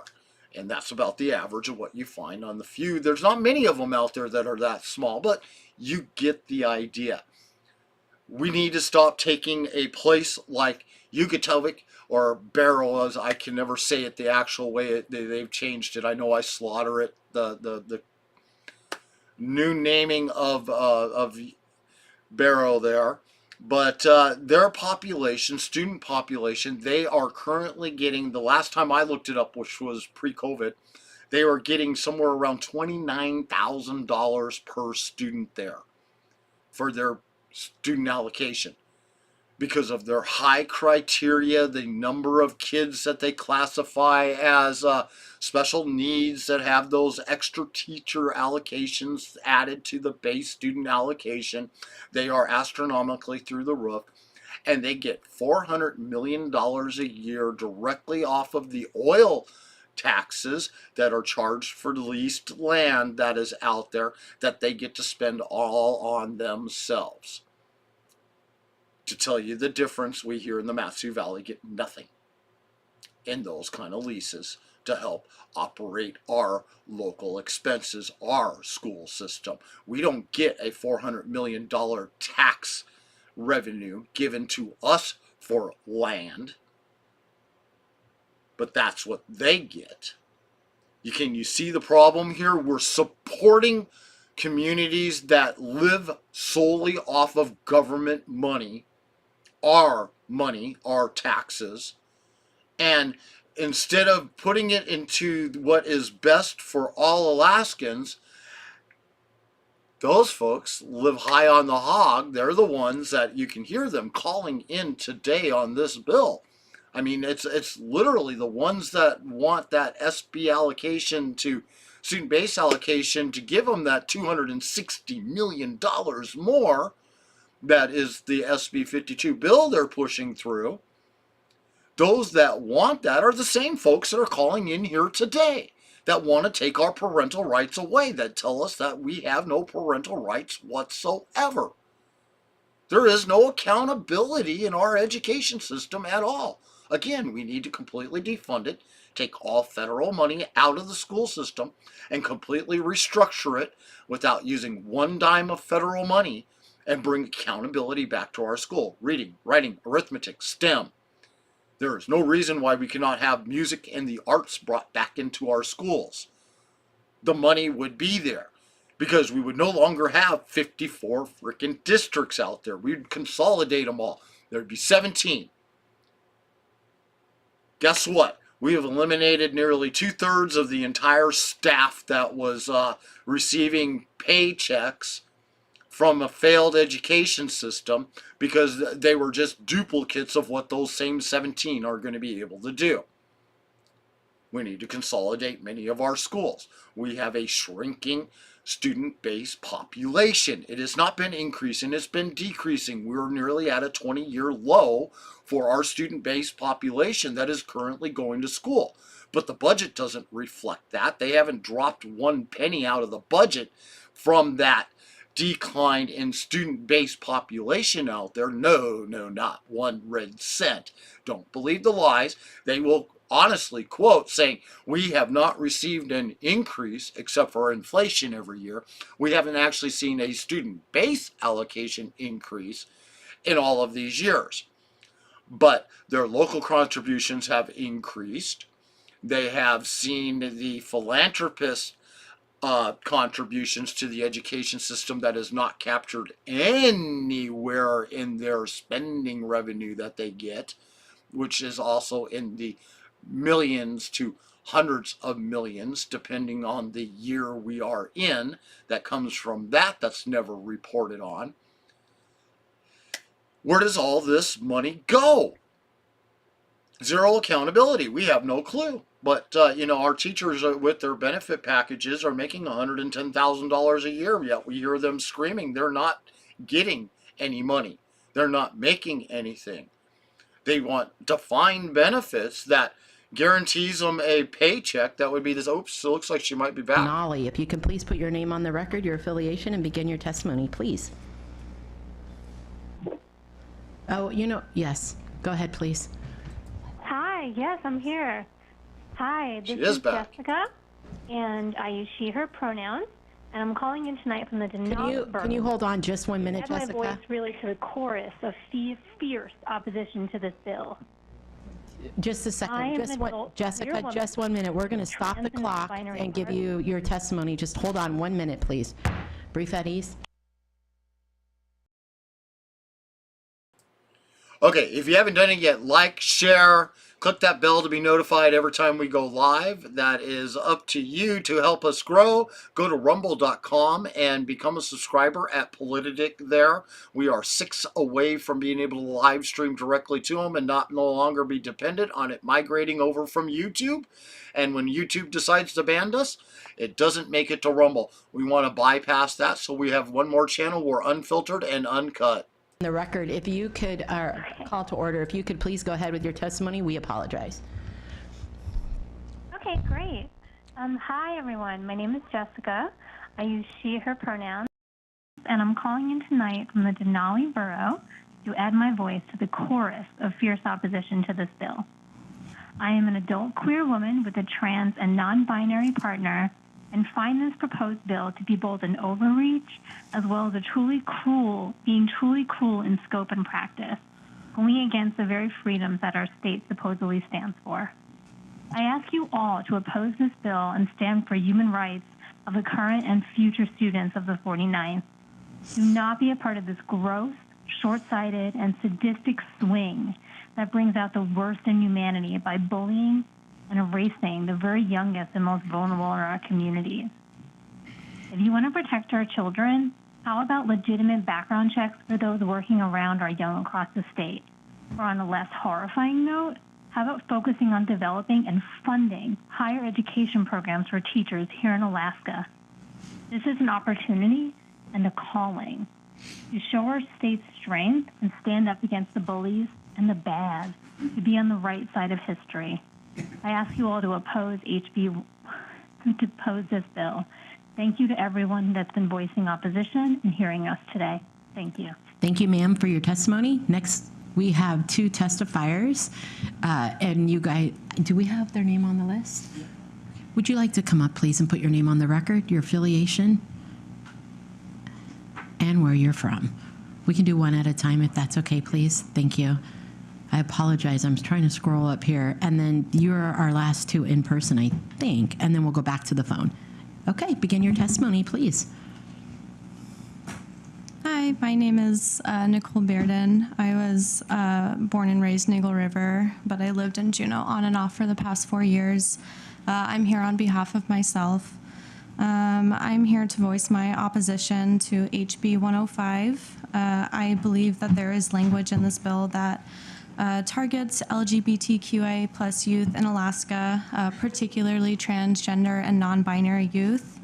I am incredibly disappointed that Alaska has joined many other states in attempting to pass anti-trans legislation. When I read HB 105, the thing that came to mind was that moment in school where a child might pull a teacher or a staff member aside and ask them to refer to them by another name or pronoun. And in that moment, that staff member is then, under this bill, forced to choose between outing that student or facing legal consequences. In that moment, the legislature is silencing the staff and stripping them of their opportunity to affirm, support, and nurture a safe space for that child. The home is not always a safe space. Trans and queer youth are at a higher risk for domestic violence at home. Sometimes schools are the only safe space for children to explore their gender identity and sexuality.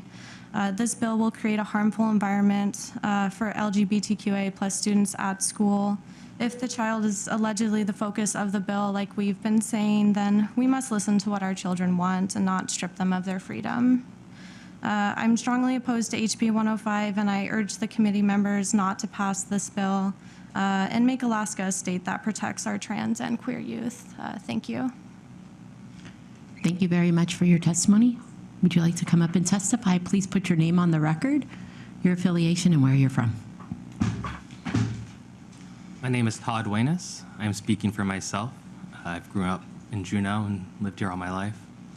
I work for the Juneau school system and know trans kids that this bill would harm.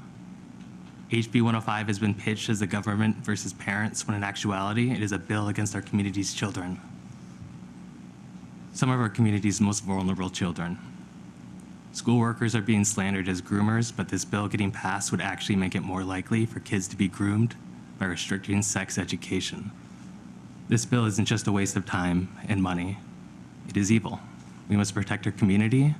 We must protect our kids. HB 105 cannot pass. Thank you for your time. Thank you for your testimony. Next, we have Elston Lawson. If you could please put your name on the record, where you're from, and your affiliation, please. Right.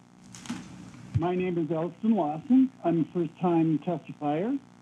I live in Spenard, the beautiful independent Republic of Spenard, in Anchorage. I am opposed to HB 105. The very name of the bill is misleading, an act relating to parental rights in a child's education. The title falsely implies that parents do not now have rights in their children's education. The parents already do have all the rights that they need to be involved in their kids' education. Look, my niece was a teacher for decades in the public schools in Fairbanks. During that time, she and her colleagues welcomed the involvement of parents. Unfortunately, those who complained the most were usually those who were involved the least. In the course of her career, she and her colleagues literally fed, clothed, and healed kids placed in the classroom who were neglected, abused, and who suffered emotionally. In other words, our teachers are literally doing the work of the gospel. And yet, all we get from legislation like this is the weaponizing of a small group of conflict-seeking parents whose personal problems become the preoccupation of our school professionals. Rather than parental rights, I would like a thoughtful discussion on parental responsibility. Rather than so-called parental rights, I want to see resources to support young parents. I would like to hear ideas and resources for more parental engagement. But all this bill does is create conflict targeting the most vulnerable population of students under our care. This bill is disingenuous, and the governor should withdraw it immediately. Thank you. Thank you, sir. Moving on to Kaya Blount. If you could please put your name on the record, where you're calling from, and your affiliation. Yes, thank you. My name is Kaya Marie Blount, and I am a Alaska-born and raised resident. I am representing myself, and I'm a first-time caller. I personally oppose HB 105 because I believe it goes directly against the efforts of Breed Law, which makes efforts to educate and support the children in our community against dating violence. HB 105 undermines this by making our teachers jump through hoops to teach basic lessons on boundaries in all sex ed. It shoots our hopes to keeping Alaska youth from risk in the foot. When I was a minor personally growing up in the Anchorage School District, I had to seek multiple Office of Children's Services interventions due to my ongoing physical and verbal abuse situation at home. I spoke about this in confidence with my school nurse and my school counselor, who had to support me in court against my abusive parents. I am lucky I was not a student in a world where HB 105 was set in place. It would have endangered me from my legal guardians at the time to gain access to my private counseling. I was personally punished at home when the police and OCS were involved. I can only imagine the horrors of abuse that would await me if my legal guardians had my counseling written out for them. I would have feared for my life more in a world where HB 105 to use against me. Thank you so much for hearing my testimony and for your time. Thank you for your testimony. Next, we have Beth Short Rhodes. If you could please put your name on the record, where you're calling from, and your affiliation.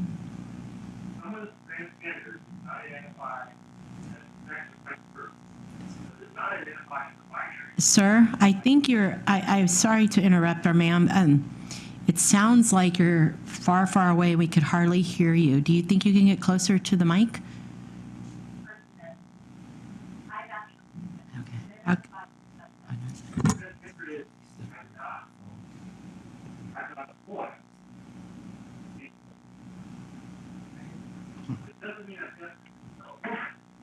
Are you? It's not them. Okay. Who? Can I ask who's on the line?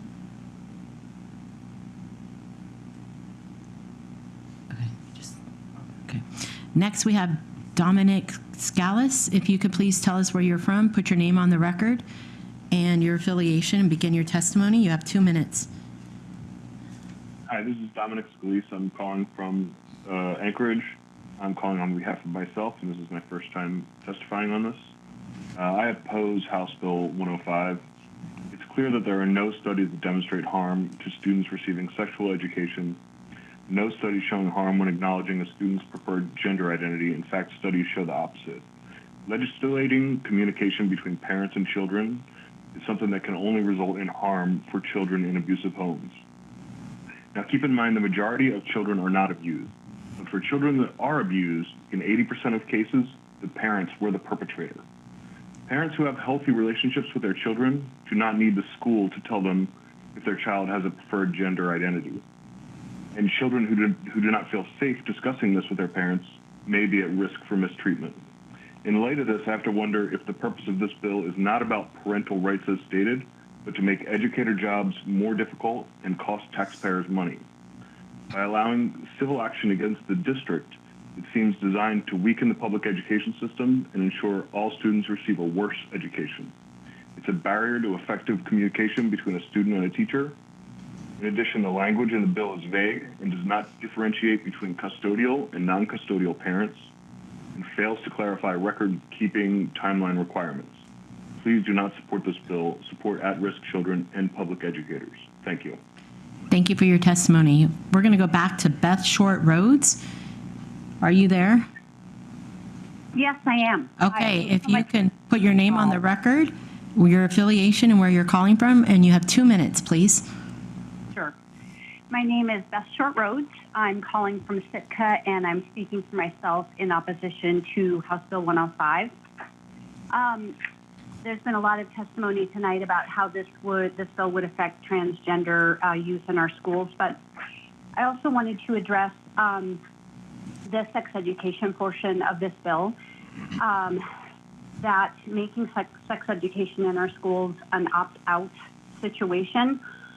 When I was telling my 15-year-old daughter about this bill, she asked me in honest confusion if I was talking about health class, because she believes, as I do, that understanding how her body works is part of staying healthy, and it's not something that's wrong or shameful. Sex education teaches students how to keep themselves safe, not only from unwanted pregnancy, but also safe from abuse and abusive relationships. It empowers students and builds self-esteem, and I think it's really important to not forget that sex education also gives teens the tools to say no to sex. So making it opt-in would create more barriers to both mental and physical health for young people. And if this bill passes, a percentage of students will slip through the cracks and fail to receive the crucial health information that they need if there's that unnecessary burden of having to get a permission slip signed by their parents. So I also feel that this bill is an attempt to erode reproductive freedom for women in Alaska, and it has no place in our state. Thank you very much. Thank you for your testimony. Next, we have Samantha Davenport. If you could please put your name on the record, you have 2 minutes. She hung up? Okay. Can we have Samuel Starr? If you could please, can you clear that line then? Samuel Starr, if you could put your name on. Okay. We're going to keep going. Jessica Ghana, if you could put your name on the record and begin your testimony, you have 2 minutes. She's on? Okay. Hello. Thank you, Jessica. My Can you name begin is your Jessica testimony? Gauna. Yes, my name is Jessica Gauna. My pronouns are she, they. I live in Eagle River, Alaska, and I am opposed to House Bill 105. I am a disabled Coast Guard veteran here in Alaska. I spent 5 years in service, and I believe that parents' rights in a child's education should never supersede a child's right to education. And I can speak as a student who was denied certain sex education because my parents chose to opt out when I wanted to receive that education. And I felt the deficit of that education, which negatively affected my life long term, because then I had to seek out that information on my own because I was denied access to resources. I believe that children, as United States citizens, should be allowed to right to education, freedom of expression, and freedom of speech. Thank you. Thank you for your testimony. Next, we have Gus Paul. The other two lines, are they still blocked up? Okay. Gus Paul, if you could do your testimony, tell us where you're calling from and your affiliation, please.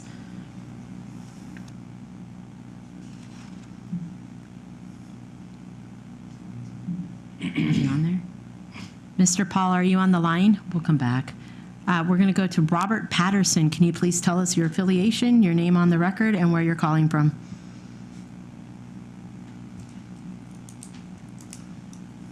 Yeah, sorry about that. Hi, my name is Robert Patterson. I am calling from Anchorage, House District 19. I am unaffiliated, speaking on behalf of myself and my family. I have two school-age children and a very young infant, and I stand strongly opposed to House Bill 105. I believe that it is the right of the child to be able to themselves how they want, and if the child is having issues with the parent not knowing how they wish to express, that is the exact child does not need to have this sort of talk with what their educator should not have to have that talk with the parents. I also wish to thank every single LGBTQIA person that has chaired tonight for standing strong. Please do not pass this out of committee. Thank you. Thank you, sir, for your testimony. Next, we're going to go back to Gus Paul. Are you on the line, sir? Hello, this is Gus Paul. Yes, please state your testimony. Hi, I'm in opposition of House Bill 105. I'm from Fairbanks, Alaska. I'm 21 years old, and I am a first-time testifier. I'm a student at UAS studying accounting, working towards a career as a CPA in Alaska. I'm a third-generation Alaskan, a registered voter, and a gay cis male. I would like to reaffirm that being LGBTQ+ is not a choice. I strongly oppose HB 105. Alaska is not just a work camp where people fly in and fly out for work. It's an amazing place to live. This bill will hinder the economic success of Alaska as it drives people away from the state who are looking to start a family. HB 105 detracts from education by removing the basic teachings of the body and hygiene from our schools.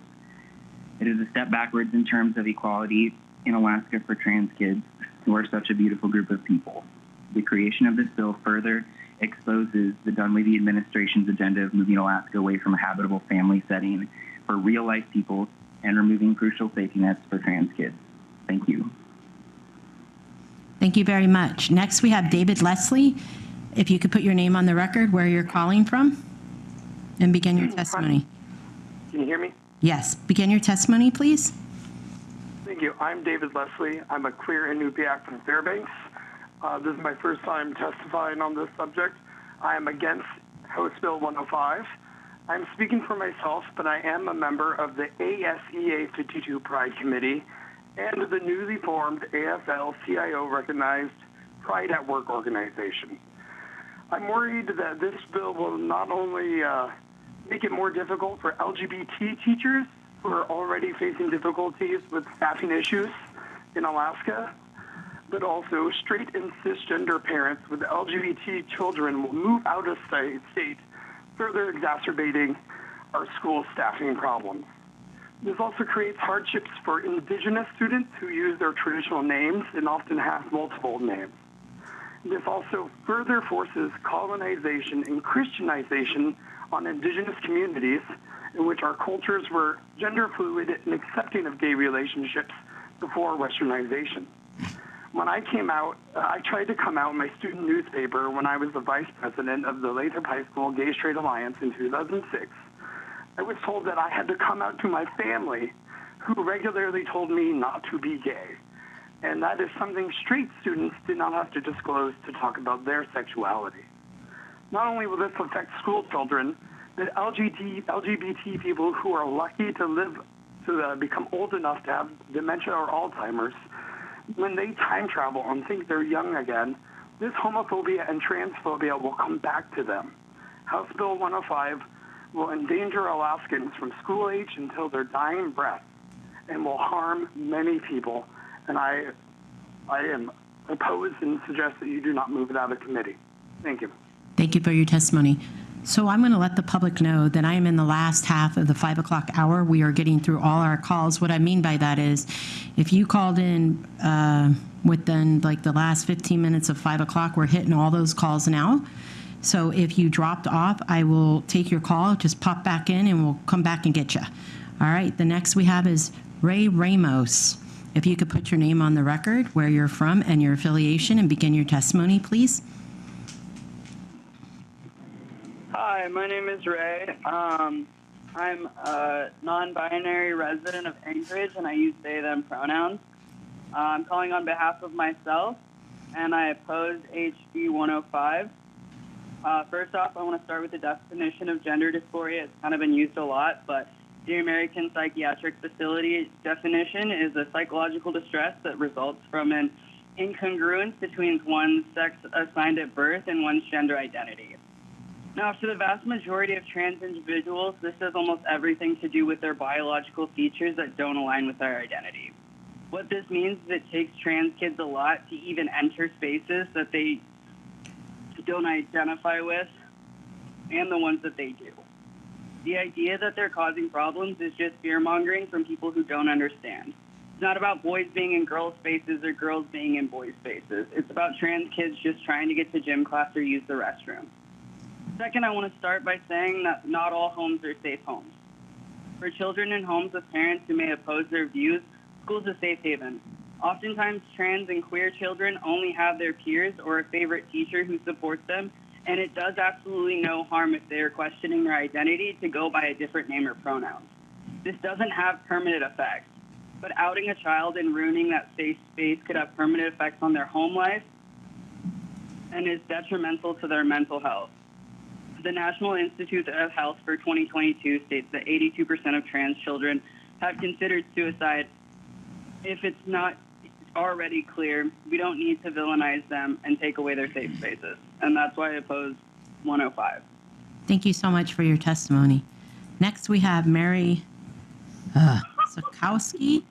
Could you please tell us your name on the record, where you're calling from, and probably the correct pronunciation of your name, and your affiliation, please?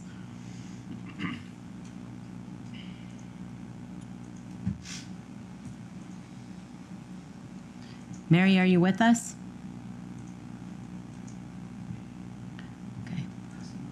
Okay. We're going to go to Emily Cohen. If you could put your name on the record, where you're calling from, and your affiliation, and Mary, we will come back to you.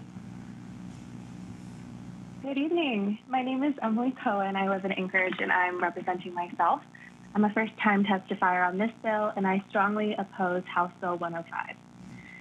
I am currently getting my PhD in psychology at UAA, and I have worked as a mental health provider at a community mental health center for children and families here in Alaska. The unfortunate truth is that there are LGBTQ+ youth here in Alaska right now whose parents are unsupportive, abusive, and unsafe. It's not just a hypothetical or statistic in some research report conducted in the lower 48. There are Alaskan youth who will be harmed if their identities are disclosed to their families without their input. I have worked with them, I've known their stories, and I'm passionate about protecting them. They are at greater risk for suicide and mental health issues, not inherently because they are LGBTQ+, but because of the discrimination they receive. As a doctoral student with a master's degree, I can tell you that that is what the research overwhelmingly supports. So please do not let this bill move forward and then look at our high child abuse and suicide statistics in this state, wondering what you all could have done to prevent it. Please do not support House Bill 105. Thank you. Thank you for your testimony. Next, we have John Leto. If you could please put your name on the record, where you're calling from, and your affiliation. Yes, I'm here. This is John Leto from Wasilla, Alaska, representing myself, and the first time I've been testifying for this bill. I'd like to say that House Bill 105 further defines parental authority beyond the 1978 Congressional Protection of Pupil Rights Amendment that gives parents the right to inspect curriculum being taught to their children. In 2016, the state of Alaska passed a parental rights bill defining parental authority and assuring that a parent could withdraw their children from any test or curriculum they deemed inappropriate. I think that House Bill 105 has been mischaracterized, is discriminating against gender confused or alternative gender students. I think this bill protects privacy and safety for all students by designating bathrooms and locker rooms according to biological sex, or providing for the use of single-occupied facilities for gender-alienating students. I think that what's being missed is that House Bill 105 protects students by allowing a counselor to withhold information from parents if there's a reasonable belief that disclosure of the information would cause abuse, harm, or neglect. Maybe that needs to be beefed up so that is a protection for at-risk students that might be gender changing, alternating, or whatever. House Bill 105 requires parental notification and permission to participate in sexual education, including gender identity, and to change the student's name at school. It protects children by establishing that parents, not school personnel, have the authority in their children's education. I believe that it's important to pass this bill and seek these protections to keep parents held even more accountable for parenting our children and making sure that the right choices are made for our children by the parents who will ultimately be responsible for them all of their lives. Thank you for allowing me to make my comments. You're welcome. Thank you for your testimony. Next, we have Kelly Nash from Fairbanks. If you could please put your name on the record, where you're calling from, and your affiliation. Hi, I'm Kelly Nash. I'm calling from Fairbanks, Alaska. I'm calling on behalf of myself. And I support this bill 150%. Right on, Kelly. So there is 99% of the kids that everyone that has testified is forgetting about. You know, there are lots of different kids, and you all are singling them out since you're only talking about the trans kids. It's the adults that are making this an issue. Kids get along. You guys act like parents suck. We don't suck. We just want to know what is happening in our schools, what's being taught. Everyone that opposes this bill, I feel like they have a bad agenda. And having that little 6-year-old come on, I'm sorry, but I thought that was disgusting. That is grooming. So that's all I have to say. I support this 100%. Thank you for your testimony. I'm going to go back to Mary Sokowski from Fairbanks. If you can please put your name on the record and begin your testimony. You have 2 minutes. Hi, can you hear me? Yes, begin your testimony, please. Okay, thank you. Hi, my name is Mary Sokowski, calling from Fairbanks and speaking on behalf of myself. I am calling to oppose HB 105. I believe that all Alaskan youth deserve a safe space to express their identity, whether they are trans, queer, or otherwise. Unfortunately, this is not always at home. The actions proposed in HB 105 violate the privacy of LGBTQ plus students, threatening their physical safety and mental health. I just want our students to be safe, respected, and happy, and HB 105 doesn't support that. So again, I oppose this bill. I also just want to point out that this is the second legislative season in a row that we've had an anti-trans youth bill on, and we showed up then to support the youth, and we show up now, and we'll just continue to do that. So thank you for hearing us. You're very welcome. Bye. Thank you for your testimony. Next, we have David Boyle from Anchorage. If you can please put your name on the record, where you're calling from, and who you're affiliated with, and begin your testimony. You have 2 minutes. Allard, this is David Boyle. I'm calling from Anchorage, Alaska, and I'm testifying for myself, and this is my first time testifying on this bill. I strongly support HB 105 because I strongly support parents, their children, and parental rights. I'm a retired Air Force veteran and the proud father of 3 adopted children. It seems as if the education industry wants parents involved only in certain areas, but sex education is not one of them. Some testifiers believe that parents cannot be trusted with their kids. If school staff suspect child abuse, remember, there are mandatory reporters by law. Regarding the notification of parents in sex education, we all know that kids don't always bring home notes for parents. The notes get lost, they get stuck in their backpacks, etc. It's no different when it comes to sex education notification. That's why it's vital that parents have the right to opt their child into sex education. Parents have to opt in for student field trips. Why not sex education? The school system seems to believe that it is the parent, and it knows more than the parent on how to raise a child. This is why schools believe they can hide from parents a child's information on gender identity and transgenderism. Previous testimony for this bill has stated teachers know better than parents. Hiding records violates the federal FERPA law if information is withheld from the parent. Parental rights are clearly stated in this federal law that parents have access to their children's education records. And by the way, keeping two sets of records by the school district, as Anchorage does, violates this law. Let's look at Section 3. It states the parent is given the right to sue a district that knowingly or recklessly violates this law. Why is this necessary? It's because laws need teeth so that they have an effect. Would you pass a DWI law that has no penalties? I surely hope not. Keep the teeth in this bill. Good educators have nothing to fear. Even libertarians should support this bill to keep the government from coming between a parent and their child. If this bill does not pass, you'll see many more parents pull their kids out of the K-12 system. In effect, you will play a role in bringing down the K-12 Alaska education system. Oh, and one more thing. The principal of Service High School has been put on administrative leave lately. Thank you for your testimony. We appreciate it. Next, we have Pamela Hall. Could you please put your name on the record, where you're calling from, and your affiliation? Is that me? Yes, it is you, Ms. Hall. If you'd like to continue with your testimony, put your name on the record and your affiliation. Your 2 minutes begins now. My name's Pamela Hall. I live in Homer. I'm a 50-year resident. I'm only speaking for myself and my family. My kids and grandkids were born here and attended school in state. I would like to bring up something which isn't being addressed, and that's the rights of all students to feel safe at school. We seem to only be worried about a small percent of the population. What about the girls who don't feel safe in restrooms, locker rooms with people of the other sex present? They actually outnumber the trans kids. Why are people so opposed to gender-neutral bathrooms, locker rooms? Why is that not workable? Our girls cannot be stripped of their rights to privacy to accommodate anyone else. Most teachers have the well-being of their students first in their minds, but sadly not all. There are predators in the education system, and because parents want their kids to be safe, doesn't mean that they are transphobic, just that they want their kids to be safe. I have heard the young adults who have been bullied because they were trans, but what about the other kids who were bullied? I was bullied, my kids were bullied, and my grandkids were bullied.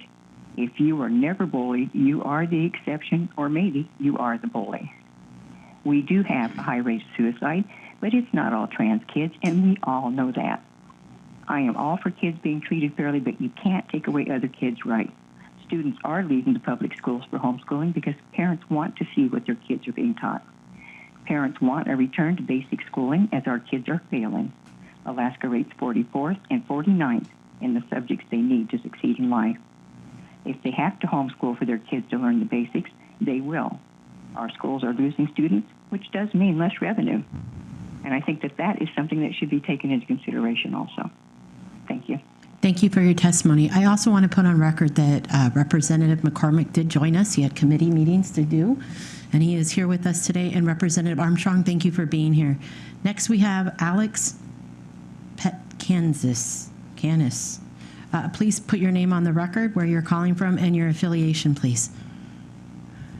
Hi, my name is Alex Pitcanis, and I live in Anchorage on Dena'ina land. First, I want to acknowledge that Alaska is home to many diverse indigenous cultures and communities who have stewarded these lands long before contact, and people beyond a binary concept of gender have existed here long before us.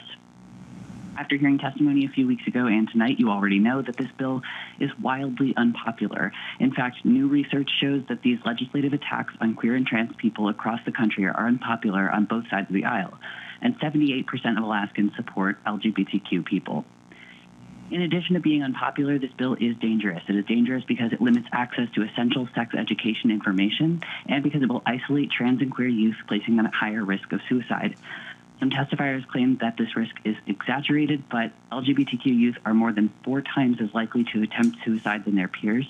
More than 1.8 million LGBTQ youth seriously consider suicide each year in the U.S., and at least one attempts suicide every 45 seconds. The death of trans children is a real and unacceptable outcome of this bill. Members of this committee, I implore you to let this bill die instead of letting children die. Thank you. Thank you for your testimony. Next, we have Joanne Gruber. If you could put your name on the record, where you're calling from, and your affiliation, please. Good evening. My name is Joanne Gruber, and I live in Eagle River. I represent myself, and I'm calling tonight in opposition to House Bill 105. I understand that this bill was sponsored under the guise of safeguarding parental rights in a child's education, but it certainly appears to be an attempt to weaken or break our public education system. It also seems like it's Alaska's version of the infamous Don't Say Gay bill in Florida, with manufactured issues designed to appeal to some individuals with a particular political or personal ideology. If this bill is passed, it will cost Alaska far more than what is listed in the fiscal note attached to it. It will encourage frivolous lawsuits against our school districts, in addition to placing unnecessary burdens on our public school system. More importantly, this bill does not create safe or inclusive environments for all Alaska's children. As elected officials, you have the responsibility to create policies that ensure justice, safety, and equality for all children and young people, including those who may identify as LGBTQ. Please, I'm asking you to not support HB 105. Thank you for your that you allow all Alaskans' children to have the opportunity to thrive and succeed in life, regardless of their gender identity or sexual orientation.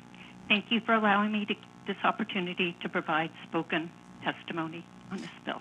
Thank you for your testimony. Next, we're going to go to Sage Whitman. Please let us know where you're calling from, your affiliation, and if you could please put your name on the record.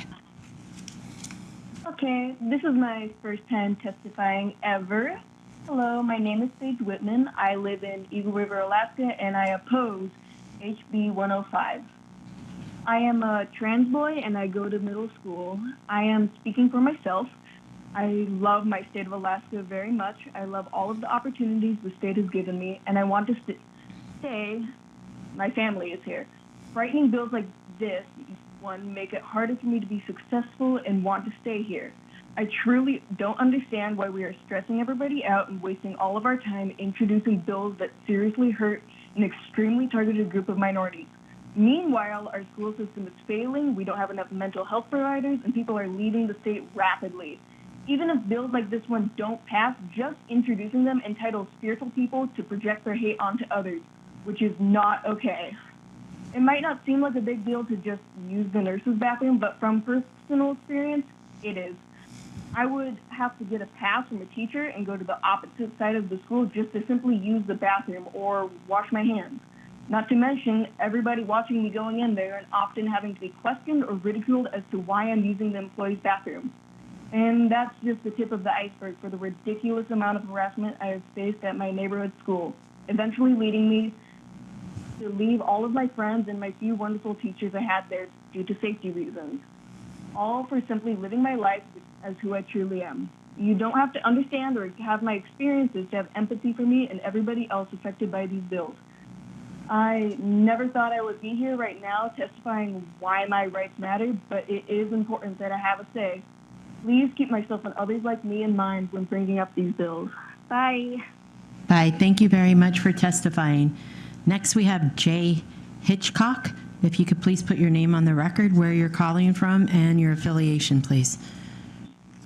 Hi, my name is Jay Hitchcock. I'm calling for my wonderful trans child in Fairbanks who is currently recovering from an accident. I find this bill to be exactly what authoritarians use to turn citizens against fellow citizens by having them report things that are confidentially expressed in a conversation where a child is having a hard time in their life, quite possibly because of a home situation. This bill is cynical and hypocritical. It will lead to further segmentation of our society, driving some people into classifications as untouchables, and creating a caste system that is against our states and our country's DNA. Everybody is welcome in this state and everybody is welcome in this country. If we truly believe that, we must kill this bill as soon as possible. Because if this bill passes, what other rights will be stripped away next? Will we require the LGBTQ plus community to wear rainbows as the Nazis forced Jews to wear the Star of David? It's incredibly, I have a wonderful trans child, and I can't believe that anybody is even thinking of these types of laws these days. Our country and our state is just going in the wrong direction, and this bill is not taking anybody anywhere positive. Thank you for listening. Thank you for your testimony. Next, we have Dr. Valerie Brooks. Can you please put your name on the record, where you're calling from, and your affiliation? What's that? Yes, good evening. Excuse me, Ms. Brooks. Dr. Brooks, have you already testified? No, I have not. I've been told you testified here 2 weeks ago. Did you testify? I did not testify on this bill. Can you hold, please? Yep. Brief at ease.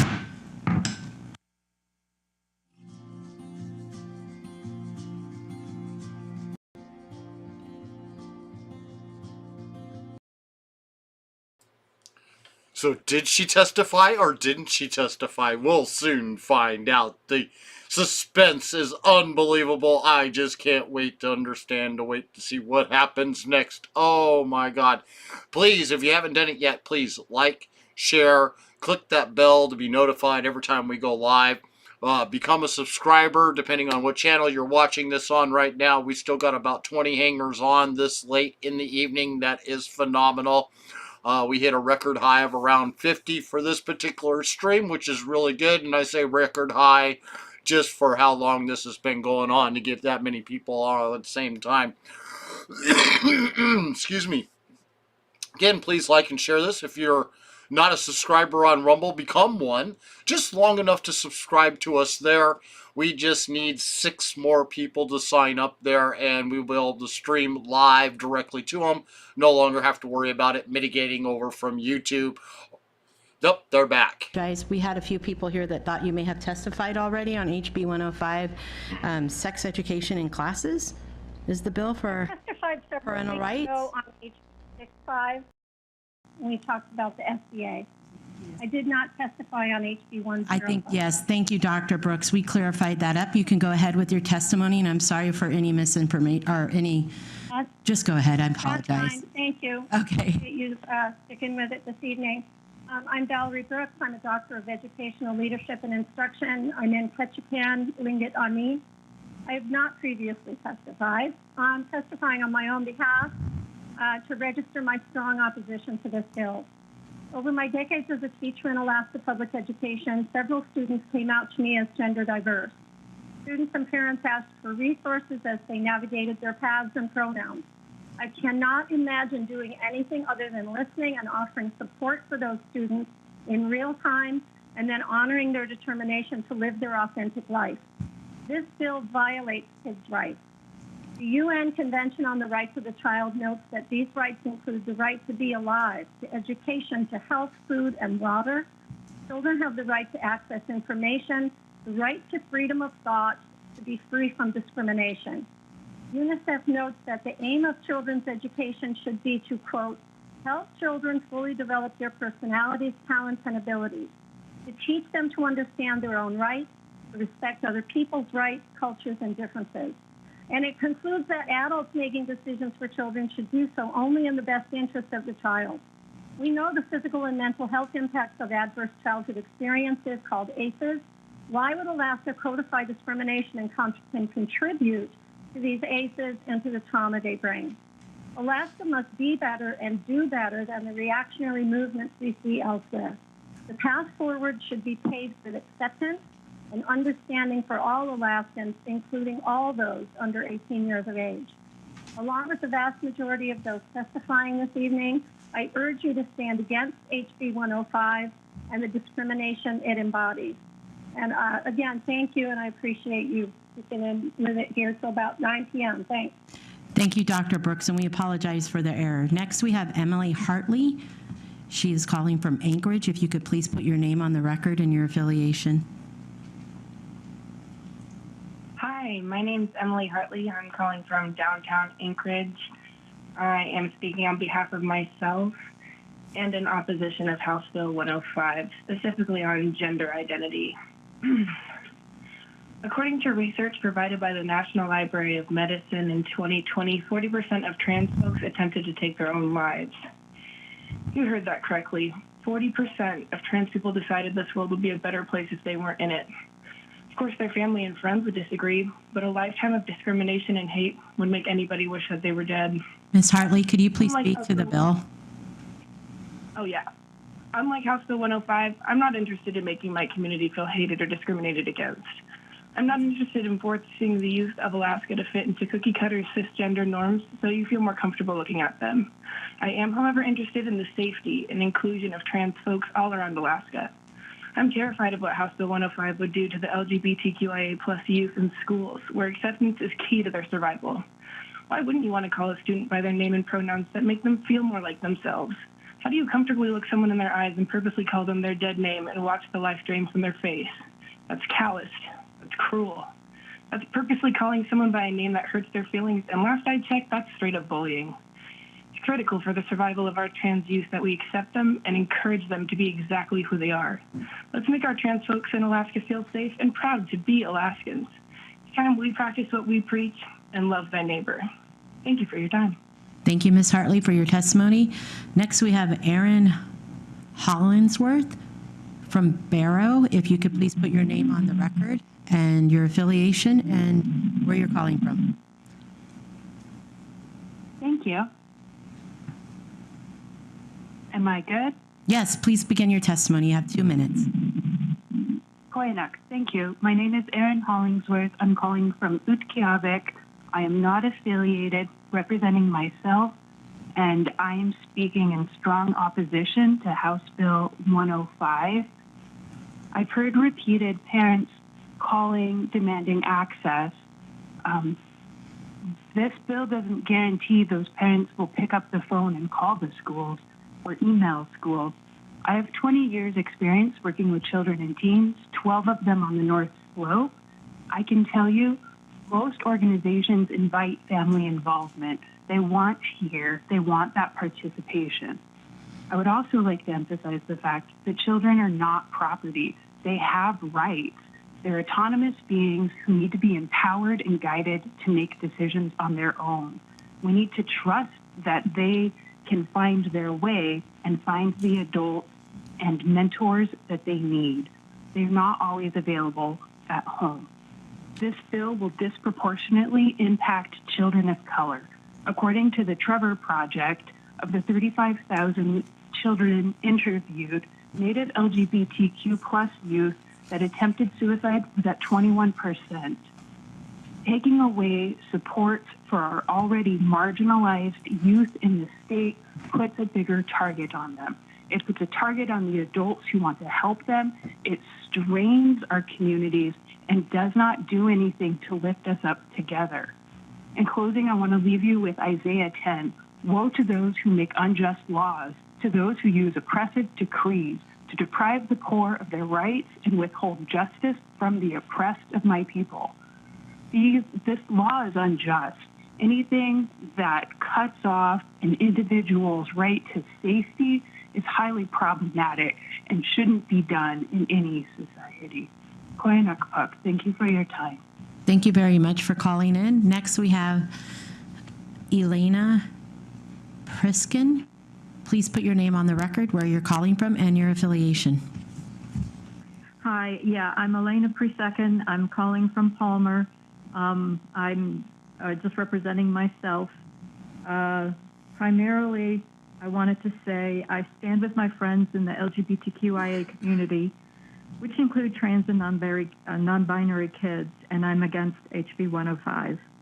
I concur with all the arguments that have been beautifully articulated by those that have spoken in opposition to this bill, which targets the LGBTQIA community. I also want to add that this bill is a runaround Breeze law. And while this is anecdotal, I wanted to share that had I not received education on bodily autonomy when I was in the first grade, I likely would not have recognized a sexual predator in my community. I was able to articulate my fears to trusted adults and therefore was kept safe. Moreover, I do believe this bill will hurt Alaska fiscally with the potential of frivolous lawsuits. Again, I repeat, I stand in opposition to HB 105. Thank you for letting me speak. Thank you for your testimony. Next, we have Annalise Godek. Please tell us where you're calling from, your affiliation, and please put your name on the record. You have 2 minutes. Good evening. evening. My name is Annalise Godeke. My pronouns are she, her.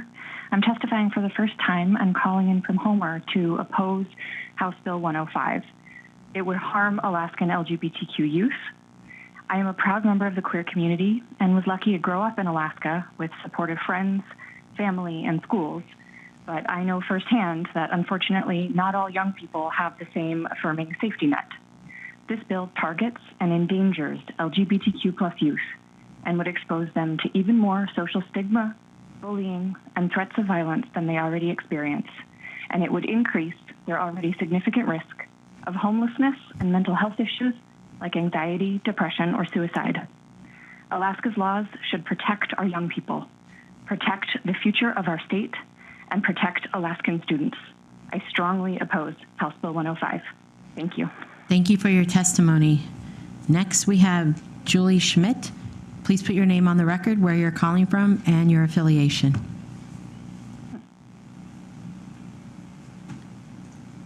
Ms. Schmidt, you can begin your testimony. You have 2 minutes. Thank you. My name is Julie Schmidt, and I am testifying for myself and my wife and in Eagle River, and this is my first testimony on this issue.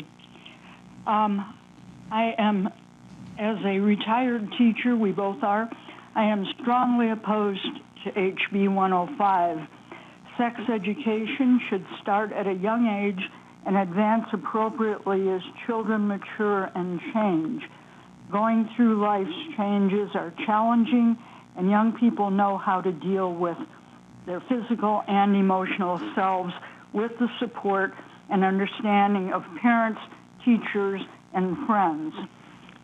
To the person who talked about teachers as being people who simply passed along their academic knowledge, I would like to say that as a teacher, I was a listener, a supporter, an advocate, a counselor, and in fact, in the state that I taught in the lower 48, I was in loco parentis during the time that I had students with me.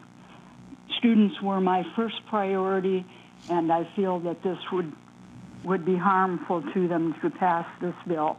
Please pull it now. Thank you. Thank you, ma'am, for your testimony. Next, we have Tamara Cruz-Roslias. You could please put your name on the record, where you're calling from, your affiliation, and your 2 minutes begins now.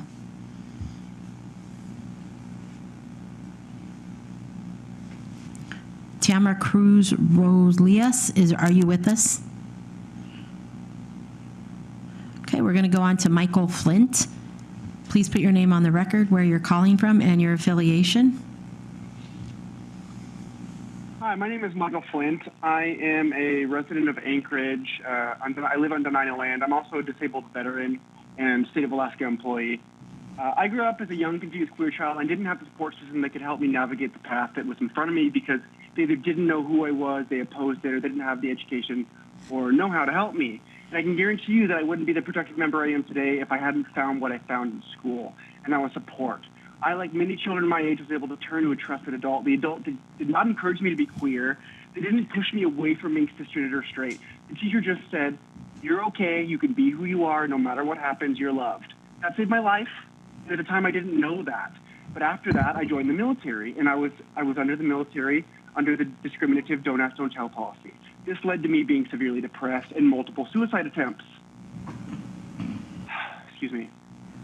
This bill is not about parental rights. This bill is about silencing and stifling the spirit of queer and transgender children, as well as outing them to their parents, which can cause further dehumanization.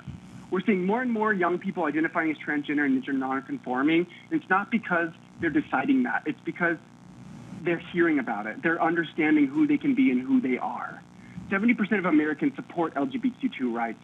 And Alaska's already bleeding crucial residents to states that have better work opportunities where they can be loved and accepted. We're now sending a message that not only does Alaska not welcome LGBTQ folks and their children, we're also sending a message that the rest of the country that supports their lives and their existence, they're not welcome either. We all have a responsibility to ourselves, our community, our country, and like the rest of us in the queer community, to learn about each other and create a more welcoming environment. I'm offended and ashamed that my state has put this bill forward, and I hope that all of you will pull that bill immediately. Thank you for your testimony. We're going to go back to Tamara Cruz Roselius. Are you on the line? Hi, can you hear me this time? Yes, please put your name on the record, where you're calling from, and your affiliation, please. Thank you. Tamara Cruz Roselius, testifying in opposition to House Bill 105. First off, requiring opt-in for sex education will miseducating many students that need good information and education, but that don't have parents involved enough to opt in. These are the students most in need of appropriate sex education in our schools. Like a teacher earlier said, she won't be able to give kids appropriate health information because they lost their permission slip.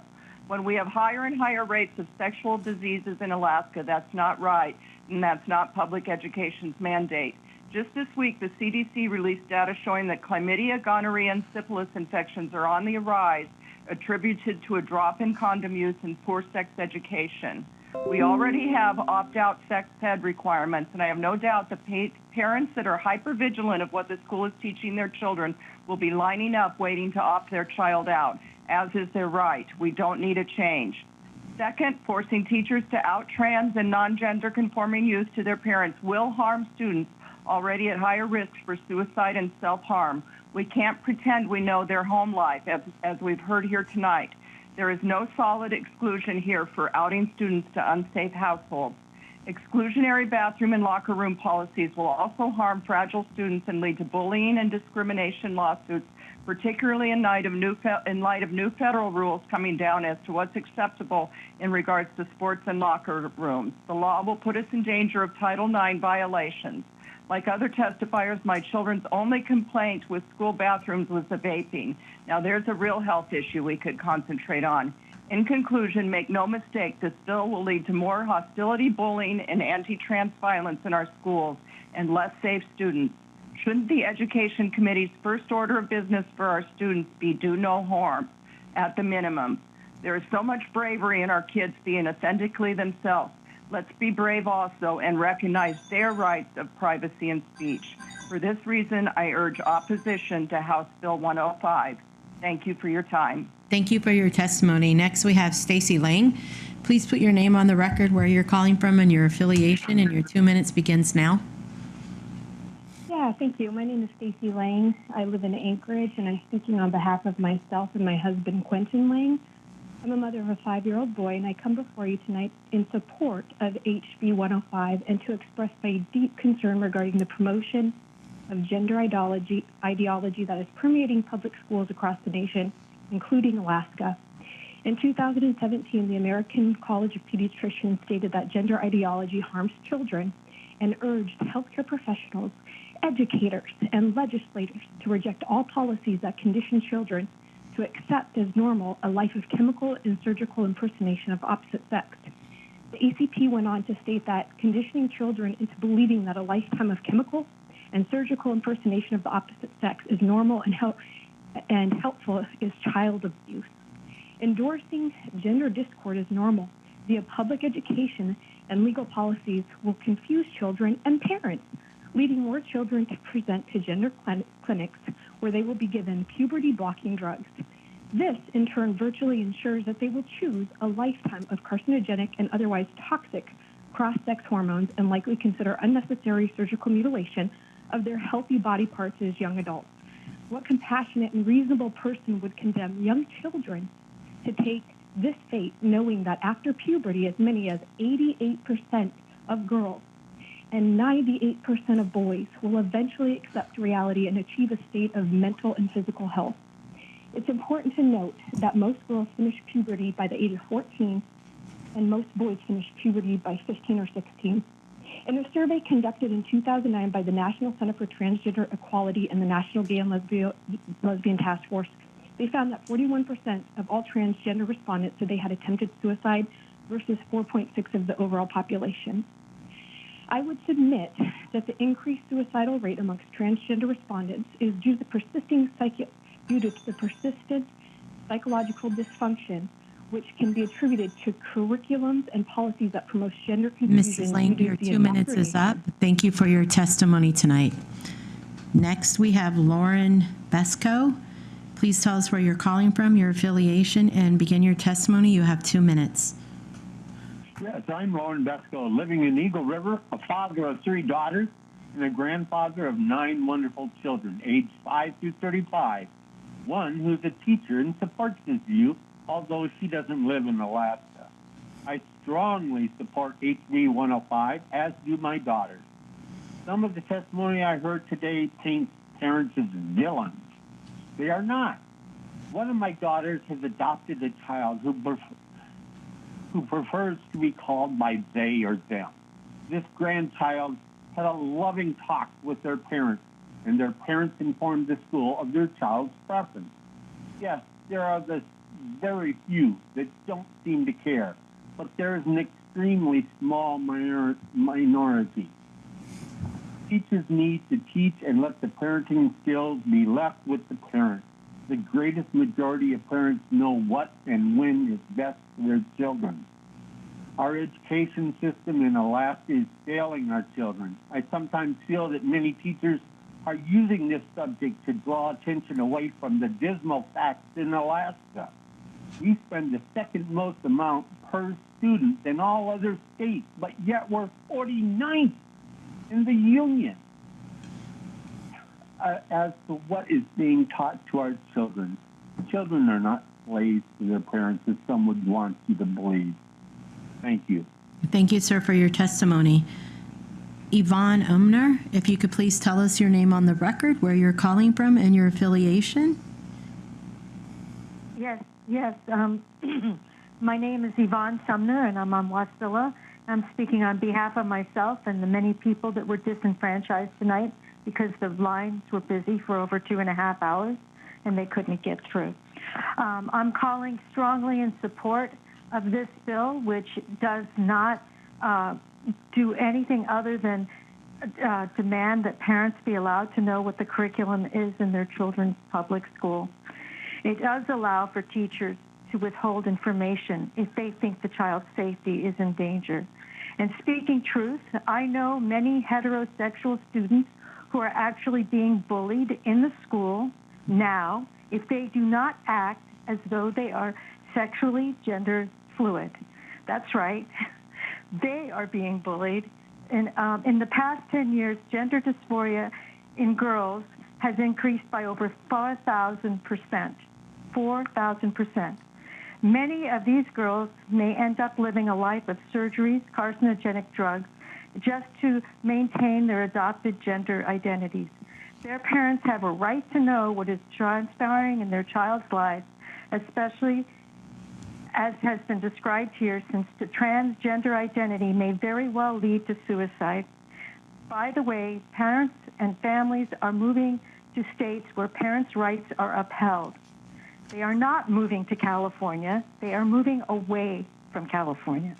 I am willing to express my support for the parental bills, which requires parents to be informed. I would really prefer that this time would be spent, that we would spend more time on STEM curriculum, which is woefully behind in our country. And except for avoiding pedophiles, I see no logical reason for why elementary school students should spend any time on sex and gender studies. Schools should not introduce students to every possible sex act. At one time, Alaska provided public school students with an excellent education. Gender studies being force-fed into public schools is limiting time. Ms. Umner, your testimony is over. Your 2 minutes is up. Thank you so much for calling in. I wanted to remind the public the lines are open for the next 30 minutes because I know that there have been folks that have not been able to call in. The next person we have, so if you wanted to still call in, you have until 9:45. Titus Sofron from Anchorage, if you could please put your name on the record, your affiliation, and your testimony begins now.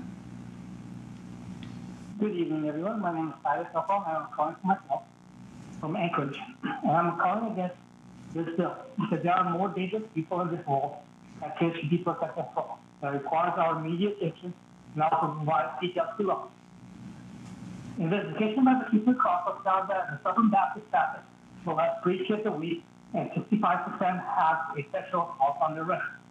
An investigation into the Catholic Church found that over 70-year period, 330,000 kids were molested by priests or clergy. That's more than 4,700 a year, 91 a week, 13 a day, or 2 every 2 hours, or 1 every 2 hours. Last month, I learned that there is a child molestation insurance liability opportunity. Now, if anyone can tell me any other to get offer insurance for molesting kids, we should investigate them too. Now, let's make this more personal. According to the bishopaccountability.org, there have been 60 pastors in Alaska that have been accused of molesting kids. According to ABLE Hollow Child Molesting Prevention, on average, a pedophile molests 12 kids during their lifetime. This means that there are 720 victims in Alaska. In the last 4 hours of waiting on this phone call, there have been 2 kids who have been molested by an pastor.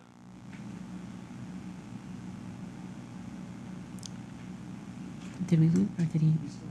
Oh, sir, we can't hear you. Would you like to continue with your testimony? Oh, I do apologize. I had you on mute. You hear me now? Yeah, I could hear you. It sounded a little bit like you're echoing, but sir, your 2 minutes have run out. If you'd like to finish your testimony, you can be putting in writing. Thank you for calling in. In fact, let me go ahead and share that with the public.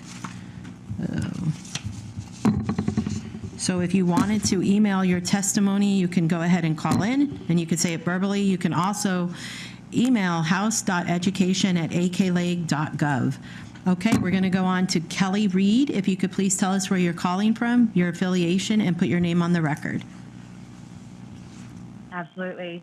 My name is Kelly Reed. I use they, them pronouns. I am from Anchorage, Alaska, and I am representing myself. I'm a first-time caller. I have known since I was 5 that I was not a woman, and I could speak volumes about what happens to trans kids in families that are unsupported, but I won't use the legislative body as therapy. Instead, I would like to address HB 105 with firm opposition and say that I oppose this bill based on this idea of protection, privacy, and purpose. Firstly, it's no secret that trans youth who are outed are going to be bullied by others. This bathroom policy that is being promoted in this, the CDC states that 43% of trans kids are likely to be bullied, up to 29 attempt suicide. And for those who say that it is our dysphoria that makes us attempt suicide, it is not. It's society's reaction to our dysphoria that makes us uncomfortable with existing in your spaces. Secondly, this bill protects privacy for who? I hear this call for privacy in the bill, but it seems that the privacy is for only the cis kids. The trans kids are not entitled to the same rights of privacy. If privacy is so valuable, then allow those who are uncomfortable with us existing in their spaces to seek privacy in the gender-neutral bathrooms or the isolated bathrooms, but don't call on us to reveal who we are, to be shamed and bullied and ridiculed for it. Thirdly, I'd like to address the purpose of this bill. To what end are we introducing bills like this into our legislation? To overburden a school system that has been testified already behind? We're 49th in the nation. You want to add to overburden teachers who are overworked, calling for support, asking for support staff, while their classroom sizes continue to increase and their budget continues to decrease. You want to enforce on them the responsibility to be the police of these children as well. And then the vague language here. If we're talking about gender ideology and gender politics being introduced to children, does this mean we will ban Dick and Jane? Those have clear defined gender roles from the 1950s. If I say that mothers stay at home and cook and fathers put on suits and go to work, am I promoting gender ideology? Because what is good for the goose is good for the gander. If we're going to talk about gender politics, that is also gender politics. I can say, truthfully, to me, this bill seeks one purpose and one purpose alone: to align the state of Alaska with a far-right ideology that has indoctrinated us coming up from the lower... Thank you. Your 2 minutes is up. We're going to be moving on to the next caller. Thank you for calling in. The next one is Alicia Sidebottom. If you could please put your name on the record, where you're calling from, and your affiliation, please. Hi, my name is Alicia Sidebottom. I am the resident of Palmer. So I represent myself as a lifelong Alaskan who grew up here in the Mat-Su and attended its public school system, and as a new parent whose child will one day attend Alaskan schools as well. I strongly oppose HB 105. This bill is discriminatory and unfairly targets LGBTQIA youth and puts children in danger. While there is an exception written in the bill regarding suspected abuse, how many child abuse cases are unknown to all except for those who reside in the home? If this bill results in even one child being hurt, that is one child too many. Furthermore, this bill will make teachers' jobs even more difficult than they currently are. The potential for perceived violations to result in a civic action will keep educators walking on eggshells, as the bill states it applies to content involving gender identity, human reproduction, or sexual matters. This is a wide range of content, including basic education about puberty and bodily function, safe sex, and sexual abuse prevention. This could also include teaching any history pertaining to reproductive rights and LGBTQ issues, teaching literature that contains sexual assault, such as Maya Angelou's I Know Why the Cage Bird Sings, and teaching classical art that contains nudity, such as Michelangelo's David. If parents need to give permission before anything of this nature can be taught, the amount of potential content this bill covers would require a ridiculous amount of permission slips that would be burdensome for all and result in important information not being taught when it would have otherwise been taught. This bill is detrimental to the safety and education of our children. It should not be passed. Thank you. Thank you very much. I wanted to acknowledge that Representative Sumner is here and Representative Stapp. Thank you for joining us today. Next on the call, we have Carly Jensen. Could you please put your name on the record, where you're calling from, and your affiliation, please, and begin your testimony. You have 2 minutes. Good evening. Thank you for staying so late. My name is Carly Jensen. I'm from Soldotna. I am testifying against House Bill 105, and I am self-affiliated. I would like to state that I feel that House Bill 105 directly violates Article 1, Section 1, Section 22, and Section 3 of the Alaska state constitution. I directly pulled from House Bill 105 a parent's rights to information about a student's physical, medical, and mental health is shared for the safety of their children. I understand that underneath the HIPAA law, for federal government, like a federal law for HIPAA, if I had gone to an OBGYN as a child, teenager, and disclosed any sexual history, the doctor telling my parents about that would have been in direct violation of a federal law. And school counselors who are there for psychological help are also considered medical. Furthermore, we've addressed several times that what about the other children? And there's specific language in this bill that says teachers are allowed to use reasonable and appropriate force to maintain classroom safety and order, essentially allowing teachers the ability to be physical with our children. And it's vague. Underneath the way that is worded, I feel like it would allow corporal punishment. And what type of training are we going to be giving these teachers for appropriate non-deadly force? Also, I think that we are going to be unduly burdening our schools with legislation. We're already dealing with funding issues. Ms. Jensen, your 2 minutes is up. We're going to be moving on to the next caller. Thank you very much for your testimony. Next, we have John Osterhout. Please identify where you're calling from. Put your affiliation on the record and your name, please. Yes, my name is John Austin Osterhout. I'm from Juneau, Alaska. I'm representing myself. I strongly oppose HB 105.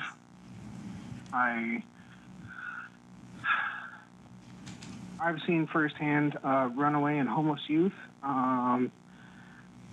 in my time working at an emergency shelter for youth as a supervisor and as a behavioral health associate. I know that school, for many kids, is sometimes the only safe place that they have to go.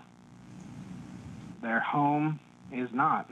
And that I understand that there's a lot of really good homes out there, but there's an incredible amount of kids who do not have that support at home.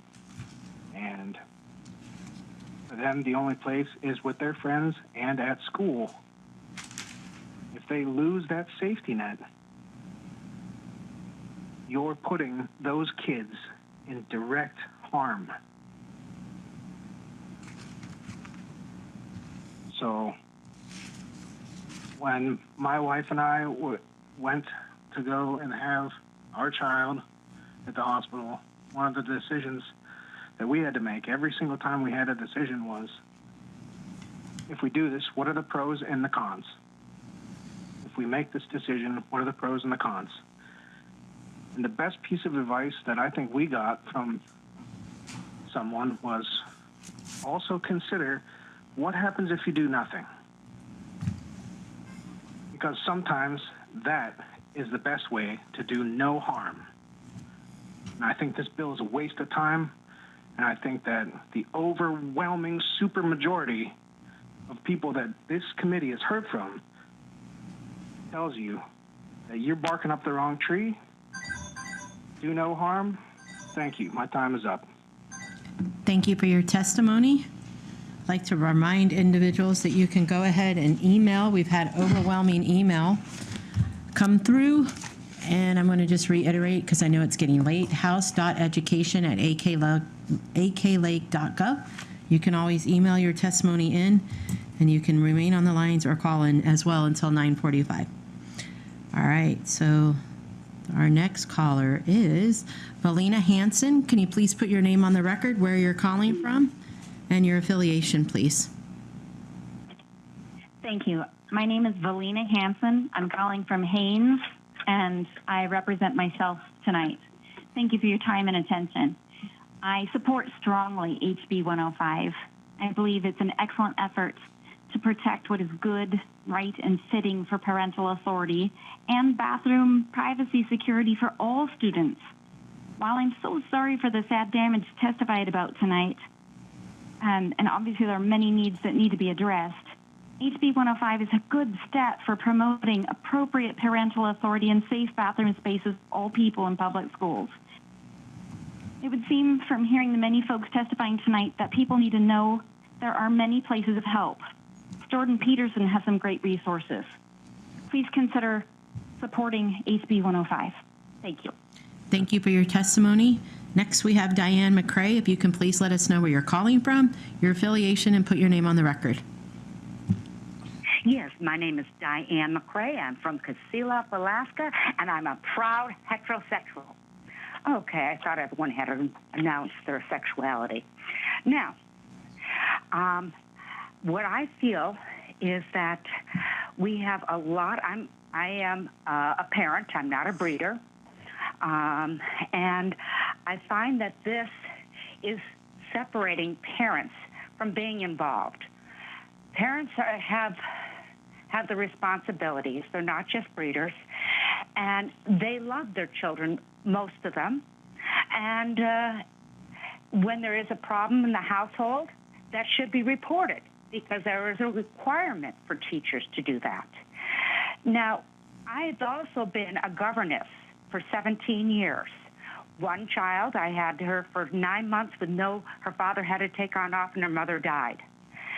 So, while he was overseas, I had her at all times. But that did not mean I excluded the father from knowing what was going on in his child's life. And I didn't try to come between it and become a wedge between her and her father. I've never done that. You have to know the rules. And it seems like I'm hearing that the teachers have more say. And this is kind of scary, because I went to school years and years ago where the schools had so much power on the children under Hitler that they divided the family. Family is very important. And I think that we need to address the fact that parents do need to know what's going on. Not every parent is going to be thrilled to death, but others will. And they'll want to be, many of them, involved with their child and finding out what can be done to help them in their path. I have friends of all different Ma'am, your testimony is over. We're going to be moving on to the next caller. Thank you so much for calling in. Next, we have Priscilla Hurley. If you could please put your name on the record, where you're calling from, and your affiliation.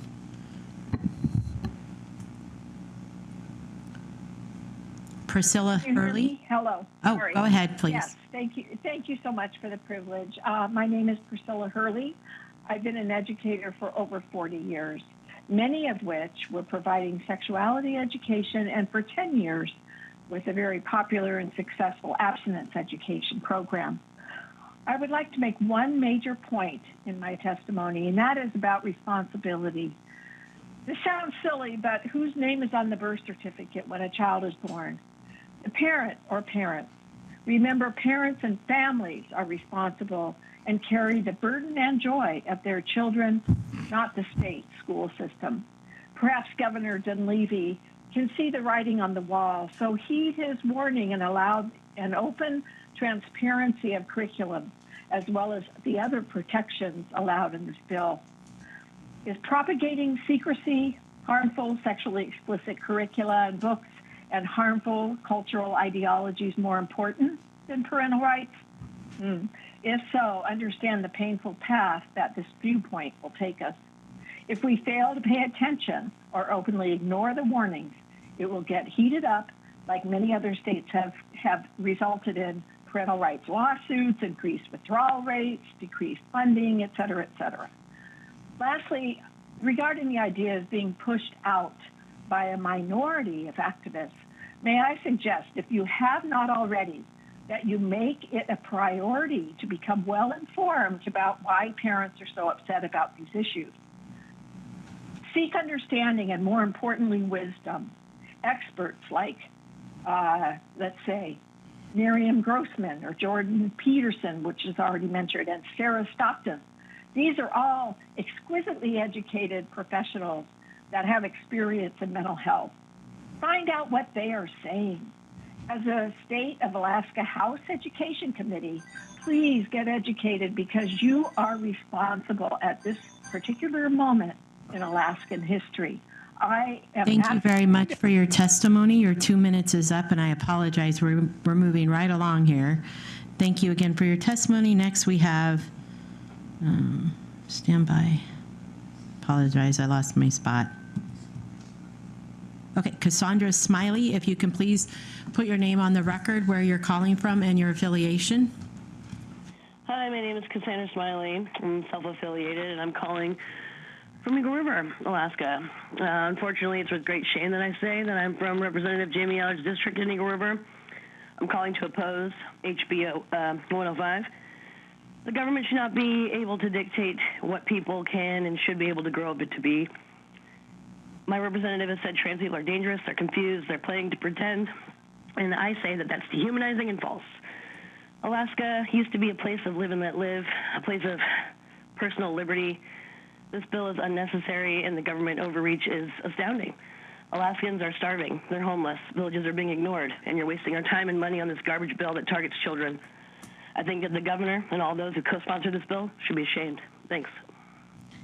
Next, we have Liz Like. If you could please put your name on the record, where you're calling from, and your affiliation, please. Your 2 minutes has begun.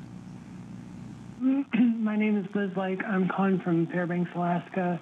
I'm calling to oppose this bill. I came out as trans in Alaska in 2015 to an accepting community. Kids now are able to come out as trans, gender non-conforming, to accepting peers, and that's saving.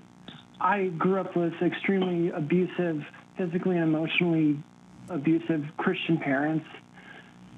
This bill would have made my life hell. Please don't make life hell for some kids by passing this. Thank you. Thank you for your testimony. Next, you have Marin Miller. Please put your name on the record, your affiliation, and where you're calling from. Hi, my name is Marin Miller. I'm calling from Kodiak, Alaska. I was born and raised here. I'm representing myself, and I strongly oppose HB 105.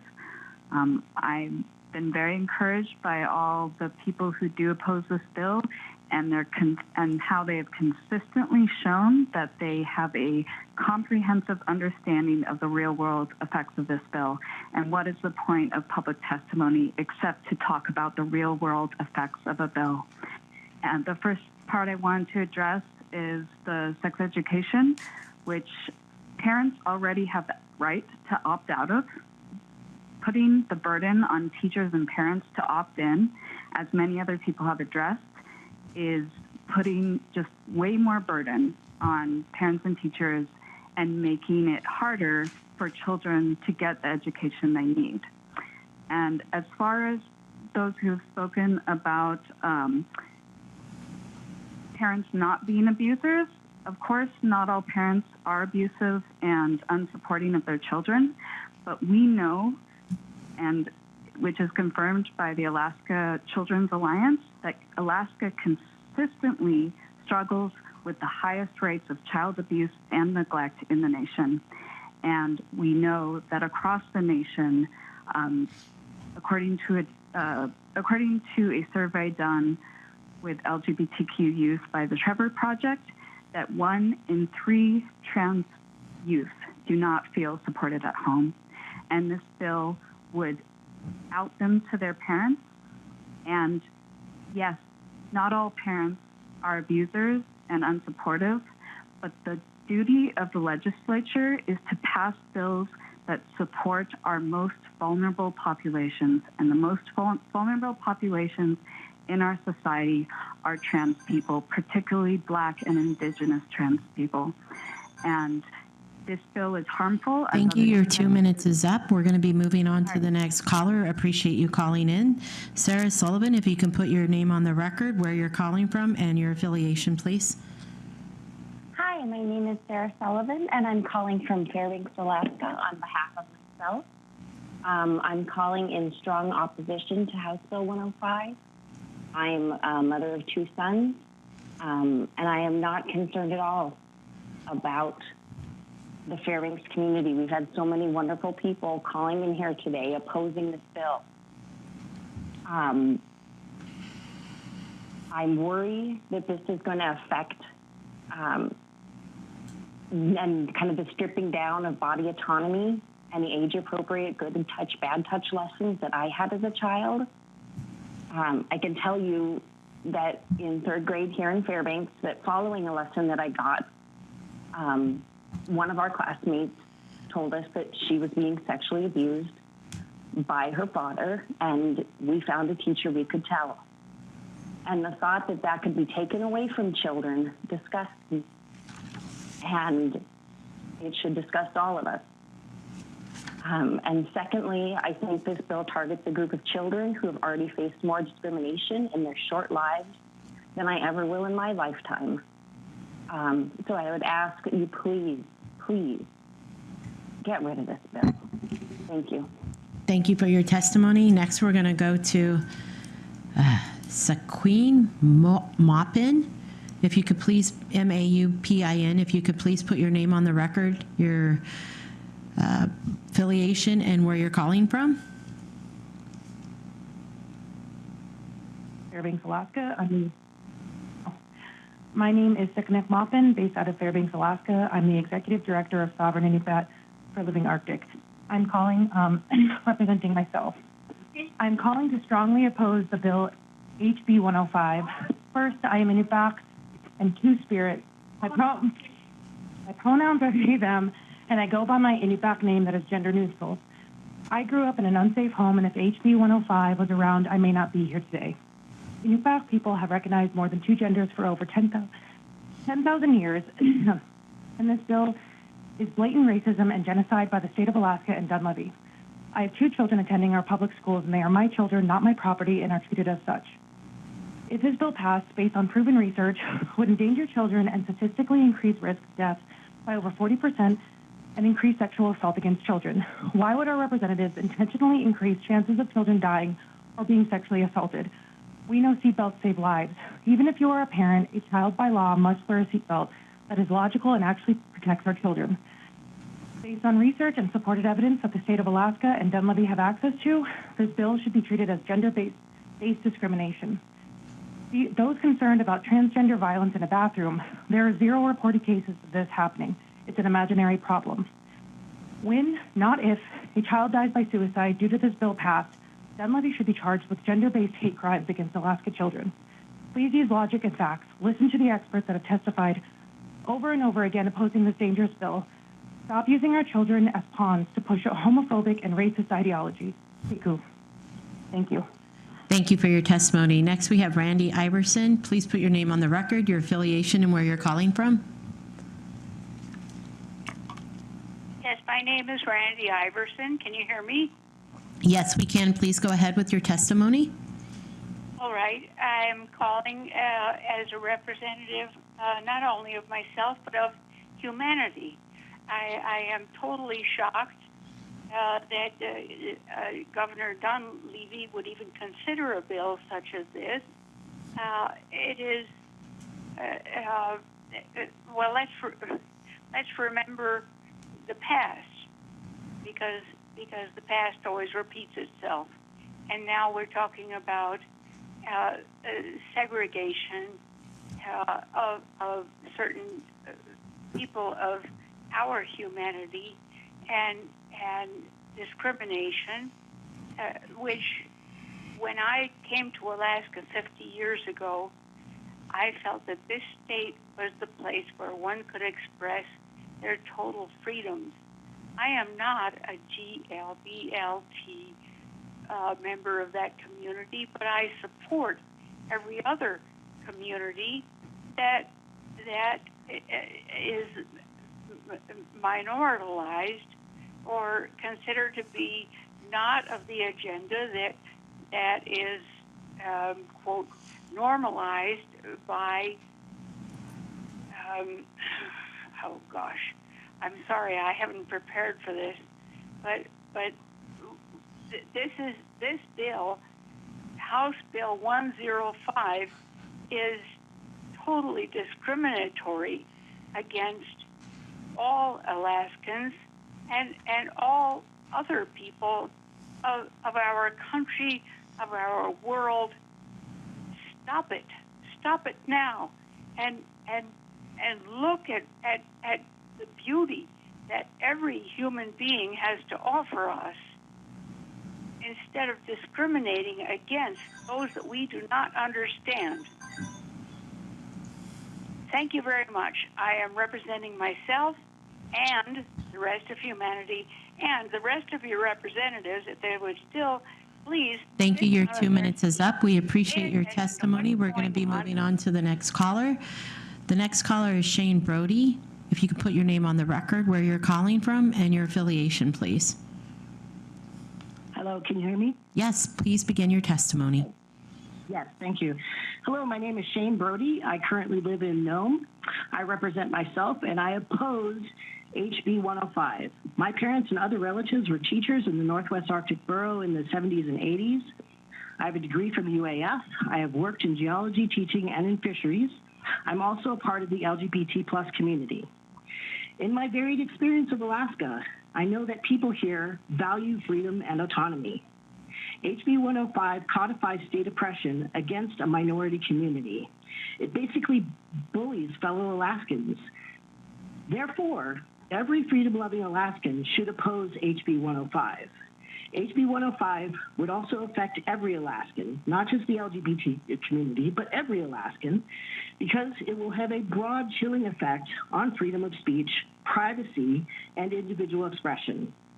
Please listen to the students, teachers, parents, and others opposing this harmful bill. As stated many times in these hearings, HB 105 doesn't solve any problems. It only creates them. Thank you for hearing me. Thank you for calling in. Oh, I just lost my spot. Next, we have Sharon Hine. If you could please put your name on the record, where you're calling from, and your affiliation, please. Good evening. My name is Sharon Hine. I live on the traditional lands of the Dene and Knit tribes in the general Wasilla area. I represent myself, and I am a first-time testifier. I'm in strong opposition of House Bill 105.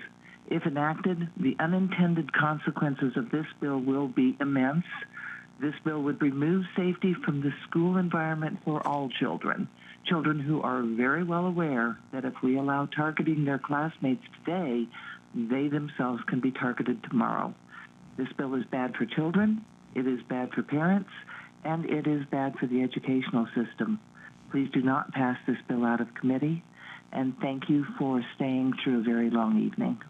Thank you very much for your testimony. Next, we have Samantha Thomas. Please put your name on the record, where you're calling from, and your affiliation, please. And you have 2 minutes. Hi, my name is Samantha Thomas. I'm so excited to be speaking on behalf of myself. I'm a lifelong Alaskan, a non-binary resident of Anchorage, dwelling on Dena'ina land. I am in strong opposition of House Bill 105. I don't like the vague language of this bill. I'm particularly concerned regarding the circumstances in which people might use to manipulate this piece of legislation to suit their favor. If passed, how do you expect to legislate a law like this? As many have stated before, it seems an unnecessary burden and, frankly, government overreach. Furthermore, this bill just seems outright anti-Alaskan, un-Alaskan. For those authoritarian parents out there, you don't know what you don't know. And that's okay, but educate yourself. Thank you so much for hearing me. Thank you for calling in. Next, we have Aaron Spratt. If you could please put your name on the record, where you're calling from, and your affiliation.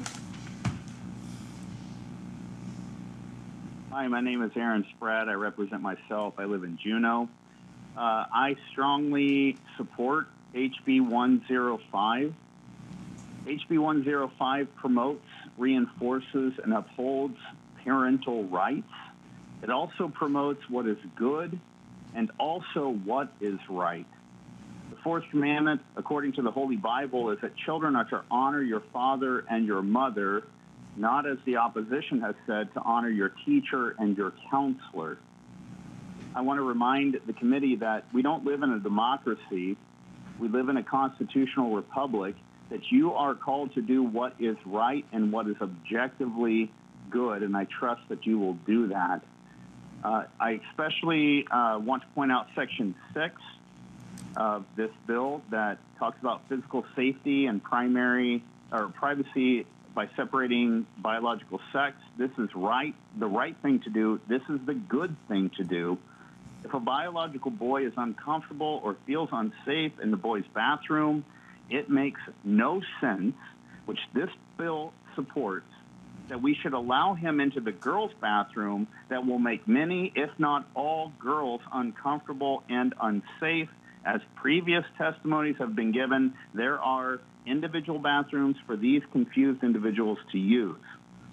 Parents, we must wake up, especially Christian parents. I implore you to remember what you've heard from the opposition to this bill, that they have in fact pulled back the veil and given you quite a bit of clarity on what they believe and teach about your child. This bill is trying to stop that which is already going on, and parents should pay attention and perhaps pull their kids out. If this bill fails, pull your children out of the schools, the public schools. Don't let your children be anywhere near our schools. Thank you, sir. I apologize, but your testimony has come to an end. We're going to move on to the next caller. Thank you so much for calling in. Denial Alt, if you could please put your name on the record, where you're calling from, and your affiliation, please. Good evening. This is Danielle Alt. I'm calling from Wasilla. My first comment, and I'm speaking for myself, I'll say I owe my parents everything, but neither of them were equipped to make my educational decisions without my input, which is why I oppose HB 105. As a child, my dad used the institution of school and his parental authority to excessively punish me and limit my potential, as was done to him. For example, in elementary school, I was tested into a highly gifted program and was not allowed to join full-time because my dad's belief was that it wasn't for people like us. The priority of parental rights over my own rights as the student is called educational neglect, and it was completely legal. My mom was not much better of an advocate because her mother and grandmother were boarding school survivors, and she herself was discriminated for being native in Anchorage schools. I was just reading an account of how my great-grandmother's infant brother, who like her was orphaned, bore lifelong scars from the harsh chemicals he was washed with to, quote, get the Indian stink off him. The scars of forced assimilation are not always physical. Much as we understood that boarding schools and forced assimilation in order to receive access to education were harmful for children, families, and our communities, as a historian, I believe the passage of HB 105 would have a similar legacy of aggregate effects felt across generations. Grief for the gender non-conforming Alaskans that will undoubtedly die prematurely from the trauma of being misgendered and forced to assimilate, much like my own relatives that I'm striving to speak for today. This is what genocide looks like across time. Passage of this bill affirms rights parents already have, rights like the ones my dad had decades before this bill was drafted, rights that were never denied him, although I wish they'd had. Thank you. Your testimony and your 2 minutes is up. I appreciate you calling in. The next person we have is Mark Amat. If you could please put your name on the record, where you're calling from, and your affiliation, please. Yeah, this is Mark Amat in the White Mountains, north of Fairbanks. It's still snow here. When's it going to melt? I thought spring was supposed to come. Are you there? Yes, if you can begin your testimony, if you could speak to the bill, that would be appreciated. Well, I'm representing the administration of the universe. I'm not here to judge in any punishment, only an observation. There's good points on both sides. It would take me way too long to try to correctly divide all this. But I think a lot of the great threat against the family is self-gratification, the modern pleasure mania, and I think it's MANIA, and sex indulgences. And I can't even believe we're talking about this. Pleasures and sexual things, it just blows my mind. For me, God loves us all. He really does. He just doesn't like the sin. And a lot of times, we're lost, or we have errors, or there's mistakes or sin or iniquity. And he loves the people. He loves the person, but he just doesn't like the mistakes. And many times we like to blame others for our problems. In reality, we've been led astray by our own natural tendencies. There was a man long ago, didn't he say the human heart is deceitful above all things and sometimes even desperately wicked? How easy is it to fall into self-deceived, fall into foolish fears, diver lusts, envious slaves, malice, and even vengeful hatred. Sir, can you please speak to the bill? HB 105, please. Well, I think this has to do with the bill. It has to do with our conscious and our subconscious. And I think what we're doing, ma'am, is we're putting all the, we see linear and divergent in one side of our brain, facts and material, and we have feelings and emotions in the other side. Thank you, sir. Your 2 minutes is up. We do appreciate you calling in. We're going to move to the next caller. Brittany Tompkins, if you could put your name on the record, where you're calling from, and your affiliation, please. Yes.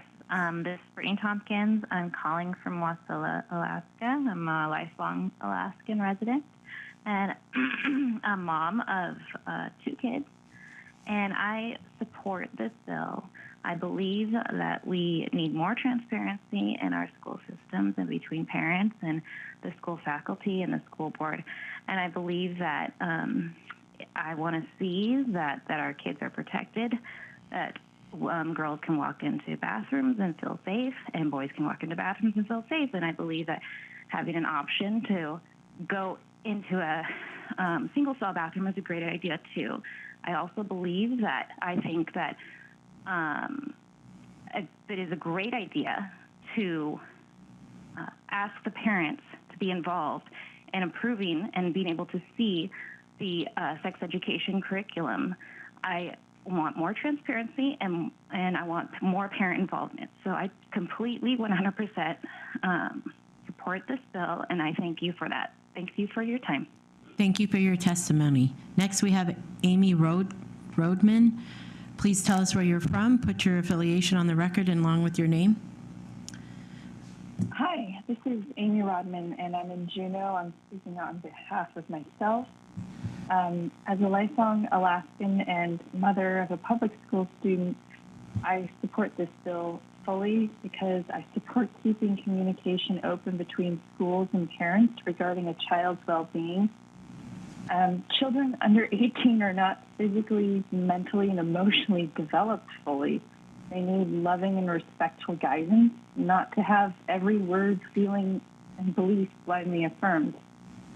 Contrary to the canned rhetoric I'm hearing tonight, the majority of parents in Alaska actually have a pretty good relationship with their kids. They're able to communicate. And I understand that there definitely are some families that are, that experience abuse and dysfunctional communication, among all things. Most of us parents talk to our kids about sex and relationships and morals and physical safety. I believe that locker rooms and bathrooms should be separated by biological sex because bathroom use is for bodily functions that occur between the legs, not by feelings or identities or beliefs. And I also wanted to emphasize that,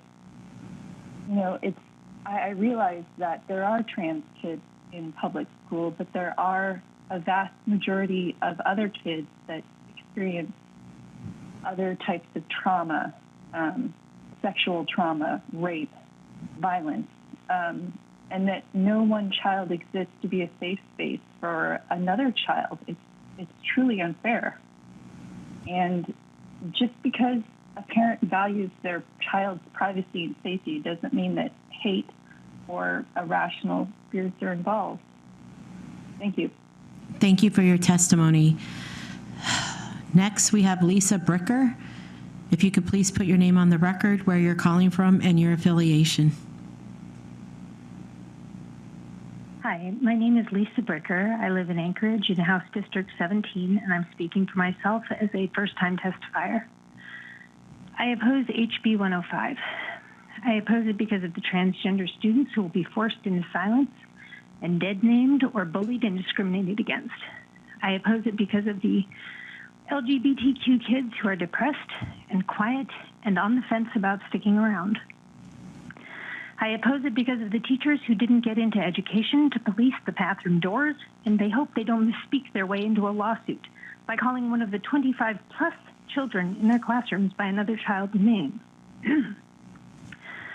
I oppose it because of the overstressed and overworked parents who already have a hard time returning field trip permission slips, but desperately want their children educated. By the way, comparing field trips to sex education that helps prevent sexual abuse in this state is horrifying. I oppose it because of the other adults like myself who see the under-resourced education system straining as more and more pressure is applied and out-migration continues and will ramp up as parents with options opt out of our state because the costs of opting in for their kids is rising. I oppose HB 105, and I strongly encourage you to do the same. Thank you. Thank you. Thank you for your testimony. Next, we have Daniel Tweedy. Please put your name on the record, where you're calling from, and your affiliation. My name is Daniel Tweedy. I live in Juneau, Alaska, and I represent myself.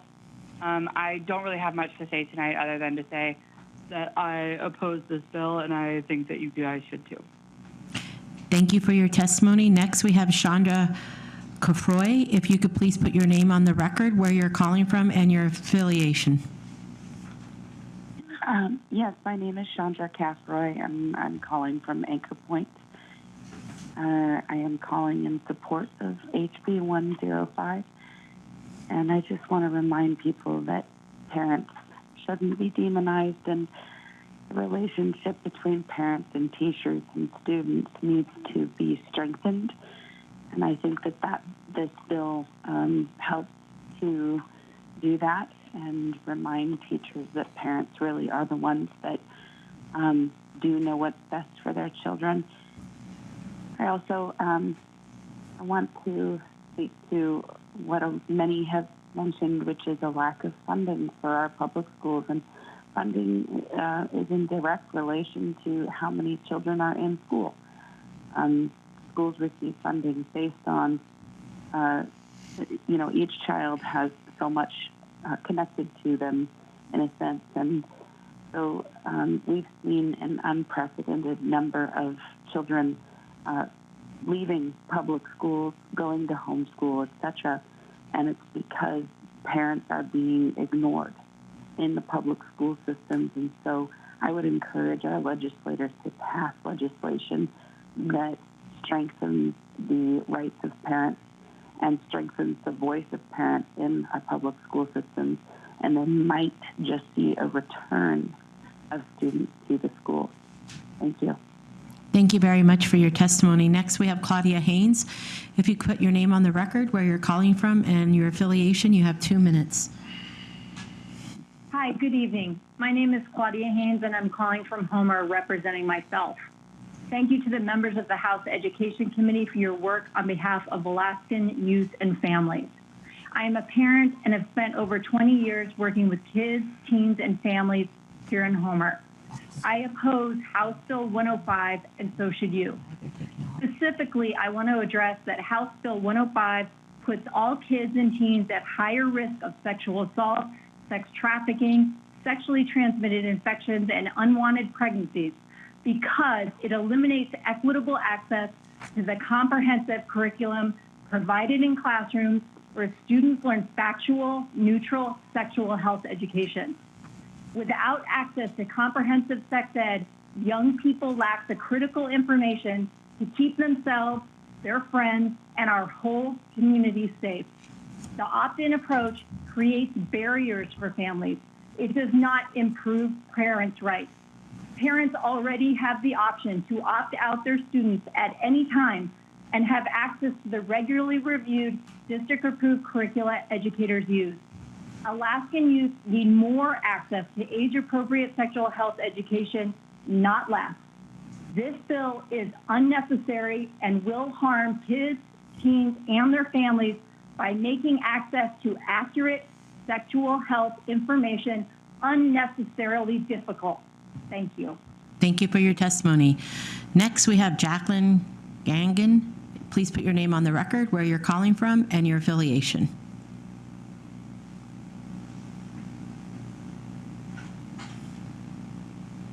Jacqueline, are you on the line? We'll come back to her. Next we have on the line is George Snodgrass. If you could please put your name on the record, where you're calling from, and your affiliation, please. You have 2 minutes.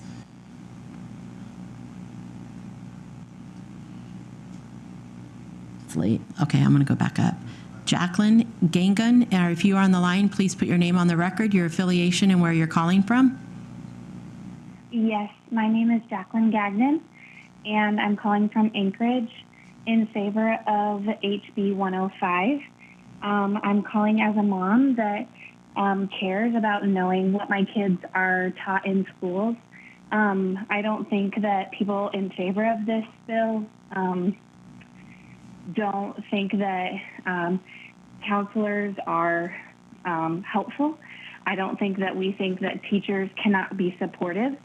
I think that we just think that responsibility relies solely on the parent, and we understand that parents at some times cannot take care of their kids, and there are definitely people in the system that can help and teachers that can help, but ultimately the responsibility should be on the parent, which is why I am in favor of Bill 105, HB 105. I do think permission slips are a vital part of school activities. My child can participate, but they will not participate like if I say that they are not going to. The school should be an extension of the home to train and educate children. The school should be a safe place for all students, especially in the locker rooms and bathrooms. I just want to urge you to please pass this bill, I strongly urge you to do something that is beneficial for the family. This is the reason that you guys are in Juneau, to protect our children, and that is of the utmost importance, and I urge you to do the right thing. Thank you so much. Thank you for your testimony. I just want to state the phone lines are closed. Anybody who is holding, we will hear your testimony tonight. Just be patient. George Snodgrass, please put your name on the record, where you're calling from, and your affiliation. Hi, I'm George Snodgrass. I'm an Eagle River resident for 39 years. I'm in District 23. Hi, Jamie. My wife and I have raised 4 children in public schools, and I currently have 3 of my 8 grandchildren in the Anchorage School District.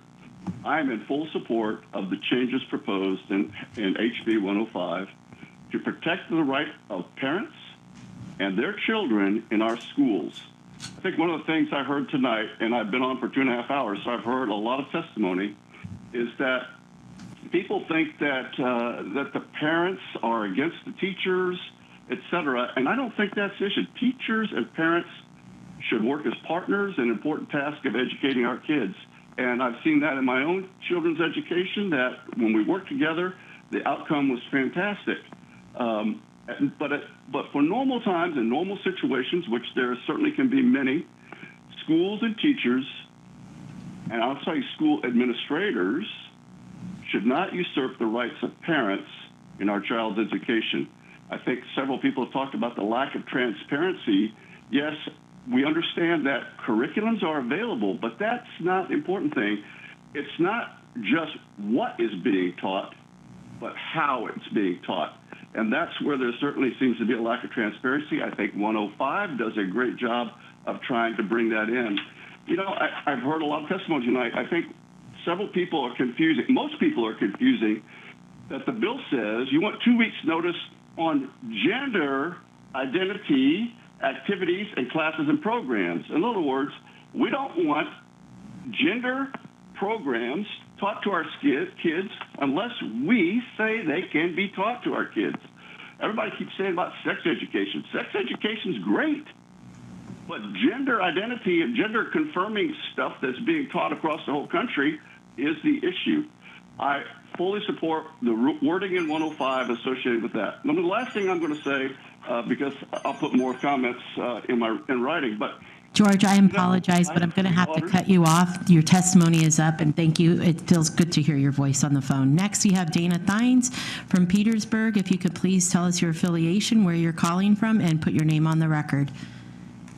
Hello, can you hear me? I can. Go ahead, Ms. Thines. Your testimony can begin. I'm in Petersburg. My name is Dana Tinas, and I'm speaking for myself, testifying for the first time on this bill in support of HB 105.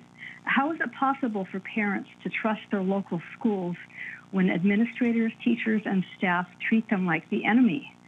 Every year, more parents in Alaska decide not to put their kids in public school at all because they fear what seems to be an agenda to sexualize children at ever younger ages. Children are very impressionable and subject to emotional pressure, not just from other kids, but from the significant adults in their lives. This includes teachers. Currently, our culture seems to allow just one message for them. If you suffer from gender confusion, then you had better change your gender. That is the only answer, the only option. Where's the choice? And no talk is permitted of those people who are detransitioners, who have serious regrets. If we are interested in all perspectives, their experiences and warnings should also be heard in schools. There is much talk of parental abuse, but there is also teacher-on-student abuse, psychiatrist abuse, doctor abuse. It hasn't been so many years ago that lobotomies were standard of care for some types of psychiatric patients. I support HB 105. This bill would hopefully return some autonomy to parents. And I disagree with the gentleman who asserted that no one cares about these cultural issues. Culture determines who and what we are as a people. We should all have a voice. Thank you. Thank you for your testimony. Next, we have Gail McBride. Please put your name on the record, where you're calling from, and your affiliation, and your testimony begins now. My name is Gail McBride. I'm calling from Fairbanks, and I am speaking for myself and my family. I've heard much mischaracterization and much deviating from what the bill actually addresses. And I am in full support of this bill. I'd like to make a couple of points. One is that families are a foundation of society, and parents care more than anyone about their children. It's never, ever good to lie instead of tell the truth. And teachers conspiring with children to deceive the parents, nothing can be worse for our society than that. And so mostly that's my point, that it's never good to lie instead of tell the truth. Parents are ultimately responsible, and they care more and know more about their children than a teacher does. So I support everything in this bill, and I hope too that though there's been many more that have called in opposing it than supporting it, the difficulty in testifying brings out a lot of people. So everyone that I know is in support of this bill. Like previous callers, many people are taking their children out of the schools because of these issues and because of teachers keeping information, lying, saying things, teaching things that parents don't agree with and don't know about. So I think this is excellent. Thank you. Thank you for your testimony. I apologize, but your time is up. We're moving on to the next testifier, Shava Shapira. Please put your name on the record, where you're calling from, and your affiliation. My name is Hava Shapira, and I oppose this bill. First of all, I want to respond to the fact that many people are referring to testimony in opposition to this bill as canned testimony. The reason it may sound canned to you is because we've been waiting for hours to testify. Second, I want to respond to the idea of people saying parents are taking them out and this is for parents' rights. We have heard hundreds of people call in and oppose this. Parents of children in the Alaska school system, children in the Alaska school system, graduates of the Alaska school system who oppose this bill. The majority of people oppose this bill. You are representatives of the people of Alaska, and you should listen to what we are saying. I was born and raised in Alaska. I'm an attorney, I'm a Jew, I am queer, and I'm heartbroken by the actions of the legislature to let it get this far. It took literally hundreds of calls before I was able to get through tonight, but here I am to testify about this because this is a life and death issue for the youth of Alaska.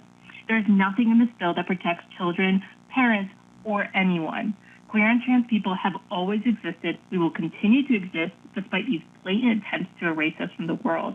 We have seen how this will really affect our community. It will create a culture of chaos and a shroud of fear and encourage people to leave Alaska. If you actually cared about Alaskan youth, you would guarantee housing, safety, food, and healthcare for all of them, not try and stop them from getting education. Trans and queer youth deserve more than safety. They deserve dignity and respect. And our rights are not a scarcity. These rights will not affect cisgender and heterosexual students. It is not something that we have to be afraid of. There's enough dignity for everyone. We will not passively beg for our rights. We will continue to show up and demand that every queer and trans Alaskan is guaranteed life and liberty. And I hope this did not sound canned to all the supporters who are on the line, because we will continue to show up and fight. Thank you. Thank you for your testimony. Next, we have Amanda Spratt. Please put your name on the record, where you're calling from, and your affiliation. Yeah, my name's Amanda Spratt. I'm in Juneau, representing myself, and I'm in full support of HB 105. This needs to be clearly understood. Sex ed of today is not merely teaching children about their changing bodies, reproduction, and STDs. These new programs aren't designed to inform children about natural processes and how to keep themselves healthy and safe. These new programs are first and foremost meant to promote an ideology, a new ideology, one completely at odds with purity and decency and even truth. These programs are being used to indoctrinate our children into a perverse and ungodly worldview with sex and sexuality at its core. Schools that promote these programs are challenging parents for the hearts and minds of their children, more specifically for their very souls. In our country, in our state, and this extends even to our government schools, we are guaranteed religious freedom. There are many students within our school districts whose religions have polar opposite teachings about sexuality than what's being taught as acceptable and praiseworthy within our schools. Schools are then usurping the parents' authority to instill the values taught by their own religion. A focus on student sexuality has no place in education. Sexual preferences and fetishes of students and of teachers, for that matter, should remain private and should certainly not be discussed or celebrated in school settings. Here's what you need to remember. Our children are ours. Parents send them to school to be academically educated. Controversial social issues and experiments have no place here. Adults within a school building should be regarded in the same manner as adults outside of a school building when it comes to their interactions with minors. If it would be regarded as grossly inappropriate for any other adult to have discussions about sexuality and sexual exploration with someone else's minor child, or to keep secrets sexual in nature with them from their parents, what makes it acceptable in a school setting? These examples will be criminal outside of a school setting. They should be criminal within our schools as well. I've had enough with the God complex many teachers, administrators, and counselors, and even politicians have. Many think they know better than parents about what is best for their children, but the bottom line remains, teachers, these are not your children. Ms. Spratt, your testimony has come to an end. If you wanted to finish it, you can absolutely email us. Next, we have Will Muldoon. If you could please put your name on the record, where you're calling from, and your affiliation. Yeah, thank you, Madam Co-Chair. My name is Will Muldoon, and I serve on my local Board of Education, Central Labor Council, Parks and Rec Advisory Committee, and the Will Muldoon Adopt a Highway Safety Committee and the Disability Law Center, but I am calling on my own behalf. I oppose HB 105 for the reasons that Ms. Blount, Ms. Shorts-Rhodes, and Ms. Persican all stated in regards to the dismantling of Breeze Law. That is my primary concern. The night is getting late, so I will be brief and wrap up. I would like to thank the members of the committee for sticking this one out, and particularly the co-chairs for being such fierce allies of our queer and trans youth.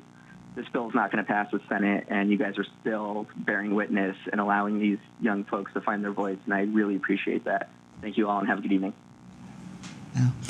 Thank you. And again, I just want to repeat, this is for first-time testifiers.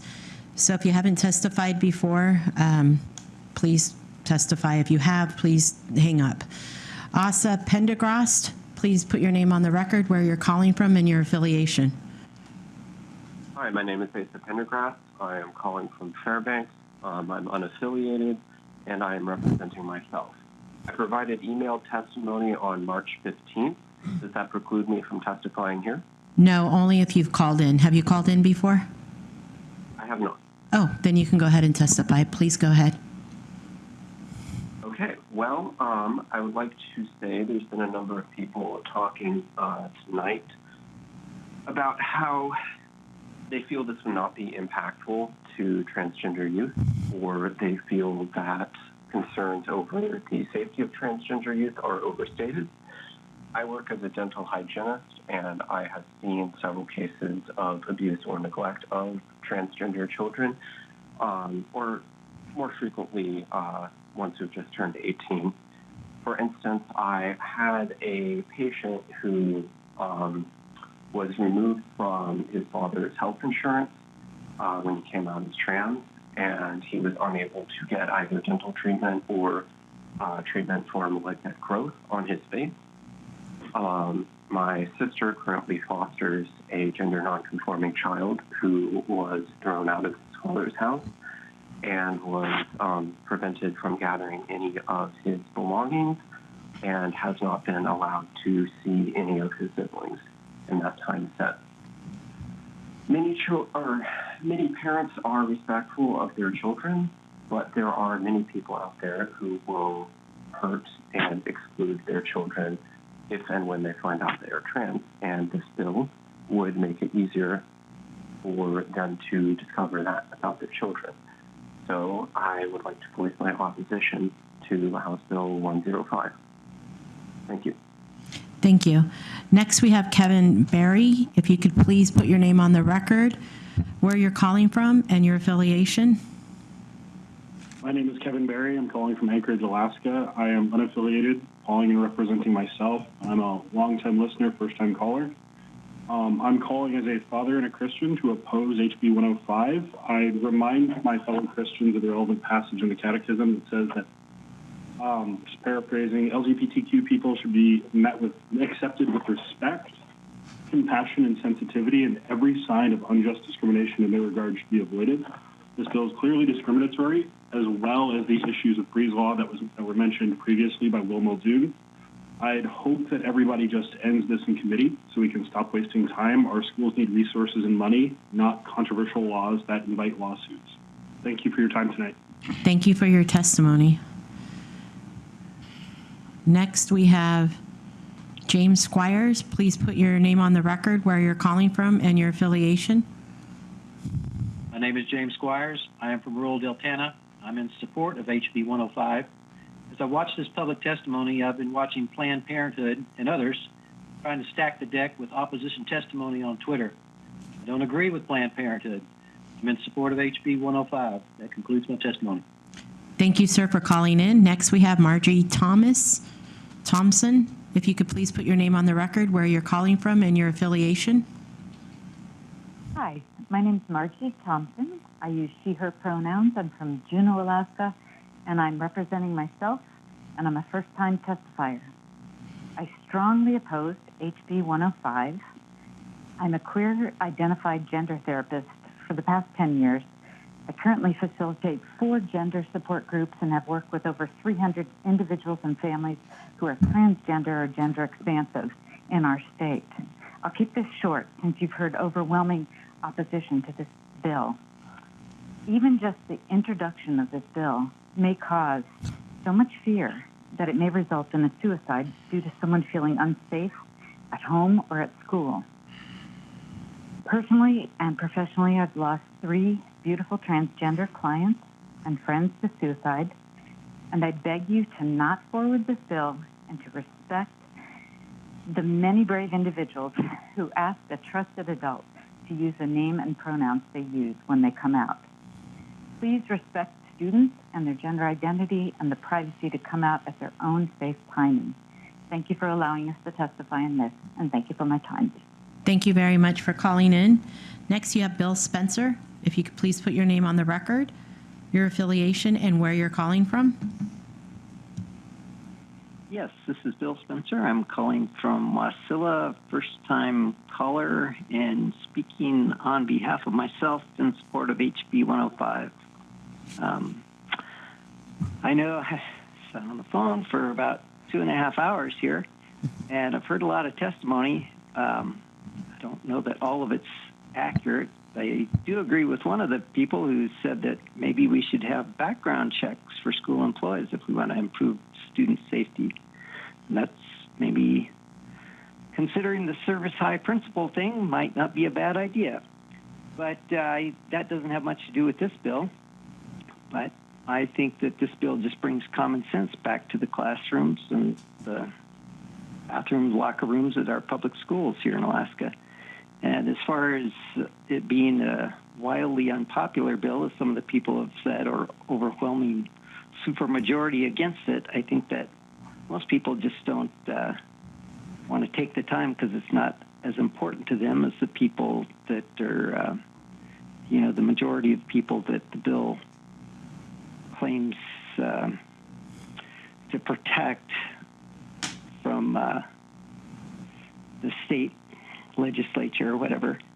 I don't think it's as important to some people as others. And so that's why there's not willing to spend so much time on the phone to testify about it.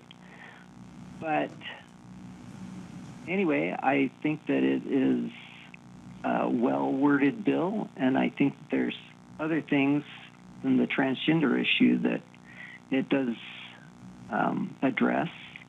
And the main thing is, for me, while not all parents are going to be involved or interested in their kids' education, I think the ones who want to be involved and are involved have the right to know what's going on in the classroom. And Anyway, Thank you. 2 minutes up. Thank you, sir, for your testimony. We appreciate your call. Next, we have Ivan Hodes. Could you please put your name on the record, your affiliation, and where you're calling from, and begin your testimony? Hi, good evening. My name is Ivan Hodes. I'm a resident of Anchorage, Alaska, District 15, and I'm calling only on behalf of myself to speak in opposition to House Bill 105. And this opposition is not based on a misunderstanding of the bill, as some lawmakers have suggested, but rather on an understanding of its actual intent. Many testifiers this evening have expressed their concerns with the bill. As a former educator, all I can do is agree with all those concerns. But I would like to offer a different perspective as a member of a religious minority that has in the past faced the kind of discrimination and indeed dehumanization that undergirds the intent of HB 105. I'm calling to voice my solidarity with Alaskans who belong to sexual identity and gender identity minorities. In my faith, we recently celebrated Passover, which is a commemoration of liberation from oppression. At every Passover, Jews around the world are called to remember that our work is not done until all people are free from repression. And this bill, 105, is a mechanism for suppressing the right of sexual and gender minorities to be true to themselves and their own country. I ask the legislators assembled here, imagine a bill that targeted you because of your faith. Imagine a bill that restricted what bathroom you could use because of your faith. Imagine a bill that restricted what sports teams you could join because of your faith. Would you want to be treated that way? If the idea of being treated like that shocked your conscience, consider that this bill does the same thing to kids who belong to those sexual identity and gender identity minorities. In solidarity with them and with oppressed people all over the world, I urge all of you to vote against House Bill 105. Thank you. Thank you for your testimony. Next, we're going to go to Kesa Batsheva. If you could please put your name on the record, where you're calling from, and your affiliation. Hello, my name is Katya Batisheva. I'm calling on my own behalf, and I'm calling from the city of Anchorage, and I'm calling in strong opposition to House Bill 105. This is my first time testifying, and I firmly believe that this bill will harm queer youth in the state of Alaska, because legislation like this has done much harm to me personally. I am a Russian immigrant who is happy and proud to call Alaska my home. And in 2013, my home country passed a very similar law, an anti-gay law that prohibited quote-unquote LGBT propaganda among minors. The government officially called it for the purpose of protecting children from information, advocating denial of traditional family values, which must sound familiar to all of you. Well, that law, just like this bill, tried to hide behind family values and parental rights. What it did in reality is alienate and isolate queer youth, get rid of resources that would support queer youth, and cause trauma that queer kids might carry for the rest of their life. When I was a queer teenager living in such a country, there were no adults I could come to for support. While straight students who have talked to counselors and teachers about their relationships, I couldn't. I had no support at school, I had no support at home, and I was the victim of domestic violence from my stepfather who, among many things, used abusive homophobic language against me and has threatened to murder me. And parents who are concerned why their kids wouldn't disclose their identity to them, consider this. Maybe they don't feel safe, because that abuse happened to me when I was not even out. I don't know what would have happened to me if he knew about my identity, but it is safe to assume that there is a high probability I would not be here testifying today. I do not want anyone, regardless of gender or sexual orientation, to experience such alienation and violence, because nobody should have to choose between safety and being their true self. Youth should be able to access and discuss information and resources about dating, relationships, sex, identity, consent, and so I urge my fellow Alaskans to keep up the good fight for a better future for LGBT youth. Thank you very much for your testimony. Your 2 minutes is up. Next, we have Guy Harris. If you could please put on the record your name, where you're calling from, and your affiliation. Hello, my name is Guy Harris. I am residing in Anchorage, Alaska, and I wanted to start by saying I am representing myself, and I am a gay, white, cisgendered male working towards my master's in social work. I need to be honest, as someone who was born and raised as a citizen of Wyoming, often known for tying their gays to the fence, I struggle to talk about this, even though in my childhood community, I was always accepted. However, my ability to be a part of my own education allowed me to lead discussions about vital issues without question of reference to my gender identity and sexual orientation. It took me issues that once developed into domestic violence to have my own voice heard because I was sick of the abuse. I deeply oppose House Bill 105 as this does not recognize that happy and healthy children need to feel heard, understood, and in control of their own lives. This means letting children understand sexual education, including LGBTQIA+ education, considering that it is difficult to understand appropriate sexual education when you have no guidance. Thank you for your time, and I urge you, do not let Alaska become another state that is known for tying their gays to the fence. Thank you. Thank you for your testimony. It looks like we missed somebody. I apologize. Kate Johnson, if you could give where your name on the record, where you're calling from, and your affiliation. Hi, my name is Kate Johnson. I'm calling from Sitka, Alaska. I'm speaking for myself as a parent and a community member, and I'm speaking to oppose House Bill 105. I do not believe this bill represents the values and the views of the Alaska that I know. It has instead the support of a small but very vocal minority. We're not Florida. We value freedom, acceptance, and independence. One particular concern I have with this bill is the erosion of the sex education in our public schools. Age-appropriate sex ed programs have a proven record of reducing sexual activity, risky sexual behavior, STIs, teen pregnancies, and even abortion. The sexual abuse statistics in Alaska are abysmal. Appropriate sexual education can also reduce sexual assault and help children report abuse. I'm against HB 105 for many reasons, but mostly because we don't need to leave any of our children more vulnerable than they already are. I thank you guys tonight for taking the time, so many hours, to listen to your constituents. Thank you for calling in. Next, we have Juliana Pruitt.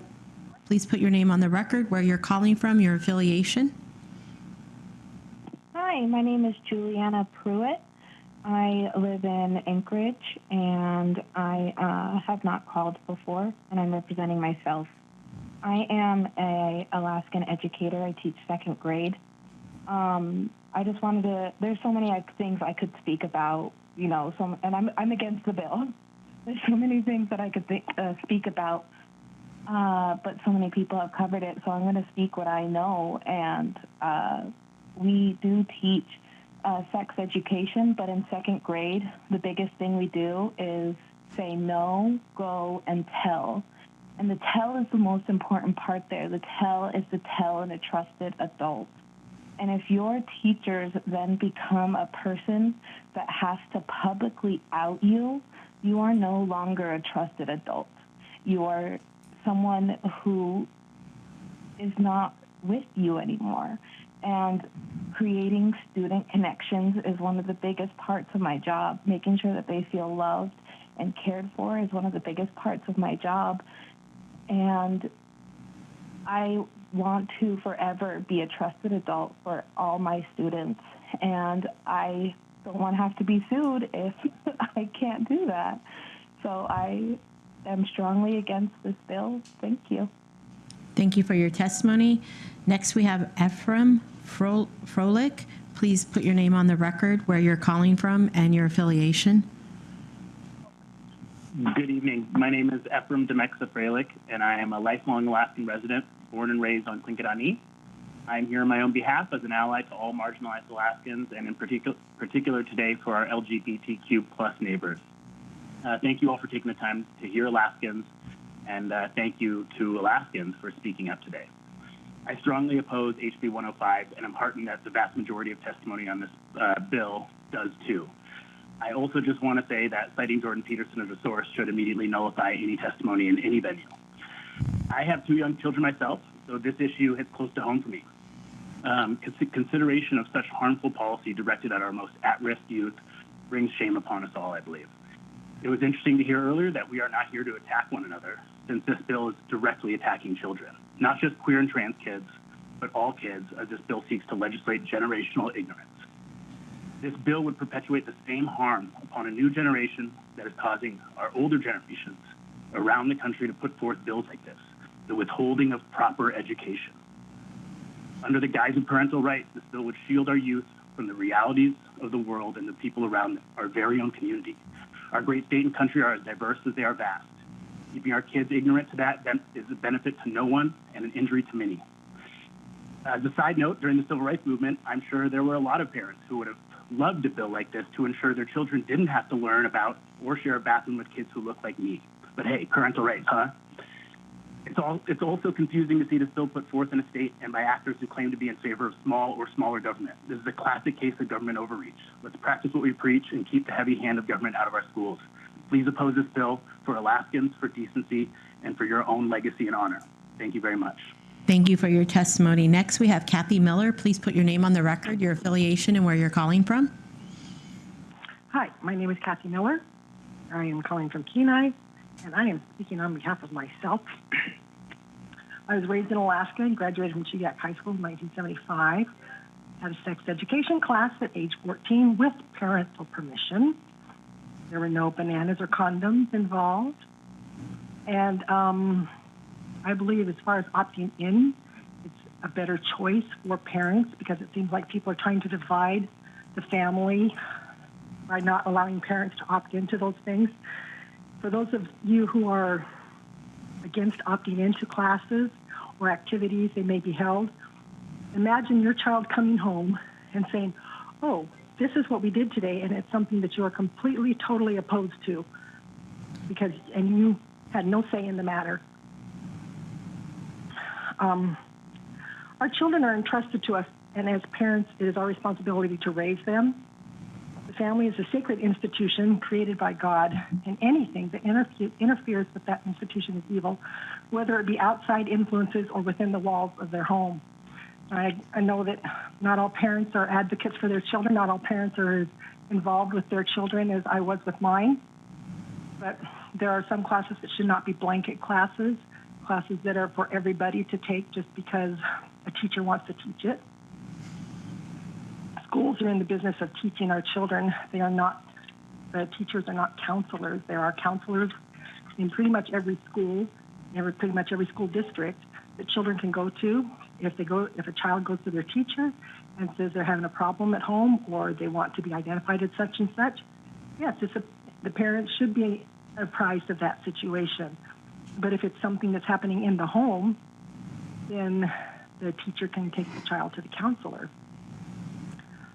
My heart breaks for any child who is confused and or bullied, which is pretty much every child ever born. Thank you for your testimony. We're going to be moving on to the next caller. Lisa Maloney, please put on the record your name, where you're calling from, and your affiliation. Hi, yes, my name is Lisa Maloney. I'm calling from Anchorage. I represent only myself, and I am a first-time caller on this topic. And I would like to be clear that I strongly oppose HB 105. The truth is that not all childhood homes are safe. I know mine was not. Not all parents are safe. One of mine was not.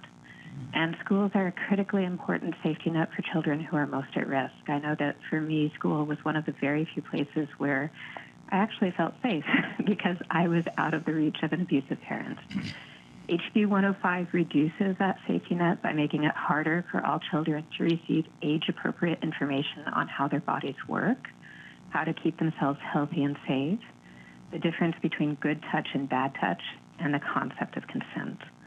That's age-appropriate sex education, and if you think that I am an outlier or if you think that most children don't need access to that kind of information, please consider that statistics from the National Center for Victims of Crime show that 1 in 5 girls and 1 in 20 boys are victims of childhood sexual abuse, and that those statistics also come with a huge disclaimer that they're known to be a gross underreporting. HB 105 doesn't stop there. It also specifically and unfairly targets LGBTQ children by forcing teachers to out them to parents that, I remind you, are not always safe. That's been beautifully borne out by some of the testimony in support of HB 105. I want to be very clear that I do understand and respect that people calling in support of this bill are sincerely advocating for what they feel is best, and that it's absolutely their right to do so. Maybe a few of them would shift their views to unconditional love and acceptance if a child came out to them as LGBTQ. But as I listen, I can only imagine how unsafe an LGBTQ child must feel in a household where the default setting is that their existence is a transgression, a threat, or even cause for panic. I listen to the real-life experiences shared by people who've called in, and I think of how much harm HB 105 could create by forcibly outing those children before they're ready. Thank you for your testimony tonight. Your time is up. We're going to be moving on to the next caller. John Creed, please put on the record your name, where you're calling from, and your affiliation. Yes. My name is John Creed, and I am from Anchorage. I'm representing only myself, a first-time caller. And thank you for the opportunity to testify about this proposed legislation. My wife and I taught for some 30 years at Chukchi College, branch campus of the University of Alaska.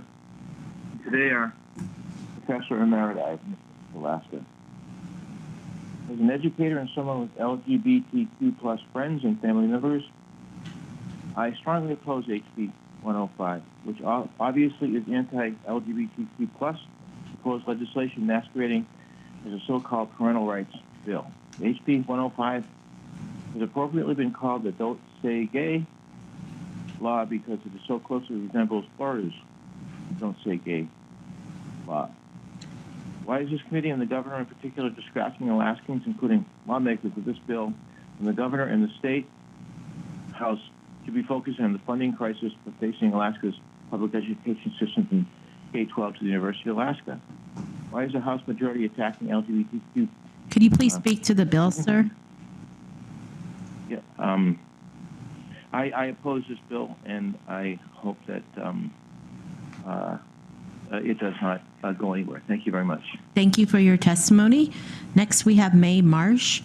Please put your name on the record, your affiliation, and where you're calling from, please. My name is Mae Marsh, and I'm calling in. I'm speaking for myself, my children, my grandchildren, and even my great-grandchildren. I'm calling from Fairbanks, Alaska. I am a first-time testifier, and I am in support of HB 105. As a former Title IX officer and administrator, I encountered educators who believed that they had a right to counsel students regarding abuse and keep their discussions confidential. Under Title IX, that is not allowed. Now, this was for college students, and HB 105 addresses K-12, but so do Title IX and discrimination legislation. Parents are ultimately responsible for their children. Therefore, they have a right to access their children's records and know what is going on with their children. You cannot uncouple rights and responsibilities.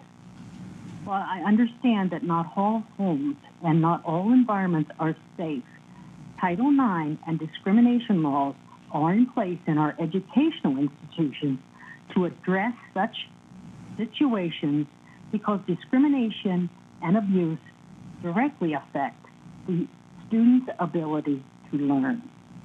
That is why when such incidents and situations are reported to an educator, they have a mandatory obligation to report the abuse to the Title IX office or to state officials. While much of the testimony I've heard so far has come from individuals who testify that they are or have been abused, the other side of the coin is that we have many good parents in our states. We cannot block the access to our parents who are building good, strong, productive, and caring citizens. Not all of our parents should be stripped. Thank you very much for your testimony. Your 2 minutes has ended. Thank you. We're going to move on to Skylar Evans. If you can please put your name on the record, where you're calling from, and your affiliation.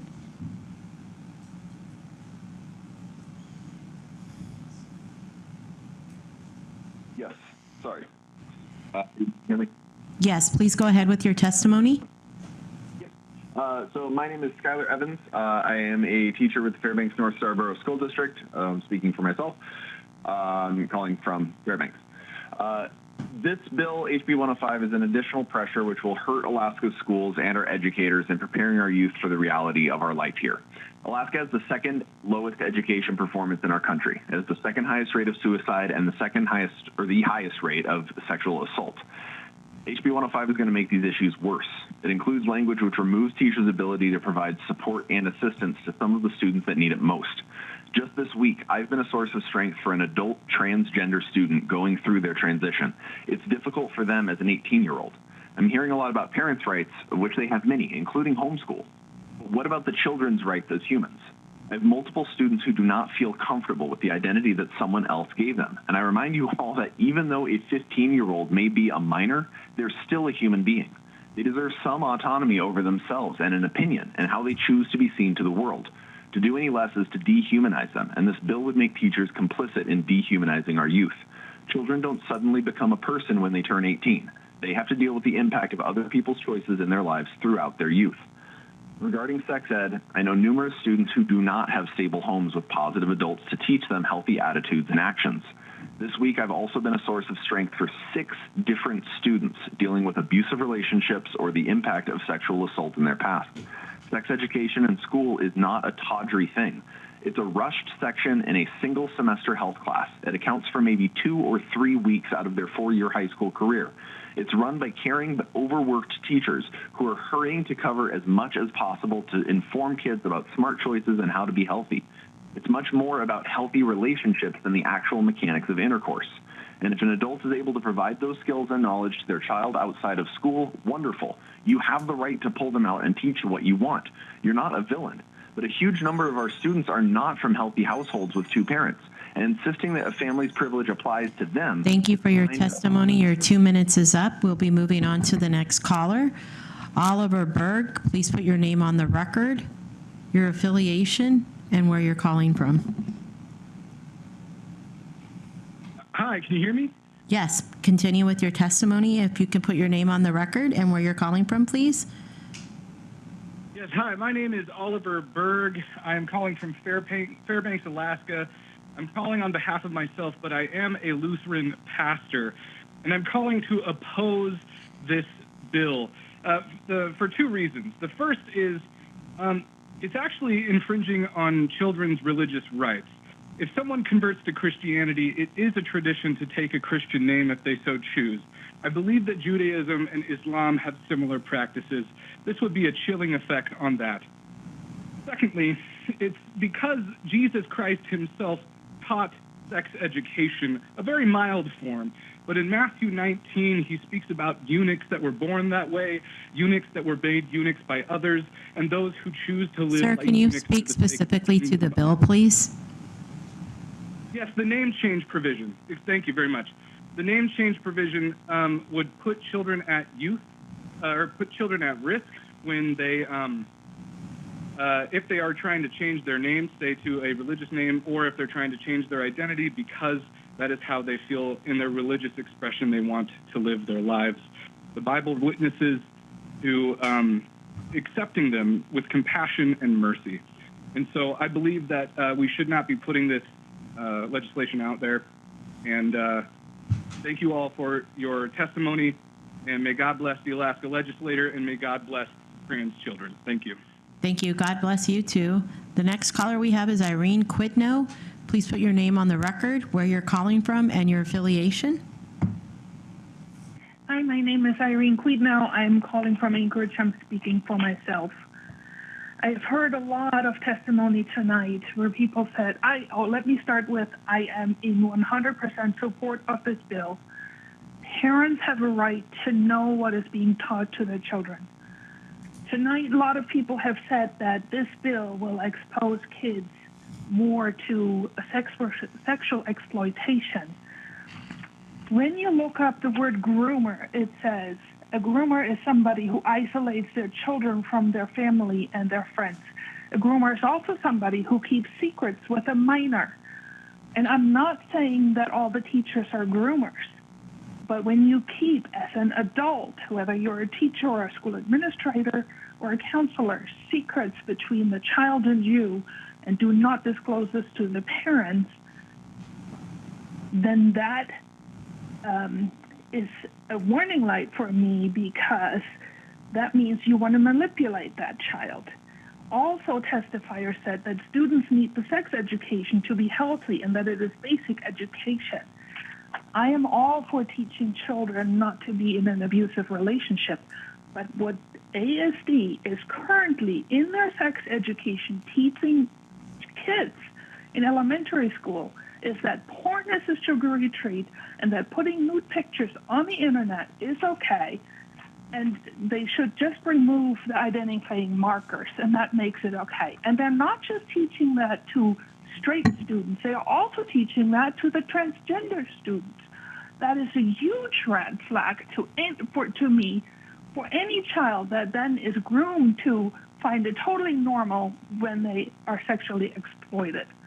And lastly, we have heard testimony where people say, oh, kids know what they want.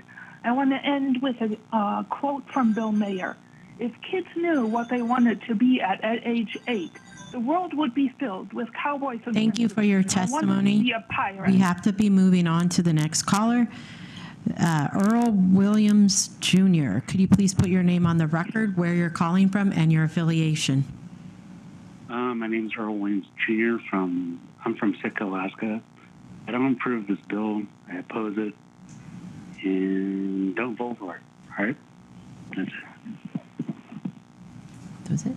Okay. Thank you very much. I appreciate your call. Next, we have Sonaz Safari. Please put your name on the record, where you're calling from, and your affiliation. Hi, everyone. My name is Sonal Safari. I'm calling from Anchorage, Alaska. Thank you for your time so late into tonight. I'm a nurse practitioner, primary care provider that practices in Anchorage, where I live. I have no affiliations, and I'm speaking for myself and for my family of healthcare providers. I'm calling to strongly oppose HB 105 in a state so committed to personal freedoms and rights. It concerns me that such bills are being considered.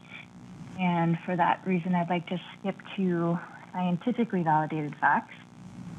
Research shows that quality sex education programs help young people delay the start of sex, reduces how many people they have sex with, it reduces the number of partners they have, increases condom use and contraception use, helps them avoid unintended pregnancy and STIs.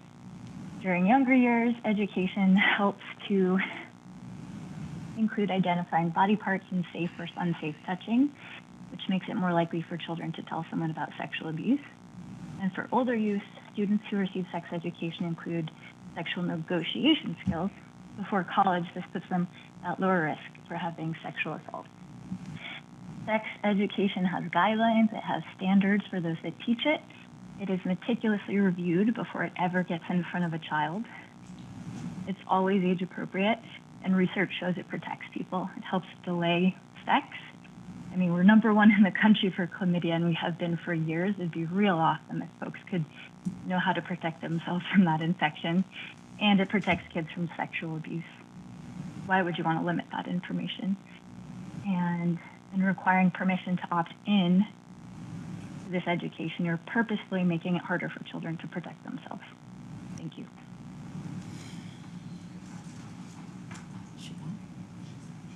Oh, okay. Thank you for your testimony. Next, we have Hannah Warren. If you could please put your name on the record, your affiliation, and where you're calling from.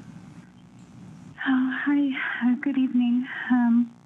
My name is Hannah Warren. I use she, her pronouns. I live in Anchorage, Alaska, which is on the traditional lands of the Dena'ina people. I don't have any affiliations. Let's see. So I'm calling in opposition, strong opposition against HB 105. I do believe that if this bill were to pass, it would forcibly out Two-Spirit and LGBTQIA+ youth, would open them up to discrimination, stigma, bullying towards them as well. It would effectively take away a safe space for those youth, as well as safe and trusted adults, role models for them to look up to as well. And then by also requiring the opt-in for sex ed, that causes unnecessary barriers for not just the districts, but then also for teachers and parents and students as well. And then it will also lead to increase in STIs, unintended pregnancy, and HIV as well. I do believe that this bill is an injustice to our youth and in future generations as well. Thank you. Thank you for your testimony. Next, we have Rebecca Ames. If you could please put your name on the record, your affiliation, and where you're calling from. Hi, can you hear me? Yes, go ahead with your testimony, please. Hi, my name is Rebecca Ames. I'm a resident of Wasilla. I'm representing myself, and this is the first time that I've testified to oppose this bill. I'll be very brief. Several things in this bill concern me deeply, but I want to specifically speak to the section that requires written permission from a parent before a child's name or pronouns that are used at school can be changed. This section alone is going to put many trans, non-binary, and gender non-conforming children in danger at home. Additionally, schools should really be a safe place for all children. This bill would make school unsafe for an already very vulnerable population. I strongly oppose HB 105. Thank you for your time. Thank you for your testimony. Next, we have Alex Varsekian. If you could please put your name on the record, where you're calling from, and your affiliation. Hi, yes. My name is Alex Varsekian. I am calling from Juneau, and I am representing myself. I am calling to put on the record my strong opposition in House Bill 105. As someone who works in reproductive health care, comprehensive sex education in schools is a must. Reducing sexually transmitted infections and unplanned pregnancies in teens and creating a foundation for those teens to make informed decisions throughout their lives. School should be a place that is safe for all students and for everyone to feel protected and free to be themselves. Please oppose this bill and stop wasting the time and limited resources that we all have by continuing to have these unnecessary conversations. We all oppose this bill. Thank you so much for your time. Thank you very much for your testimony. Next, we have Emily Sullivan. If you could put your name on the record, where you're calling from, and your affiliation, please. Hi, this is Emily Sullivan. I'm calling from Anchorage, Alaska on Dena'ina lands. I'm affiliated with myself and first-time testimony. I strongly oppose HB 105 in favor of because I favor the safety and rights of trans youth in Alaska.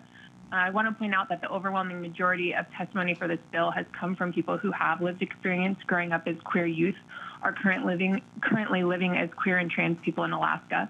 This bill is being touted as a parental rights bill, but what it really does is target trans and queer rights.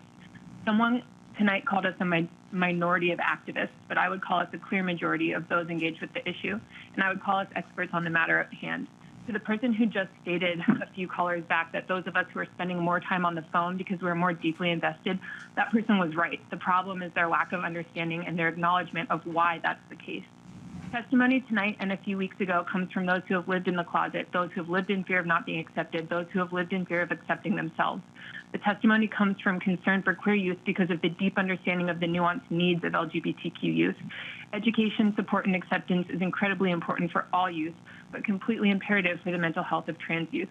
Why? Because society is not a safe place for them. The goal of this bill is to make Alaska an even less safe place for them by negating queer students' rights to privacy, safety, and support. It's clear from the ongoing testimony that the majority of Alaskans firmly oppose this bill. I hope the legislature will listen, really listen to the many experts who took hours and hours out of their day tonight and a few weeks ago to call in and testify. Thank you for your time. Thank you for your testimony. Next, we have Emily Gebel. Please put your name on the record, where you're calling from, and your affiliation. Hello, my name is Emily Gable. I'm calling from the Valley in Juneau. I'm the mother of two girls, calling on behalf of myself and them. In essence, HB 105 codifies principles that have always been part of natural law: the right to privacy, the right to safety, and the right of parents in most cases to be their children's guardians. Numerous testifiers before me have focused on the notion that parents are not the best guardians of their children. I find this perspective appalling and hubristic, especially in a public school teacher. By focusing on the exceptional cases where children are abused by their parents at home, for which situations there are societal safety nets, they seek to flip the principle so that teachers and schools are thought to know what's best for children. This is completely ignoring the fact that there are likewise exceptional cases where teachers and even schools are extremely abusive. We saw this recently in Loudoun County, Virginia. Further, the idea that school staff may conceal what they are discussing with students from parents ignores the fact that these subjects aren't just academic in nature, but deeply sexualize the students. Bullying does happen in multiple directions, with students being pressured by peers and adults to adopt a trans persona. A simple principle all wise parents I know have as a measure to protect children from sexual abuse is that we encourage our children never to keep secrets from us, from another adult. Keeping secrets is how grooming happens. Successful kids, trans or not, have involved parents. The idea that we should sacrifice safe spaces where girls are vulnerable and may be naked in deference to a popular new fiat is cowardly. Frankly, it erases the rights of my daughters. It erases women. It matters if trans students are being bullied in restrooms, but there are less crude instruments that may be used to thread this needle, such as having gender-neutral rest bathrooms, which do exist or may be added. If this bill does not pass, it will continue to support the trends that have led to Alaska's leading the nation in sexual abuse of women and continue our institutional preference of ignoring the voices of women who have been assaulted. I respectfully ask that this bill receive support and be speedily passed through committees. Thank you for the chance to testify. Thank you very much for your testimony. Next we have, go back up here, Erica Watson. Please put your name on the record, where you're calling from, and your affiliation. Hi, my name is Erica Watson, and I'm calling from McKinley Village, just outside of Denali Park. I am unaffiliated, calling on behalf of myself. I use she, her pronouns. I am an auntie, and I've worked in various capacities as an educator for both children and adults. I'm calling in strong opposition to HB 105. You've heard from a number of Alaskans explaining why targeting vulnerable young people is a bad idea based on lived experiences and extensive research. And I'm calling to simply add my voice in solidarity with queer and trans Alaskans and allies who believe that it is our duty as caring adults to support and provide resources for the young people in our lives as they grow into their truest and fullest selves. This afternoon, I read a quote from a writer named Frida Berrigan that resonates, and I want to share. How can I be a parent who is learning alongside my marvelous child rather than imposing my vision of the world on her little shoulders? I think this speaks to us not only as parents, but aunties, uncles, educators, spiritual leaders, any of us who are blessed to be on the part of the villages supporting children on their journey into adulthood. I encourage everyone here this evening to strive to be the kind of adult who a child feels safe expressing their authentic selves with. And if we are not, perhaps focus on our energies on understanding why that might be, rather than pushing demonstrably harmful and overreaching legislation like HB 105. Thank you. Thank you very much for your testimony. Next, we have Scott Hansen. Please put your name on the record, your affiliation, and where you're calling from. My name's Scott Hansen. I'm from Haines. I represent myself. Thank you for taking the time to weigh all this sometimes heartbreaking testimony. I heartily support HB 105. I'm a parent. Our family's 10 children have been enrolled in the largest public school in the state. I believe that children are born to families, not to the state. Parents hold legal and moral responsibility for these children. This bill strengthens the authority of parents to make responsible decisions for their minor children. And teachers only possess authority that's delegated to them over children by the parents. Public schools cannot possibly protect all children either. There's not enough school staff to mentor all children adequately. The state needs to strengthen the vast 24-hour volunteer force called parents who truly hold the greatest sway in children's lives. I believe that healthy influence should be strengthened. I would thank you for supporting this bill, and may God bless you. Thank you, Mr. Hansen, for your testimony. Next, we have Jan DeLand. If you could please put your name on the record, where you're calling from, and your affiliation, please. Yes, my name is Jan DeLand. I'm calling from Anchorage on behalf of myself and my family. I strongly support HB 105. I believe it's adding some common sense guidelines to protect children. I have 4 children myself. I'm very involved in their education and have been following education in general across Anchorage and other places. I grew up in the public schools here in Anchorage, so I was exposed to a lot of things in the public schools myself, like Planned Parenthood's sex education, which their sex education does generally get kids more active earlier than they would have been. And they do have a profit motive. They run the largest abortion chain in America. They make most of their profit from abortion. I have seen many things in the public school when I was in public school, as like teachers inappropriately contacting minors, having parties with them on weekends, communicating with them inappropriately, saying inappropriate things to minors, even having affairs with minors. So the fact that some people are trying to kind of demonize or, distrust parents. I mean, it can go either way with teachers, with educators. Not that I think most teachers are like that. I think most teachers are actually trying to do good, but it's just we shouldn't be trying to,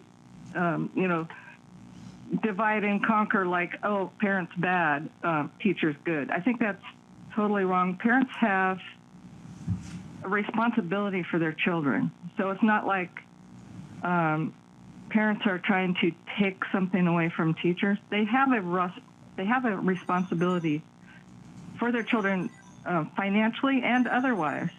Thank you very much for your testimony. Your time has ended. We're going to be moving on to the next caller. Kristen Shoup, if you could please put your name on the record, where you're calling from, and your affiliation. My name is Kristen Shoup. I am from Fairbanks, and I am representing myself. I am strongly opposed to HB 105. I'm a parent of 4 school children. This bill is punitive to students, educational staff, and school districts. Parents' rights do not usurp the inherent worth and dignity of children and their personal rights and freedoms. Children are not baby dolls to be controlled and manipulated. They are independent humans who deserve respect. If a child feels more comfortable being themselves at school rather than their parents, that is not the fault of the schools, but of the parents. And students, educators, and districts should not be penalized for that. That is legislative overreach. And enabling and encouraging parents to sue school districts is shockingly irresponsible when our districts are undergoing budget crises and already having difficulty providing quality educational environments for our students. Also, comprehensive sex education needs to be a standard part of curriculum, not something only to be opted in and shouldn't even be opted out of. We need to be educating students about consent and healthy relationships to reduce teen pregnancy, abortions, STIs, sexual assault, and rape.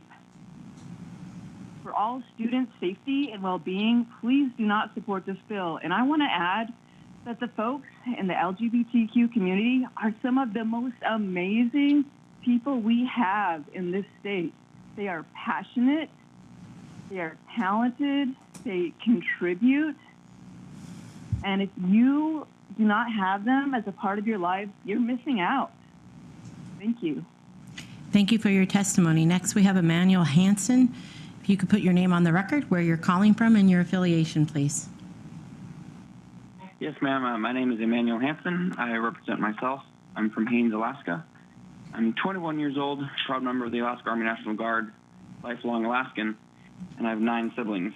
I'm an organized lady who highlighted groomers. Way to go. We were right with you. My oldest sister was almost raped as a young child. My older brother embraced the LGBTQ ideology and took himself out of our family, regardless of our love for him. The sister right above me had a trans man walk in on her and her friends in the women's restroom at the school. I was raped as a 15-year-old. I strongly support HB 105 and parental rights. I applaud this bill. My dad did not have the power to protect my sister or me from the evil in our world. I want to be able to reserve my right to be able to guide and direct my children, and I believe HB 105 will be able to do this. My condolences to everyone who has been raped or abused as I have been. That being said, why shackle healthy families to the corrupt school system? Why force the subjugation of an agenda and ram it down the throats of my generation? My sister was powerless. Section 6 would prevent other biological women and young girls from being taken advantage of. The breakdown of every country can be traced back to the breakdown of the traditional family. I have seen firsthand a young family with 2 daughters who came home and told their father the teacher told them that they would receive extra credit in school if they didn't tell their parents about the material. Why is that? I question the sanity of the school system and what they push on my generation.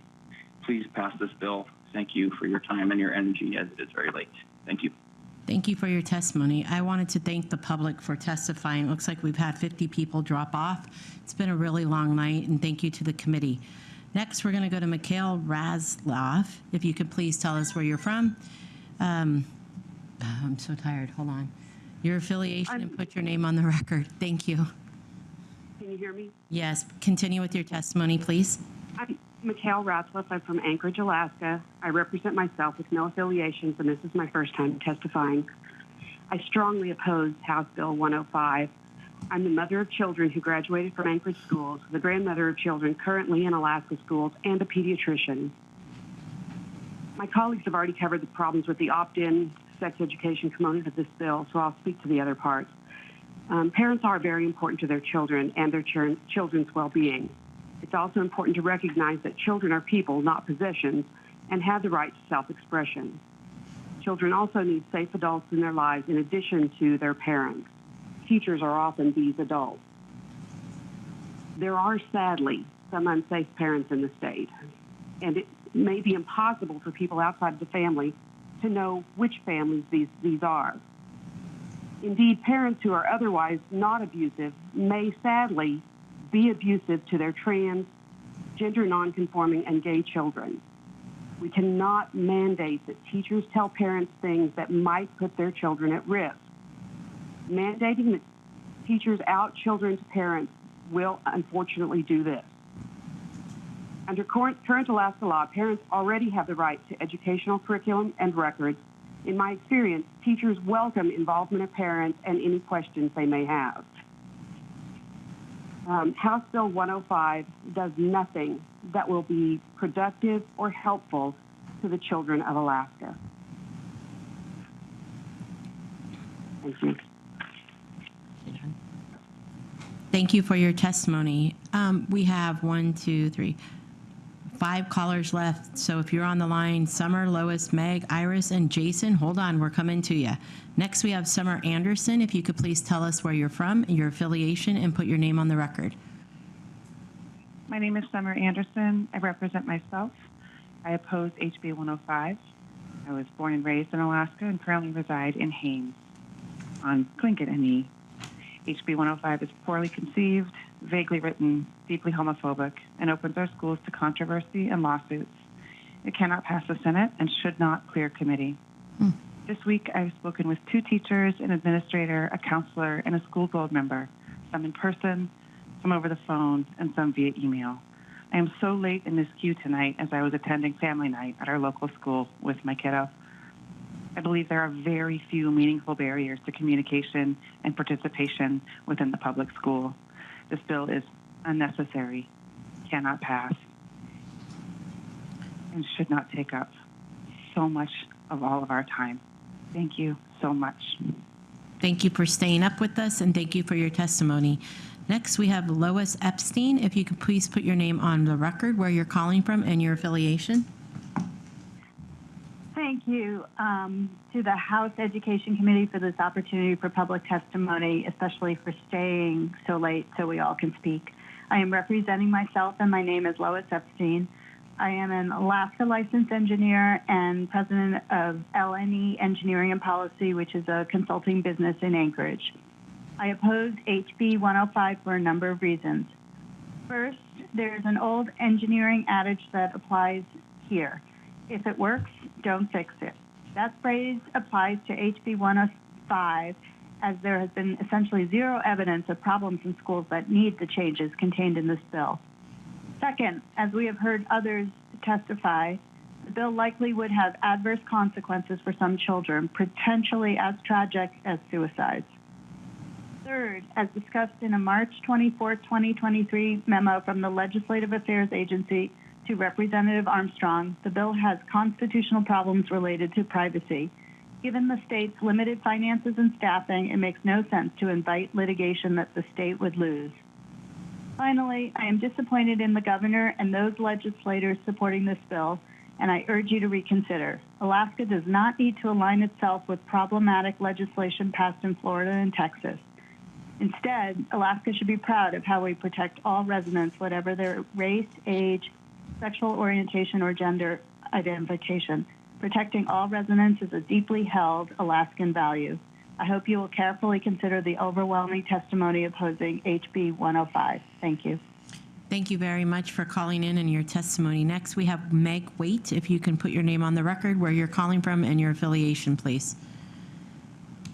My name is Meg Waite. I'm calling from Fairbanks, Alaska. I am speaking on behalf of myself, and I am unaffiliated. I just want to thank the committee for holding this meeting for public comments. I am a student at the University of Alaska Fairbanks, and I actually have homework due very soon. I am strongly in opposition to HB 105. Please vote no. I believe in the separation of church and state and protecting the First Amendment rights of all citizens, not just a select few.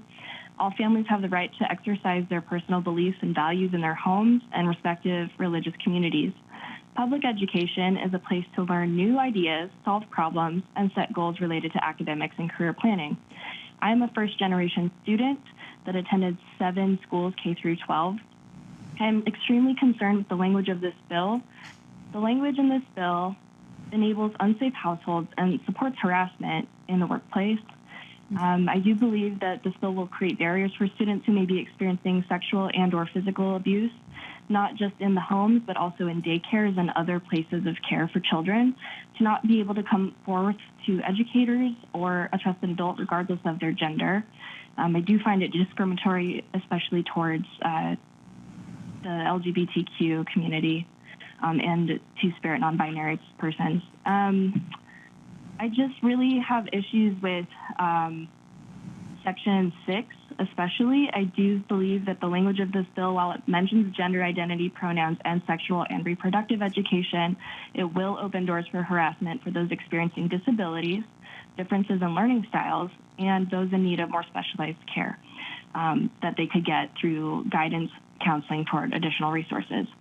If my name is Megan, but I go by Meg, the language of this bill is such that it can be interpreted that an educator or educational support staff may face repercussions for focusing on a student's individuality, that there are differences in opinions between parents, students, and educators.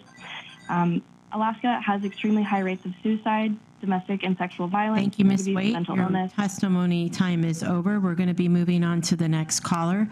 Ms. Williams, if you could please put your name on the record, where you're calling from, and your affiliation, and thank you. You are, everybody deserves brownie buttons for staying up with us. So thank you. Go ahead with your testimony. Good evening, y'all. Thank you so much for staying up for us. This is Iris Williams of Wasilla, Alaska, and I'm representing myself.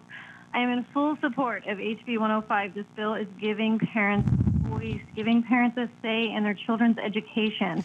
HB 105 would bar public schools from hiding a child's sexual identity or health records from parents, while requiring parental permission before educators discuss any sexual matters with students. The legislation also requires schools to separate locker rooms and restrooms according to biological sex at birth. This should be what we all want. We should want parental involvement. As guardians of their children, parents have the right and they're the most qualified to decide what is best for their children. You know, as I sat at my kitchen table this evening and I watched my children eat their spaghetti dinner, I thought about each one of them, their unique needs, emotionally and educationally. I watched my daughter and I thought about her sensitive nature and how I seek to nurture her and be mindful of what she's exposed to as her brain is still developing. And my son talk about his latest Lego creation and his determination and passion, and how I seek to foster that in him and help him become a citizen that benefits society as a whole. I could go on and on about each one of my 7 kids because I know them and I love them more than anyone else on this earth. And this is the norm. parents as a whole here in Alaska know their children and love them and want to protect them and educate them so they can be strong and healthy citizens. Teachers, administrators, aides, and our government should be full support of this bill. Invite parents in. Invite the experts in. We as parents are the experts on our kids. There should be transparency in public schools, and parents have the right to know what their kids are being taught, and they should not have to worry about an educational system being deceptive to them about their own children. That's scary. So give parents a voice. I support HB 105. Thank you, Ms. Williams, for your testimony. Last but not least, Mr. Robinson, please put your name on the record, your affiliation, and where you are calling from. Yeah, my name is Jason Robinson. I live in Anchorage, Alaska. I'm a father of 5 children. I'm in full support of this bill, HB 105. I'm not sure how this bill really targets the LGBT community, and I appreciate the people who called in to express their concerns. It seems to me that this bill increases the rights of active, responsible parents, and who would want to limit that? It allows me to know what is being taught to my children so that I can either opt in or out of that education. And then, more importantly, I can follow up with them after they've received that education and answer more questions and clarify any concerns they could have. That's a parent's job. And I want to support teachers, not limit them by putting them in a silo where it's them and me. I want to work with them, and I try to do that with my children. I would like to know what the data is about the number of LGBTQ students. It seems like the majority of call-ins say are from students or people who've had past experiences, negative from their family of origin, and my heart goes out to those individuals. But I'm concerned that because of their experience, they're suggesting that they should limit the rights of active, loving parents. I thought about this, and I just want to pose the question: what if the schools conversely adopted a curriculum that was against the LGBTQ identity or that community? Wouldn't the loving parents of LGBTQ students want to know that and want to have access to it so that they could have the option to opt in or out of it? Wouldn't they want to defend and stick up for their students and their children? That's what I'm asking for. I grew up in Alaska in a rural community, and there were a few students who were members of the LGBTQ community. They were known by most of the students, even if they weren't overtly out, but they were safe. And I don't think this bill would have changed that. I think this bill allows parents and students and teachers to be collaborative and to... Thank you, Mr. Robinson. Your 2 minutes is up. We appreciate your testimony.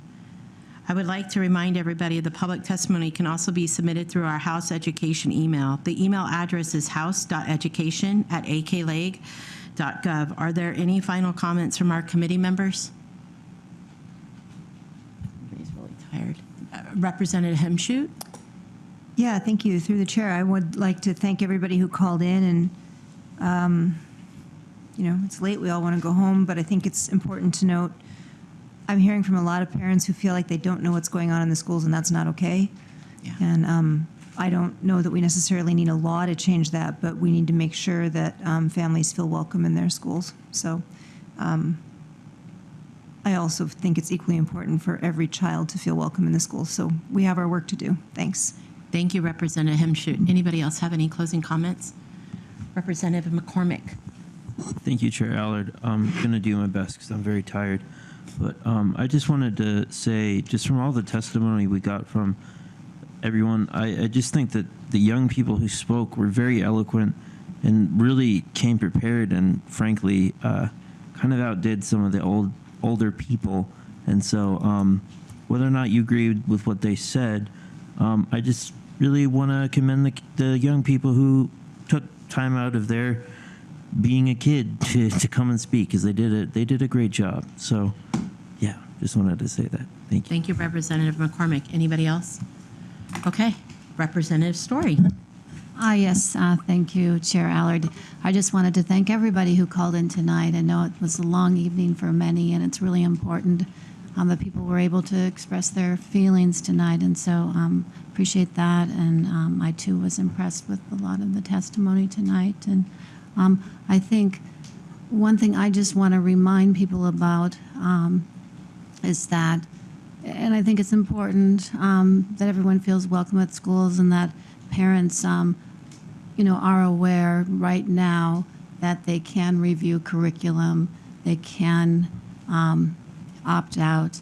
That I just think it's important to know that because some people just sounded like that they couldn't do that right now, and I'm glad that that is an option, and so I think it's really important to be able to look at the curriculum and know that. So thank you. Thank you for your comments. Representative Prox. Yes, I too want to thank everyone who testified this evening. It was all heartfelt testimony, was all directly related to the bill because laws are good or bad according to perception. And they were speaking from their heart. I appreciate that. There was a lot of testimony in both ways. And I do encourage parents to get involved.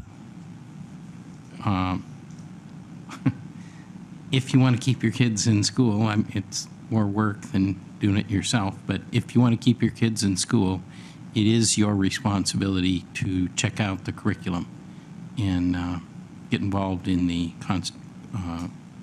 conversation. I was kind of shocked to learn that the policy in the Fairbanks North Star Borough School District does in fact encourage teachers to conceal information from parents. And I can appreciate why that policy is there. I get it. But that's just not acceptable. We have got to do better than that. And this bill isn't going to solve it one way or the other. It is going to require parents taking responsibility for their children. And as imperfect as we are as parents, that's going to work out better than having an institution, because concealing information from parents is grooming. It just is.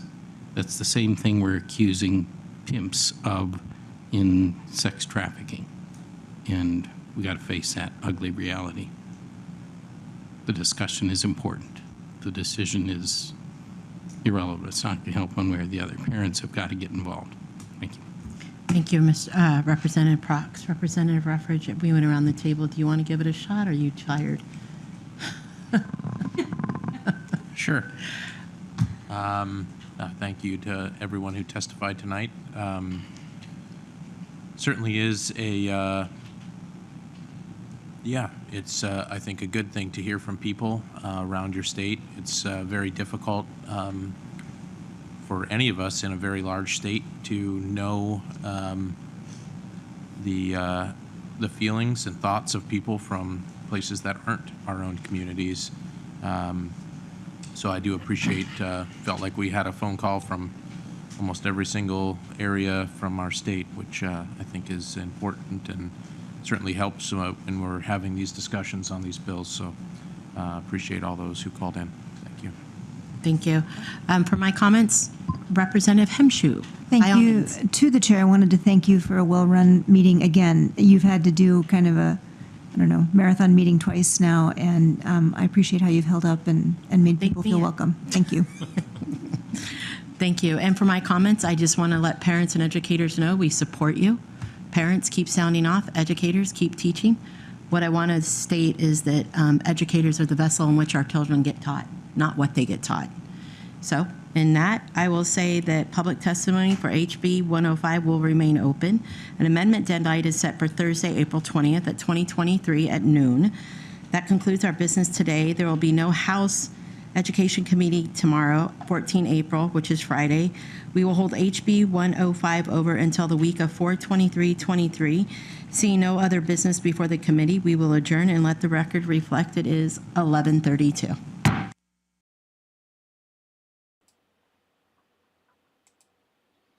All right, thank you guys all for being here today. Hopefully my microphone looks up. There it goes. Thank you guys. I appreciate y'all hanging out this long, this late at night. If you have been here from the start like I have, it has been an extremely long one. and you're probably feeling it just like I am.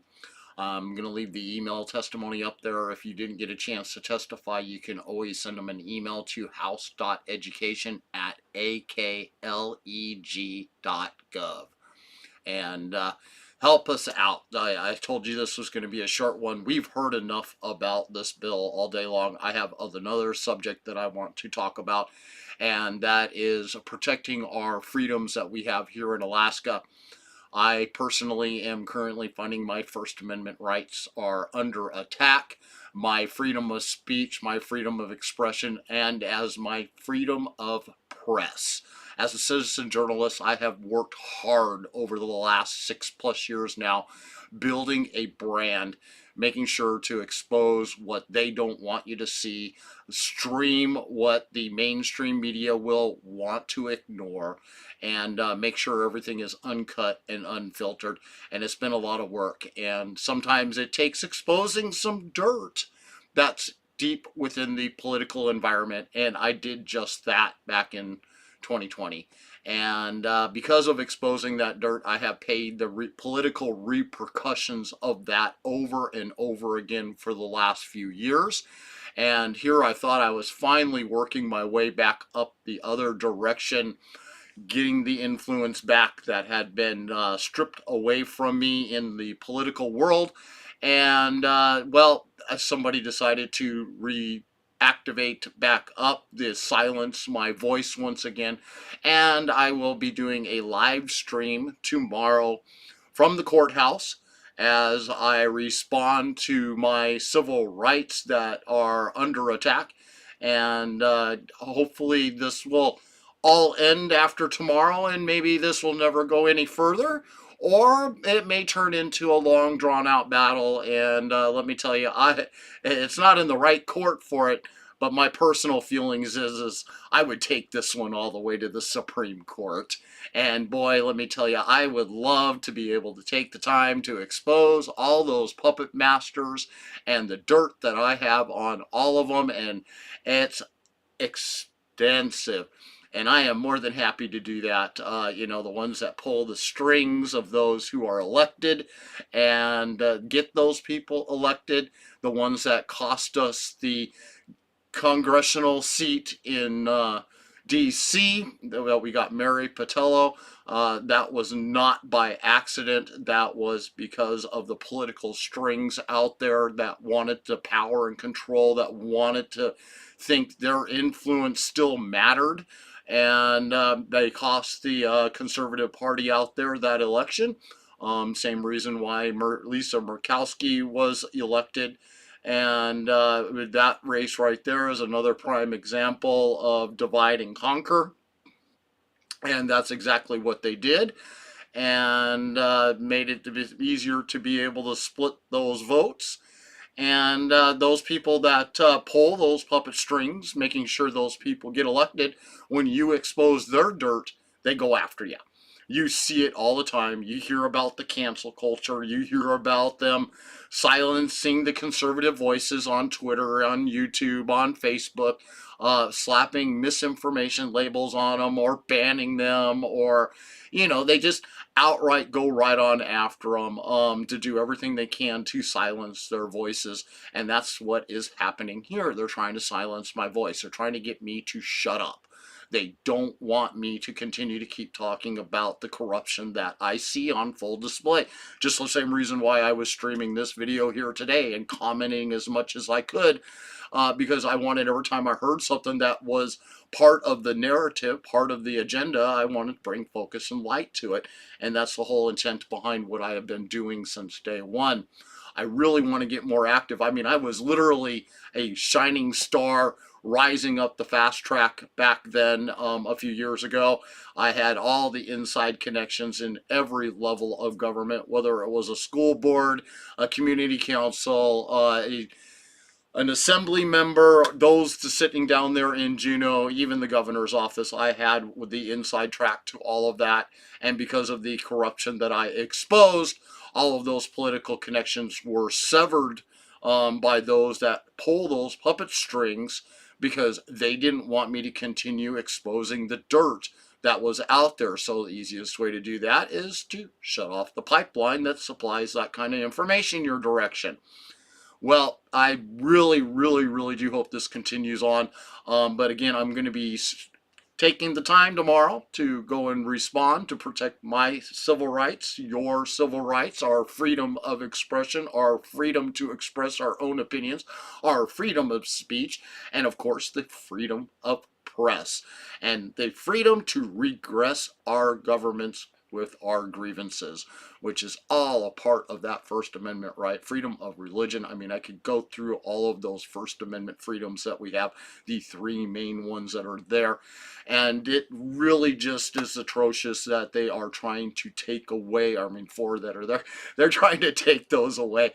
And it's just not fair. I'm tired. I am so tired. But I got to be up bright and early tomorrow morning, and you guys can help me to protect our freedoms. Go, I got the link right there in front of me there on the screen. Help protect our freedoms. Go to our website at politidic.com and click that support button. Your proceeds is going to be able to help secure a very proficient and qualified legal team if it is necessary to battle this one out. I want the legal representation there with me for the fact that there's going to be so much dirt coming out that I want to make sure that it is all put out there and done to a fashion that maybe a whole bunch of criminal charges may come out of it when it's all done and over with and through, and they won't be against me. Your support is greatly appreciated, and if I end up not having to go that direction, well, then I just continue to do what I do always with your guys' support. I keep expanding what I'm able to do. Keep upgrading the equipment. One day I have that dream. I still have that dream to be sitting in Juneau, live streaming from the Capitol halls, exposing directly what they got going on. I would love to get big enough to be able to have people working for me that are their own citizen journalists that are able to set up with their own live stream cameras from me and be able to be sitting in the Anchorage Assembly meetings, school board meetings, same thing out here in the Valley. We really do need somebody in the Palmer City Council meetings. The people that they have live streaming that meeting pick and choose when they want to show and how much of it they want to show to us, the public. I have been noticing that out there, and this is disenfranchising those in Palmer. This is why they're getting away with the garbage that keeps happening in Palmer, why they always seem to find me out there periodically streaming what is going on, because their own services that they're employing that's supposed to be providing this all to us, the public that can't be sitting there in the room, is selectively choosing what they want to show us. And a good example is Tom Smolden was there talking about the carbon credits, and they only caught the Q&A after he had done his presentation. Well, that does us all a lot of good if we don't get to watch the whole thing that he had to say up to that point. And especially for such a controversial bill being pushed through our state, carbon credits,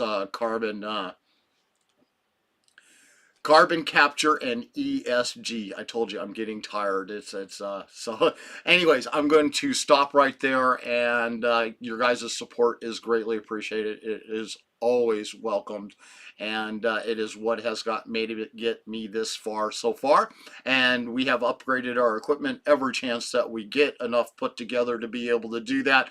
And we went from a very old cell phone doing really grainy videos to now we're streaming on multiple platforms. Like currently you could find this video on Twitter, YouTube, Facebook here at Politidic and Politidic Unfiltered.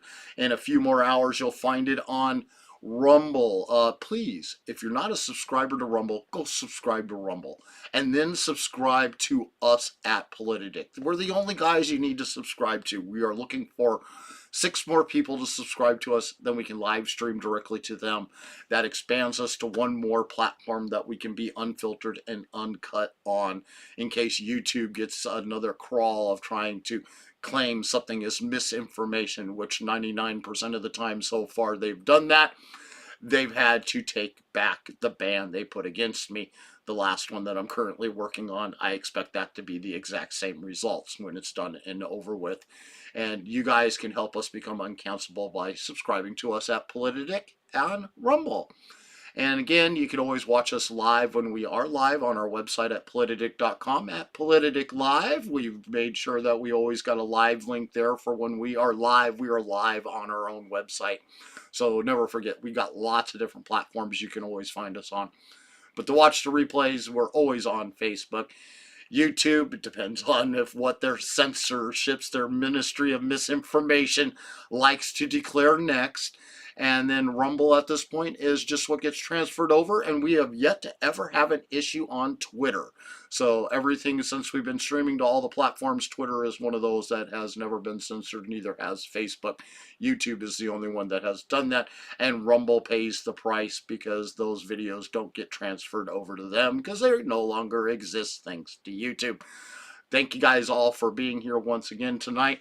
Like and share this video. Don't forget to subscribe and click that bell to be notified every time we go live. And we will see you tomorrow at the courthouse.